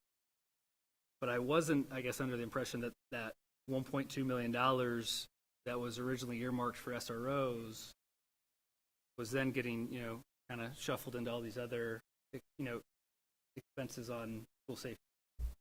No, Clerk Prescott and Board Member Marquez, I think to put this in budgeting terms. So we set aside $1.2 million that we were hoping to implement this year, PB the following year this year. That had that $1.2 million, that's a recurring money. So that meant that the $1.2 million from last year, because PB wasn't done yet, was available. It's still available in next year's budget when we implement. So that 1.2 million is, so the question is, what do you do with that 1.2 million? Safety training, right? We reinvested that in other areas, but it's still available next year when it's. And maybe I'm still confused because, if the teachers got 500,000, the teachers got 500,000 and students got 500,000 and staff got 200,000? Clerk Prescott, Board Member Marquez, 500 staff, 500 students, 200 parents. 200 parents.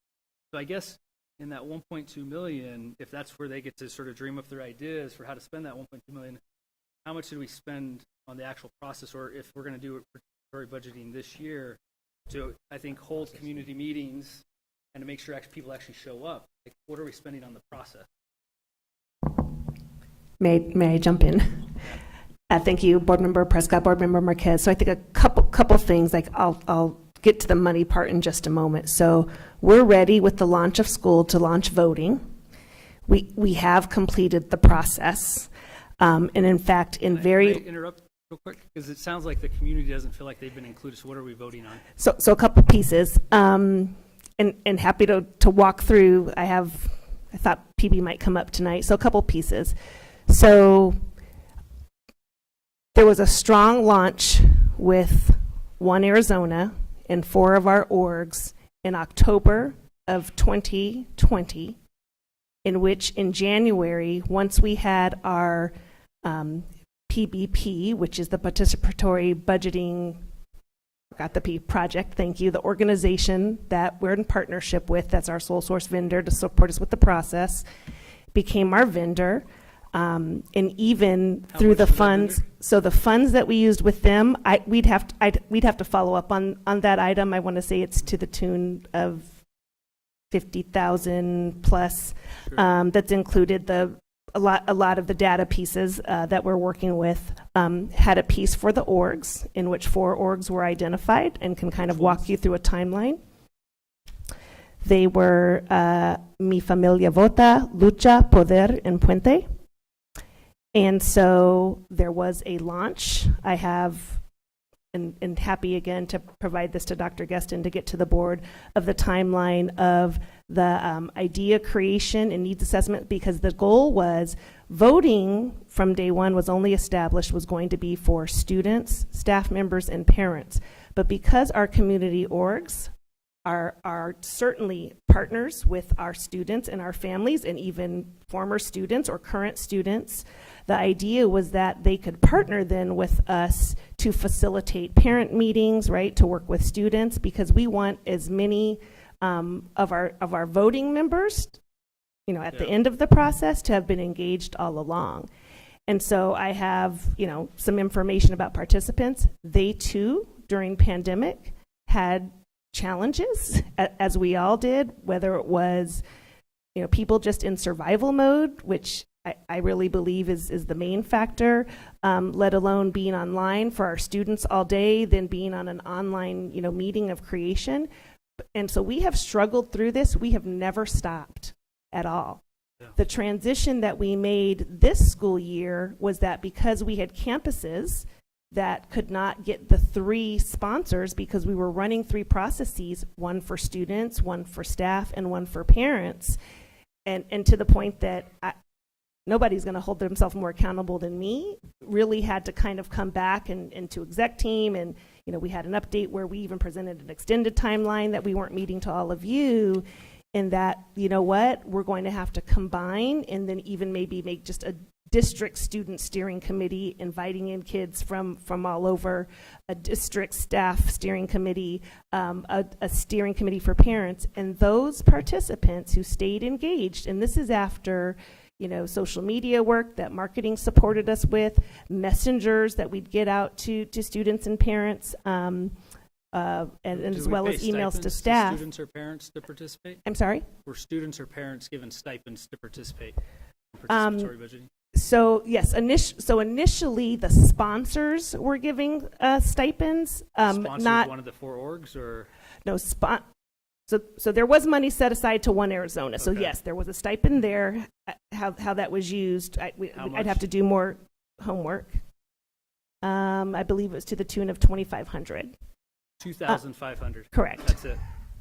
Correct. And we spent 50,000 on what's the sole source vendor?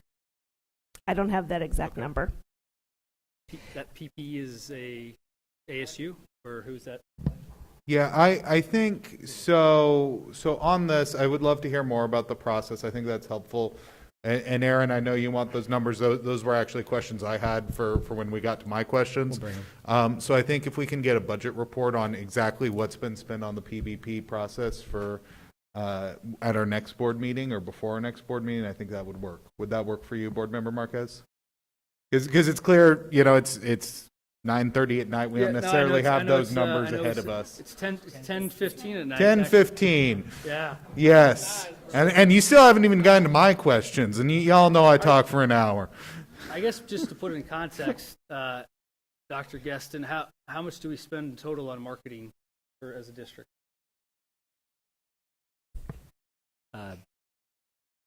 Clerk Prescott, Board Member Marquez, that's a complicated question because we have 6 personnel. Super Bowl commercials. What are we spending on marketing? So we could send you the entire budget on marketing because there are different strands inside of marketing.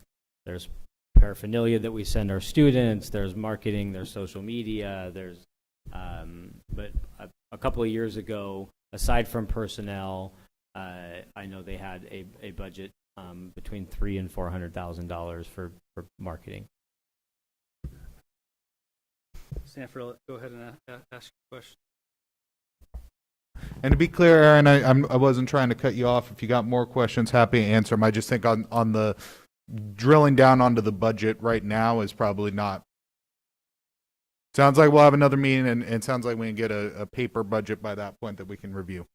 So, great. Yeah, my questions. So I'll start on, unless Senator Alston, if you've got anything, feel free to jump in.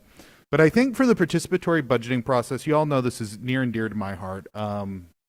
This was actually one of the first things, before it was the school safety process, this was one of the first initiatives I ran my first couple of years on the board. We're the first high school district in the country to do it. So this is something that's personally important to me. I would say that, it's gone. We've had these 2 years. It's taken longer than we've had. There's been more challenges than we expected in the participatory budgeting process. I do know the team's worked really hard on it. You've worked hard on it, Cindy, and everybody else has worked hard. I also realize that there have been community groups who felt like they weren't shut out of the process and felt like there were students and parents who wanted to participate and they weren't able to connect. So really for me, looking forward is knowing that we have at least a couple more months because we haven't had the final vote yet, is how can we really engage those community groups? How can we really engage students and parents? Knowing that we're a certain process through this participatory budgeting process, how can we really reinvigorate the process and make sure that we use the remaining time we have as strong as possible? Personally, I would love to see re-engagement with those community groups. I'd love to see really focusing on how we can connect any students and parents and opening it back up. If there is a budget connection, as Board Member Marquez is alluding to, then I think that's something we can look at as well. One thing I would request in addition to the budget for the PB process is just kind of a note on how many people have participated so far.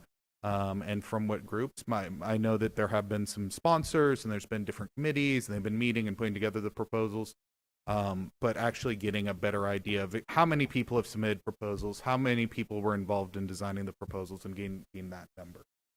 I recognize we might not have it tonight at 10:15 at night, but I would love to see it.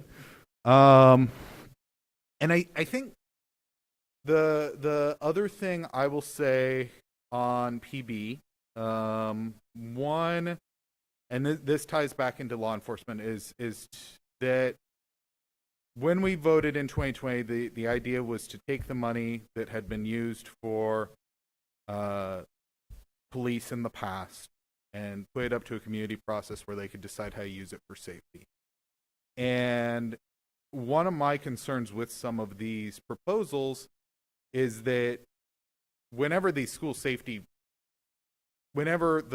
proposals from participatory budgeting are funded, that money will then go to that. And my understanding is that the PB process will be voted on this semester.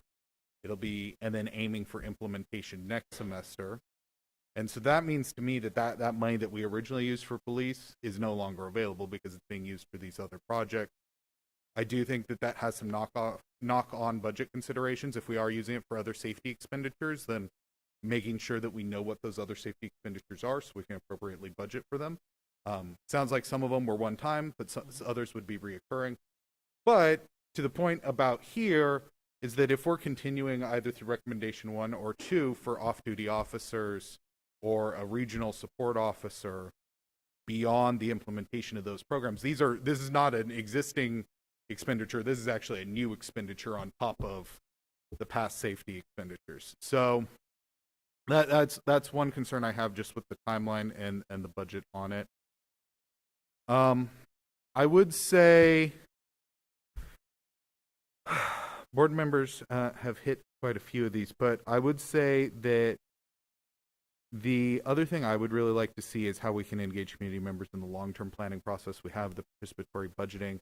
Sounds like one of the key recommendations was the planning for safety protocols and continuing to work on our safety plan. I know we've had success with committees that have engaged different stakeholder groups on things like our handbook or our attendance. I would love to see a safety committee moving forward that is able to bring together different community groups and begin to work on it. And I would say, just as one last note, my notes are on my phone, excuse me. I think, and Board Member Ross brought this up, is also how students and others can report incidents with police.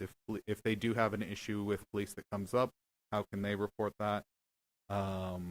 Where the student feels like they need to report something about police behavior. Additionally, this also came up in a separate conversation, is students also being better aware of how to report that with district employees, security, teachers. Of course, we have great teachers, we have great safety team members, but if there is an issue, how can they report that and their understanding of it? I will say this, I committed last year, I had, when 2020, I voted to go ahead and move to the PB model, thinking and we would bridge from 2020 to 2021, go ahead and adopt that, and then we wouldn't be funding police anymore. 2021 came around, I voted for the off-duty model to give us another year to figure out the PB. And so for me, now that we're here and we're starting another school year, the PB process isn't resolved.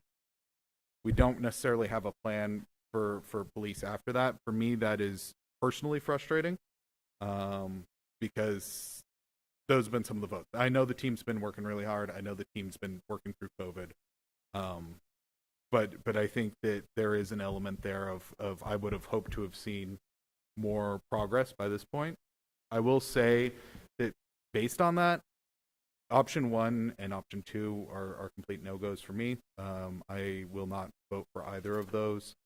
I think really looking at how we can move towards some of those elements, like a rules of engagement, like a victim advocate, there's a lot of really great recommendations in here. But I think we need to be focused on how we get there and being realistic about the plan to get there. I think that steps back into continued off-duty, continued, officer models are against what the board has voted in the past. It's against, frankly, where the board's politics are currently. So, but I do thank you all for the work on this and putting this all together. Go ahead. Council, Board Member Ross. Lynn? Hi. Question. If I want to say I don't want to vote on that tonight, how do I word that? That's it? We, We just so, said- so just I to don't have clarify, and Lynn, feel free to jump in here. I don't have to, we don't have to have a motion but or anything, we it- just it's- don't do anything. Yeah. Okay. That's right, Yeah, yeah, it- you just Okay. don't make any motion whatsoever. Just for, Lynn's our attorney, you all, so that's why I called her. Yeah, you just don't make any motion whatsoever. So we just don't do anything. You can just move to adjourn when you're Okay. done. Yep. Okay. Yep. Today was discussion and potential Thank you, action. Lynn. If a board member wants to make a motion, they can. If a board member does not want to make, or if none of us want to make a motion, if we want to come back to this next week, we do have another board meeting next week, and that's certainly an option. Okay. Board member Pastor, board member Marquez. You sure? I'm going to make a motion, Okay. but if you want to go first, go ahead. Okay, I actually don't like any of the recommendations. I like the recommendations that are in the Grand Canyon Institute, and I think the recommendations that we need to move, I think there could be a combo of all those recommendations, but recommendation 1, 2, and 3 are critical, and then we can start moving towards the other ones. That's my thought. I would like the budget of what it cost when we did have SROs. And then I would like the budget of once we phased out, what the cost is today and where that money went to and how we moved all our money in budget and safety, if not in safety, participatory budgeting. I want to see, I'm a visual person, and I want to see all the pieces on how it moved.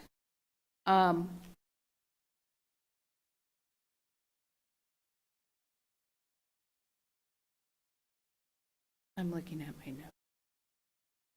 I strongly believe before I'm going to vote on anything, if I vote on anything, this has to go out to the community. We heard from the community tonight, and I believe that these are the 3 recommendations that goes out into the community, goes to each ward, and have the community participate and say, this is what we do and do not like.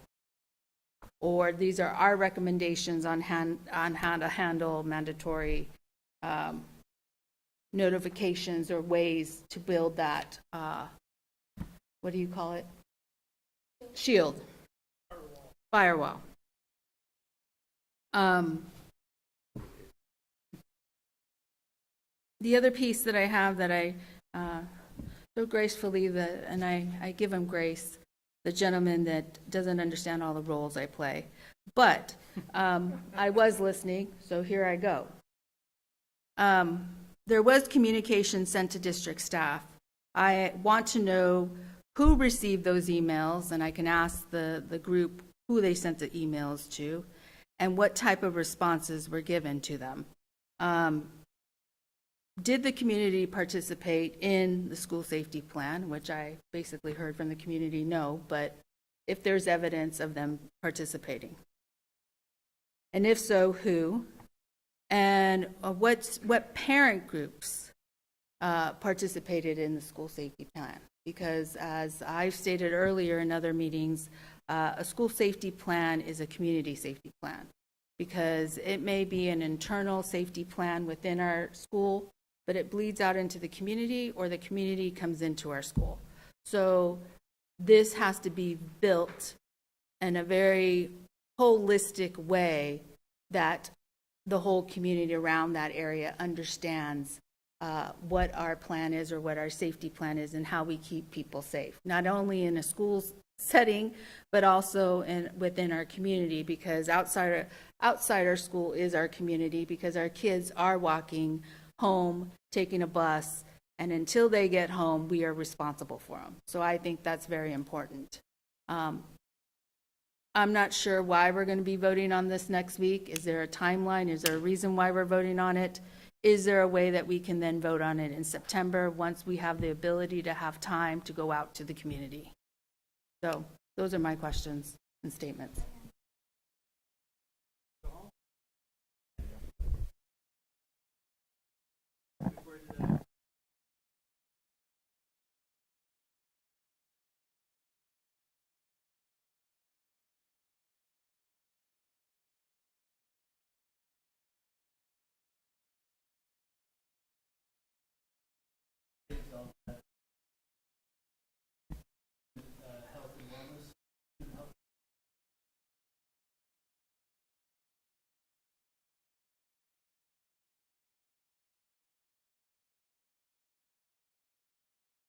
sorry for those online, that we make this a standing agenda item as we go through this transition. So once, every month we talk about it and sort of give the community an update on where we're at with school safety.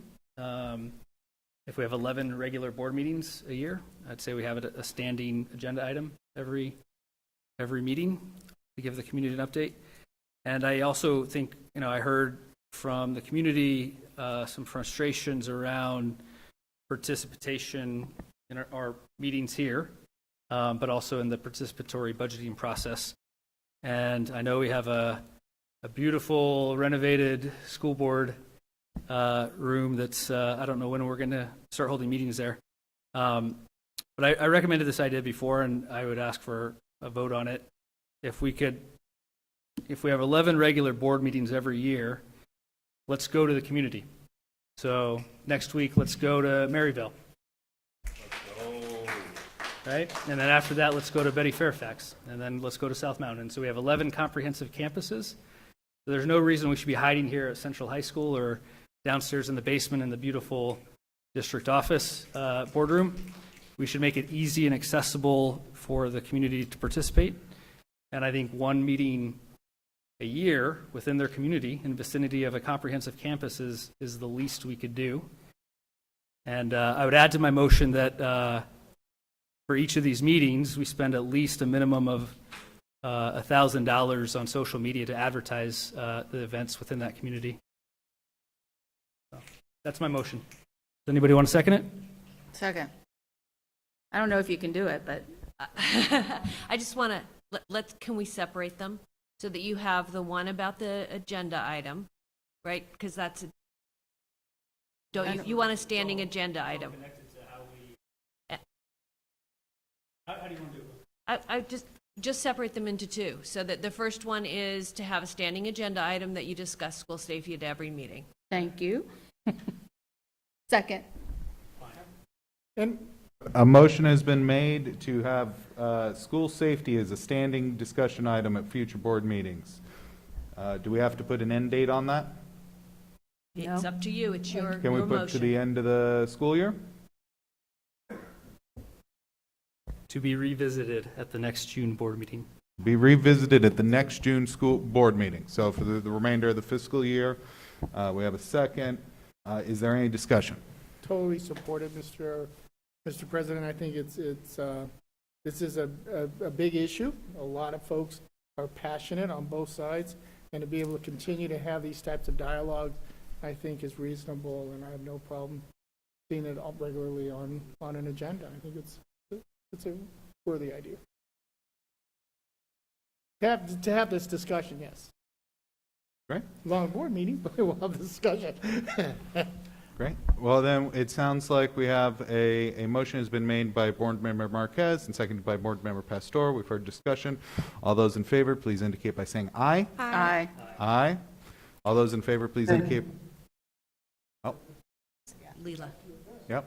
All those in favor indicate, and opposed, please say nay. The motion carries. All right. And then the next motion, I'm afraid it is not closely enough related to the agenda, so I would suggest that it's on the next agenda item because it is related to the location of board meetings. I think it's actually connected.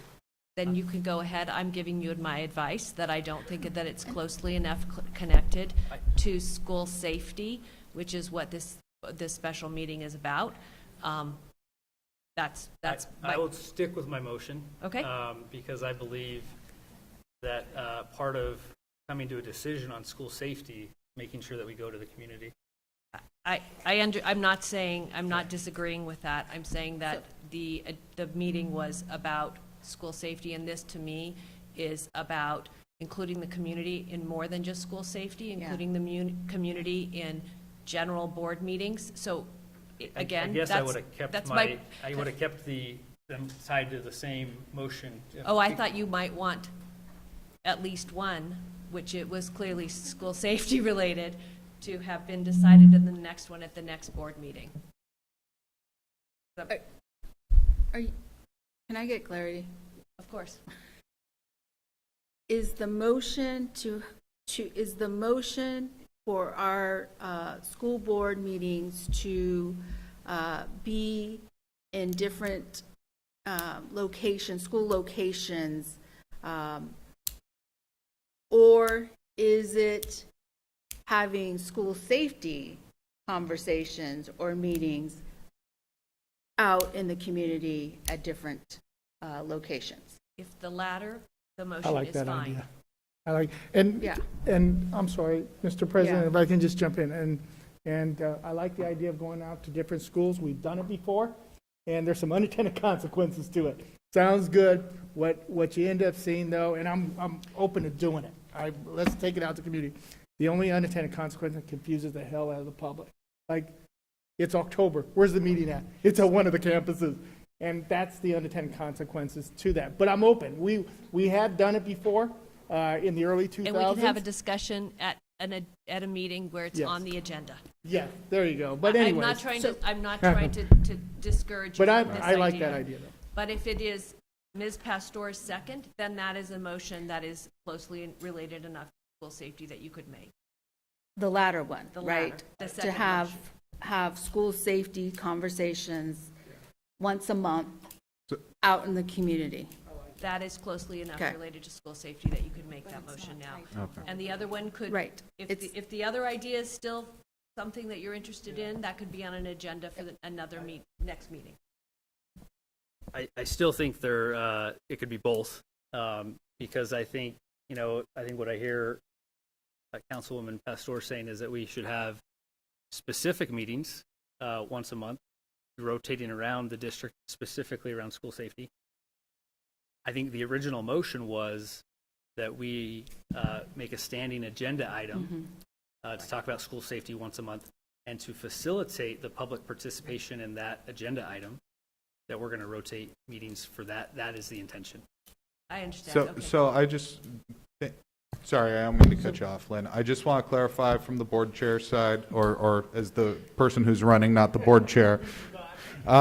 So we did pass one motion, which is to have a standing meeting. That was passed. Everybody voted aye. It was unanimous. So that is done. I think the discussion is now, it sounds like if you would like to make a motion to have every meeting be at different campuses, let's hear the motion. It is against the advice of our legal counsel, who is highly talented and we usually listen to because she gives the best legal advice in the state. Or we can make a motion along Laura's lines to go ahead and have a monthly school safety meeting at different campuses. And that we can, It's you a can special determine. safety, it's a school safety special meeting. The meeting to talk about school safety. But my question.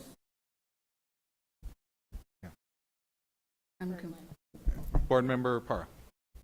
Thank you, Chair Prescott. Lynn, the motion that Member Marquez made, it wasn't properly noticed that that the board would be voting on an action that's not related to this item. What are the implications for us as board members if we vote on something that was not noticed for the public? There's not implications necessarily as individual board members, but if there As a was an district. open meeting law violation, it would be an open meeting law violation. And potentially, if it were, then it would be null and void. And you would be subject to potential, an investigation by the Attorney General's office and other things like that. So the idea is if you were to rotate, and again, I'm not saying that I don't agree with that at all. It's not my decision whatsoever. Can I rephrase my motion? You absolutely can. Let me Yeah. just finish here. It's that maybe there would be people who in the community who would feel differently, and they just like everyone else, they have an opportunity to come and provide their input or not on the agenda item. So it's not whether or not it's a good idea. It's simply is there enough notice that this board was going to take that kind of action tonight? And my instinct, having done this for a long time, is that as a community member, I would not have known that that was potentially to be decided. But now we have another potential motion by Board Member Marquez. And again, I understand that you disagree with me. These are not black and white issues. Thank you. Roger that. So I guess my motion is, if we can hold off until next week, to vote on, I guess, we voted a few months ago that we were going to have requests for future agenda items, and that's not an agenda item here tonight, but I would request that we make that an agenda item to discuss rotating board meetings next week. Specifically, the motion then would be, since we know that school safety is going to be on the agenda next week to talk about, for our next board meeting next week, we hold it at Maryville High School, and we direct Richard to spend money, $1,000 at least, on social media advertising to make sure the community actually knows about that school safety meeting next Thursday. Does that work? Yes, that's my motion. Okay. So let's do this properly. So we have a motion from Board Member Marquez. Is there a second? Second. There's been a second by Board Member Pastor. Board Member Ross. This is discussion. And I'm fine with that, Aaron. But a week's notice, like I want to know, like, from our hardworking people behind the camera, like, that's very short notice for you all to put this show on the road.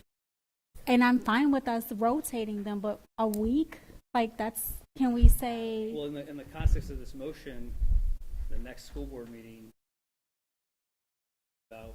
I understand. I get that it's next week. I'm also saying, like, are we being considerate to staff? Let's ask Principal Doherty. He's in the. Clerk Prescott. No. Or the community. Clerk- Okay. Or Clerk- the community. Yeah. Clerk Prescott. I think that's too soon. Is this my discussion? Because we're Yes. still following Yeah. flow. That's my discussion. Thank you, Board Member Ross. Dr. Gasson. Yeah, Clerk Prescott, if I can respond to Board Member Ross. As an example, tonight, struggles with technology, even though we knew it was here, putting us on a roadshow, especially in 7 days' notice, when we launched school on 8/8, and we're worried about 4,000 staff coming back and 30,000 children coming back. So my response to you directly is that would certainly not be a recommendation of ours if you're asking about burden on tech team for next week. Yeah, and I will just add on this motion, I'm happy to add this as a future discussion item for next week. We can talk about how to improve board meeting engagement overall. We can talk about the rotating meeting schedule. I think that makes a lot of sense. We can add that as an agenda item. Reason we don't have requests for agenda items today is because it's a special meeting.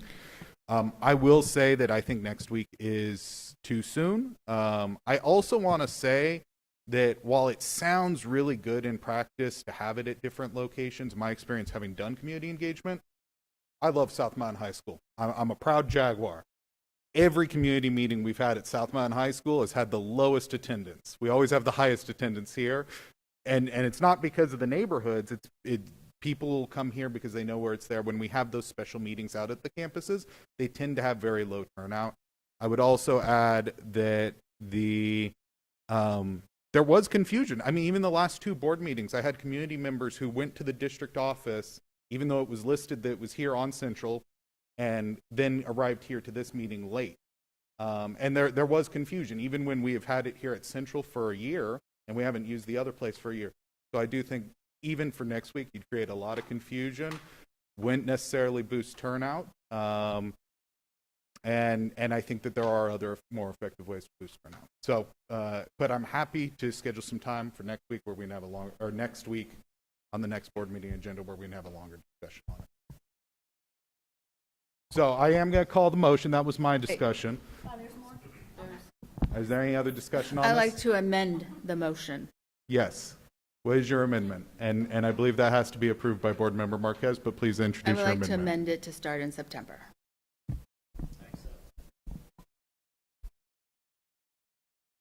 I don't know how to do it. Who seconded the motion? Me. Okay, so we have the motion, the accepted of the amended motion, you seconded it. It would be the same motion, but for the meeting to start Just in in September. September. So just to clarify, the idea is that the September meeting will be at a different location, and that is the motion. At Maryville. And, Okay. and real quickly, I'm sorry. I mean, I'm fine with moving it around, but this is the same complaint we've gotten from the public. You're leaving them out. You're not letting them weigh in on this. by making this type of motion. Well, one last thing. I know Senator Alston would like to make a point. And yes, we are almost at 11. So, but Senator Alston, please give your comment on this discussion. But, Mr. Chairman, I am having difficulty with the connection coming in and out, but I did want to make it clear that I will vote no on the motion that's on the table right now. Thank you. Is there any other discussion, or can we have? Yeah. All right. So, all those in. All right, guys. Now make me use this. All right. All those in favor, please indicate by. Okay, I want to repeat the motion. Motion is to have the September meeting in Maryville because we'll have school safety on the agenda. All those in favor, please indicate by saying aye. And to have $1,000 to promote it on social media. All those in favor, please indicate by saying aye.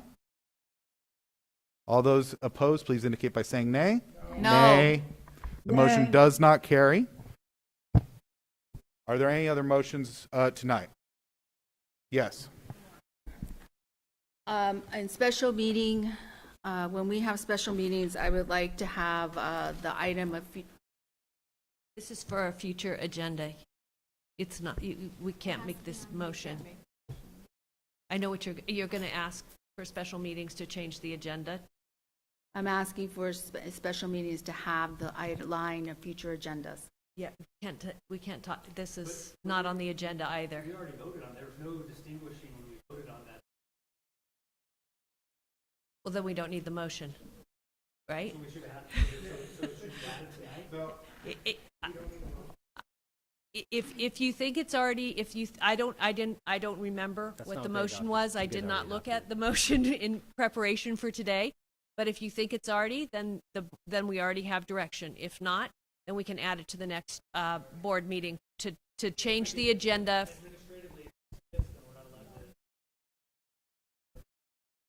What would you talk about? No, you can't. If it's not on the agenda to talk about, but you can, I mean, as a board. Dr. Gesson, can we add this for an agenda item for next week? I would say. It may not even need to be an agenda item, right? Clerk Prescott and Lynn, you can tell me if I'm crossing here. Number one, the board did adopt, it's actually policy BEDB. Right. And the board did revise and adopt that. It had first reading and a second reading, and on what they adopted, it did not have that item for special meetings. Okay. So it is how it is today. That will be on the next agenda then. Yeah, and that's fine.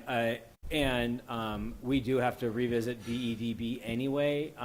There's policy on call to the public, not our state and other. So it has to come back to the board anyway. So it'll be a great time soon for the board to talk about it. Next agenda. Perfect. I make a motion to end the meeting. Is there a second? A motion has been made by Board Member Pastor and seconded by Board Member Para, excuse me. Is there any discussion? Yes. All those in favor, please indicate by saying aye. Aye. All those opposed, please indicate by saying nay. All right, the motion carries. The meeting is adjourned. Have a good night, everybody.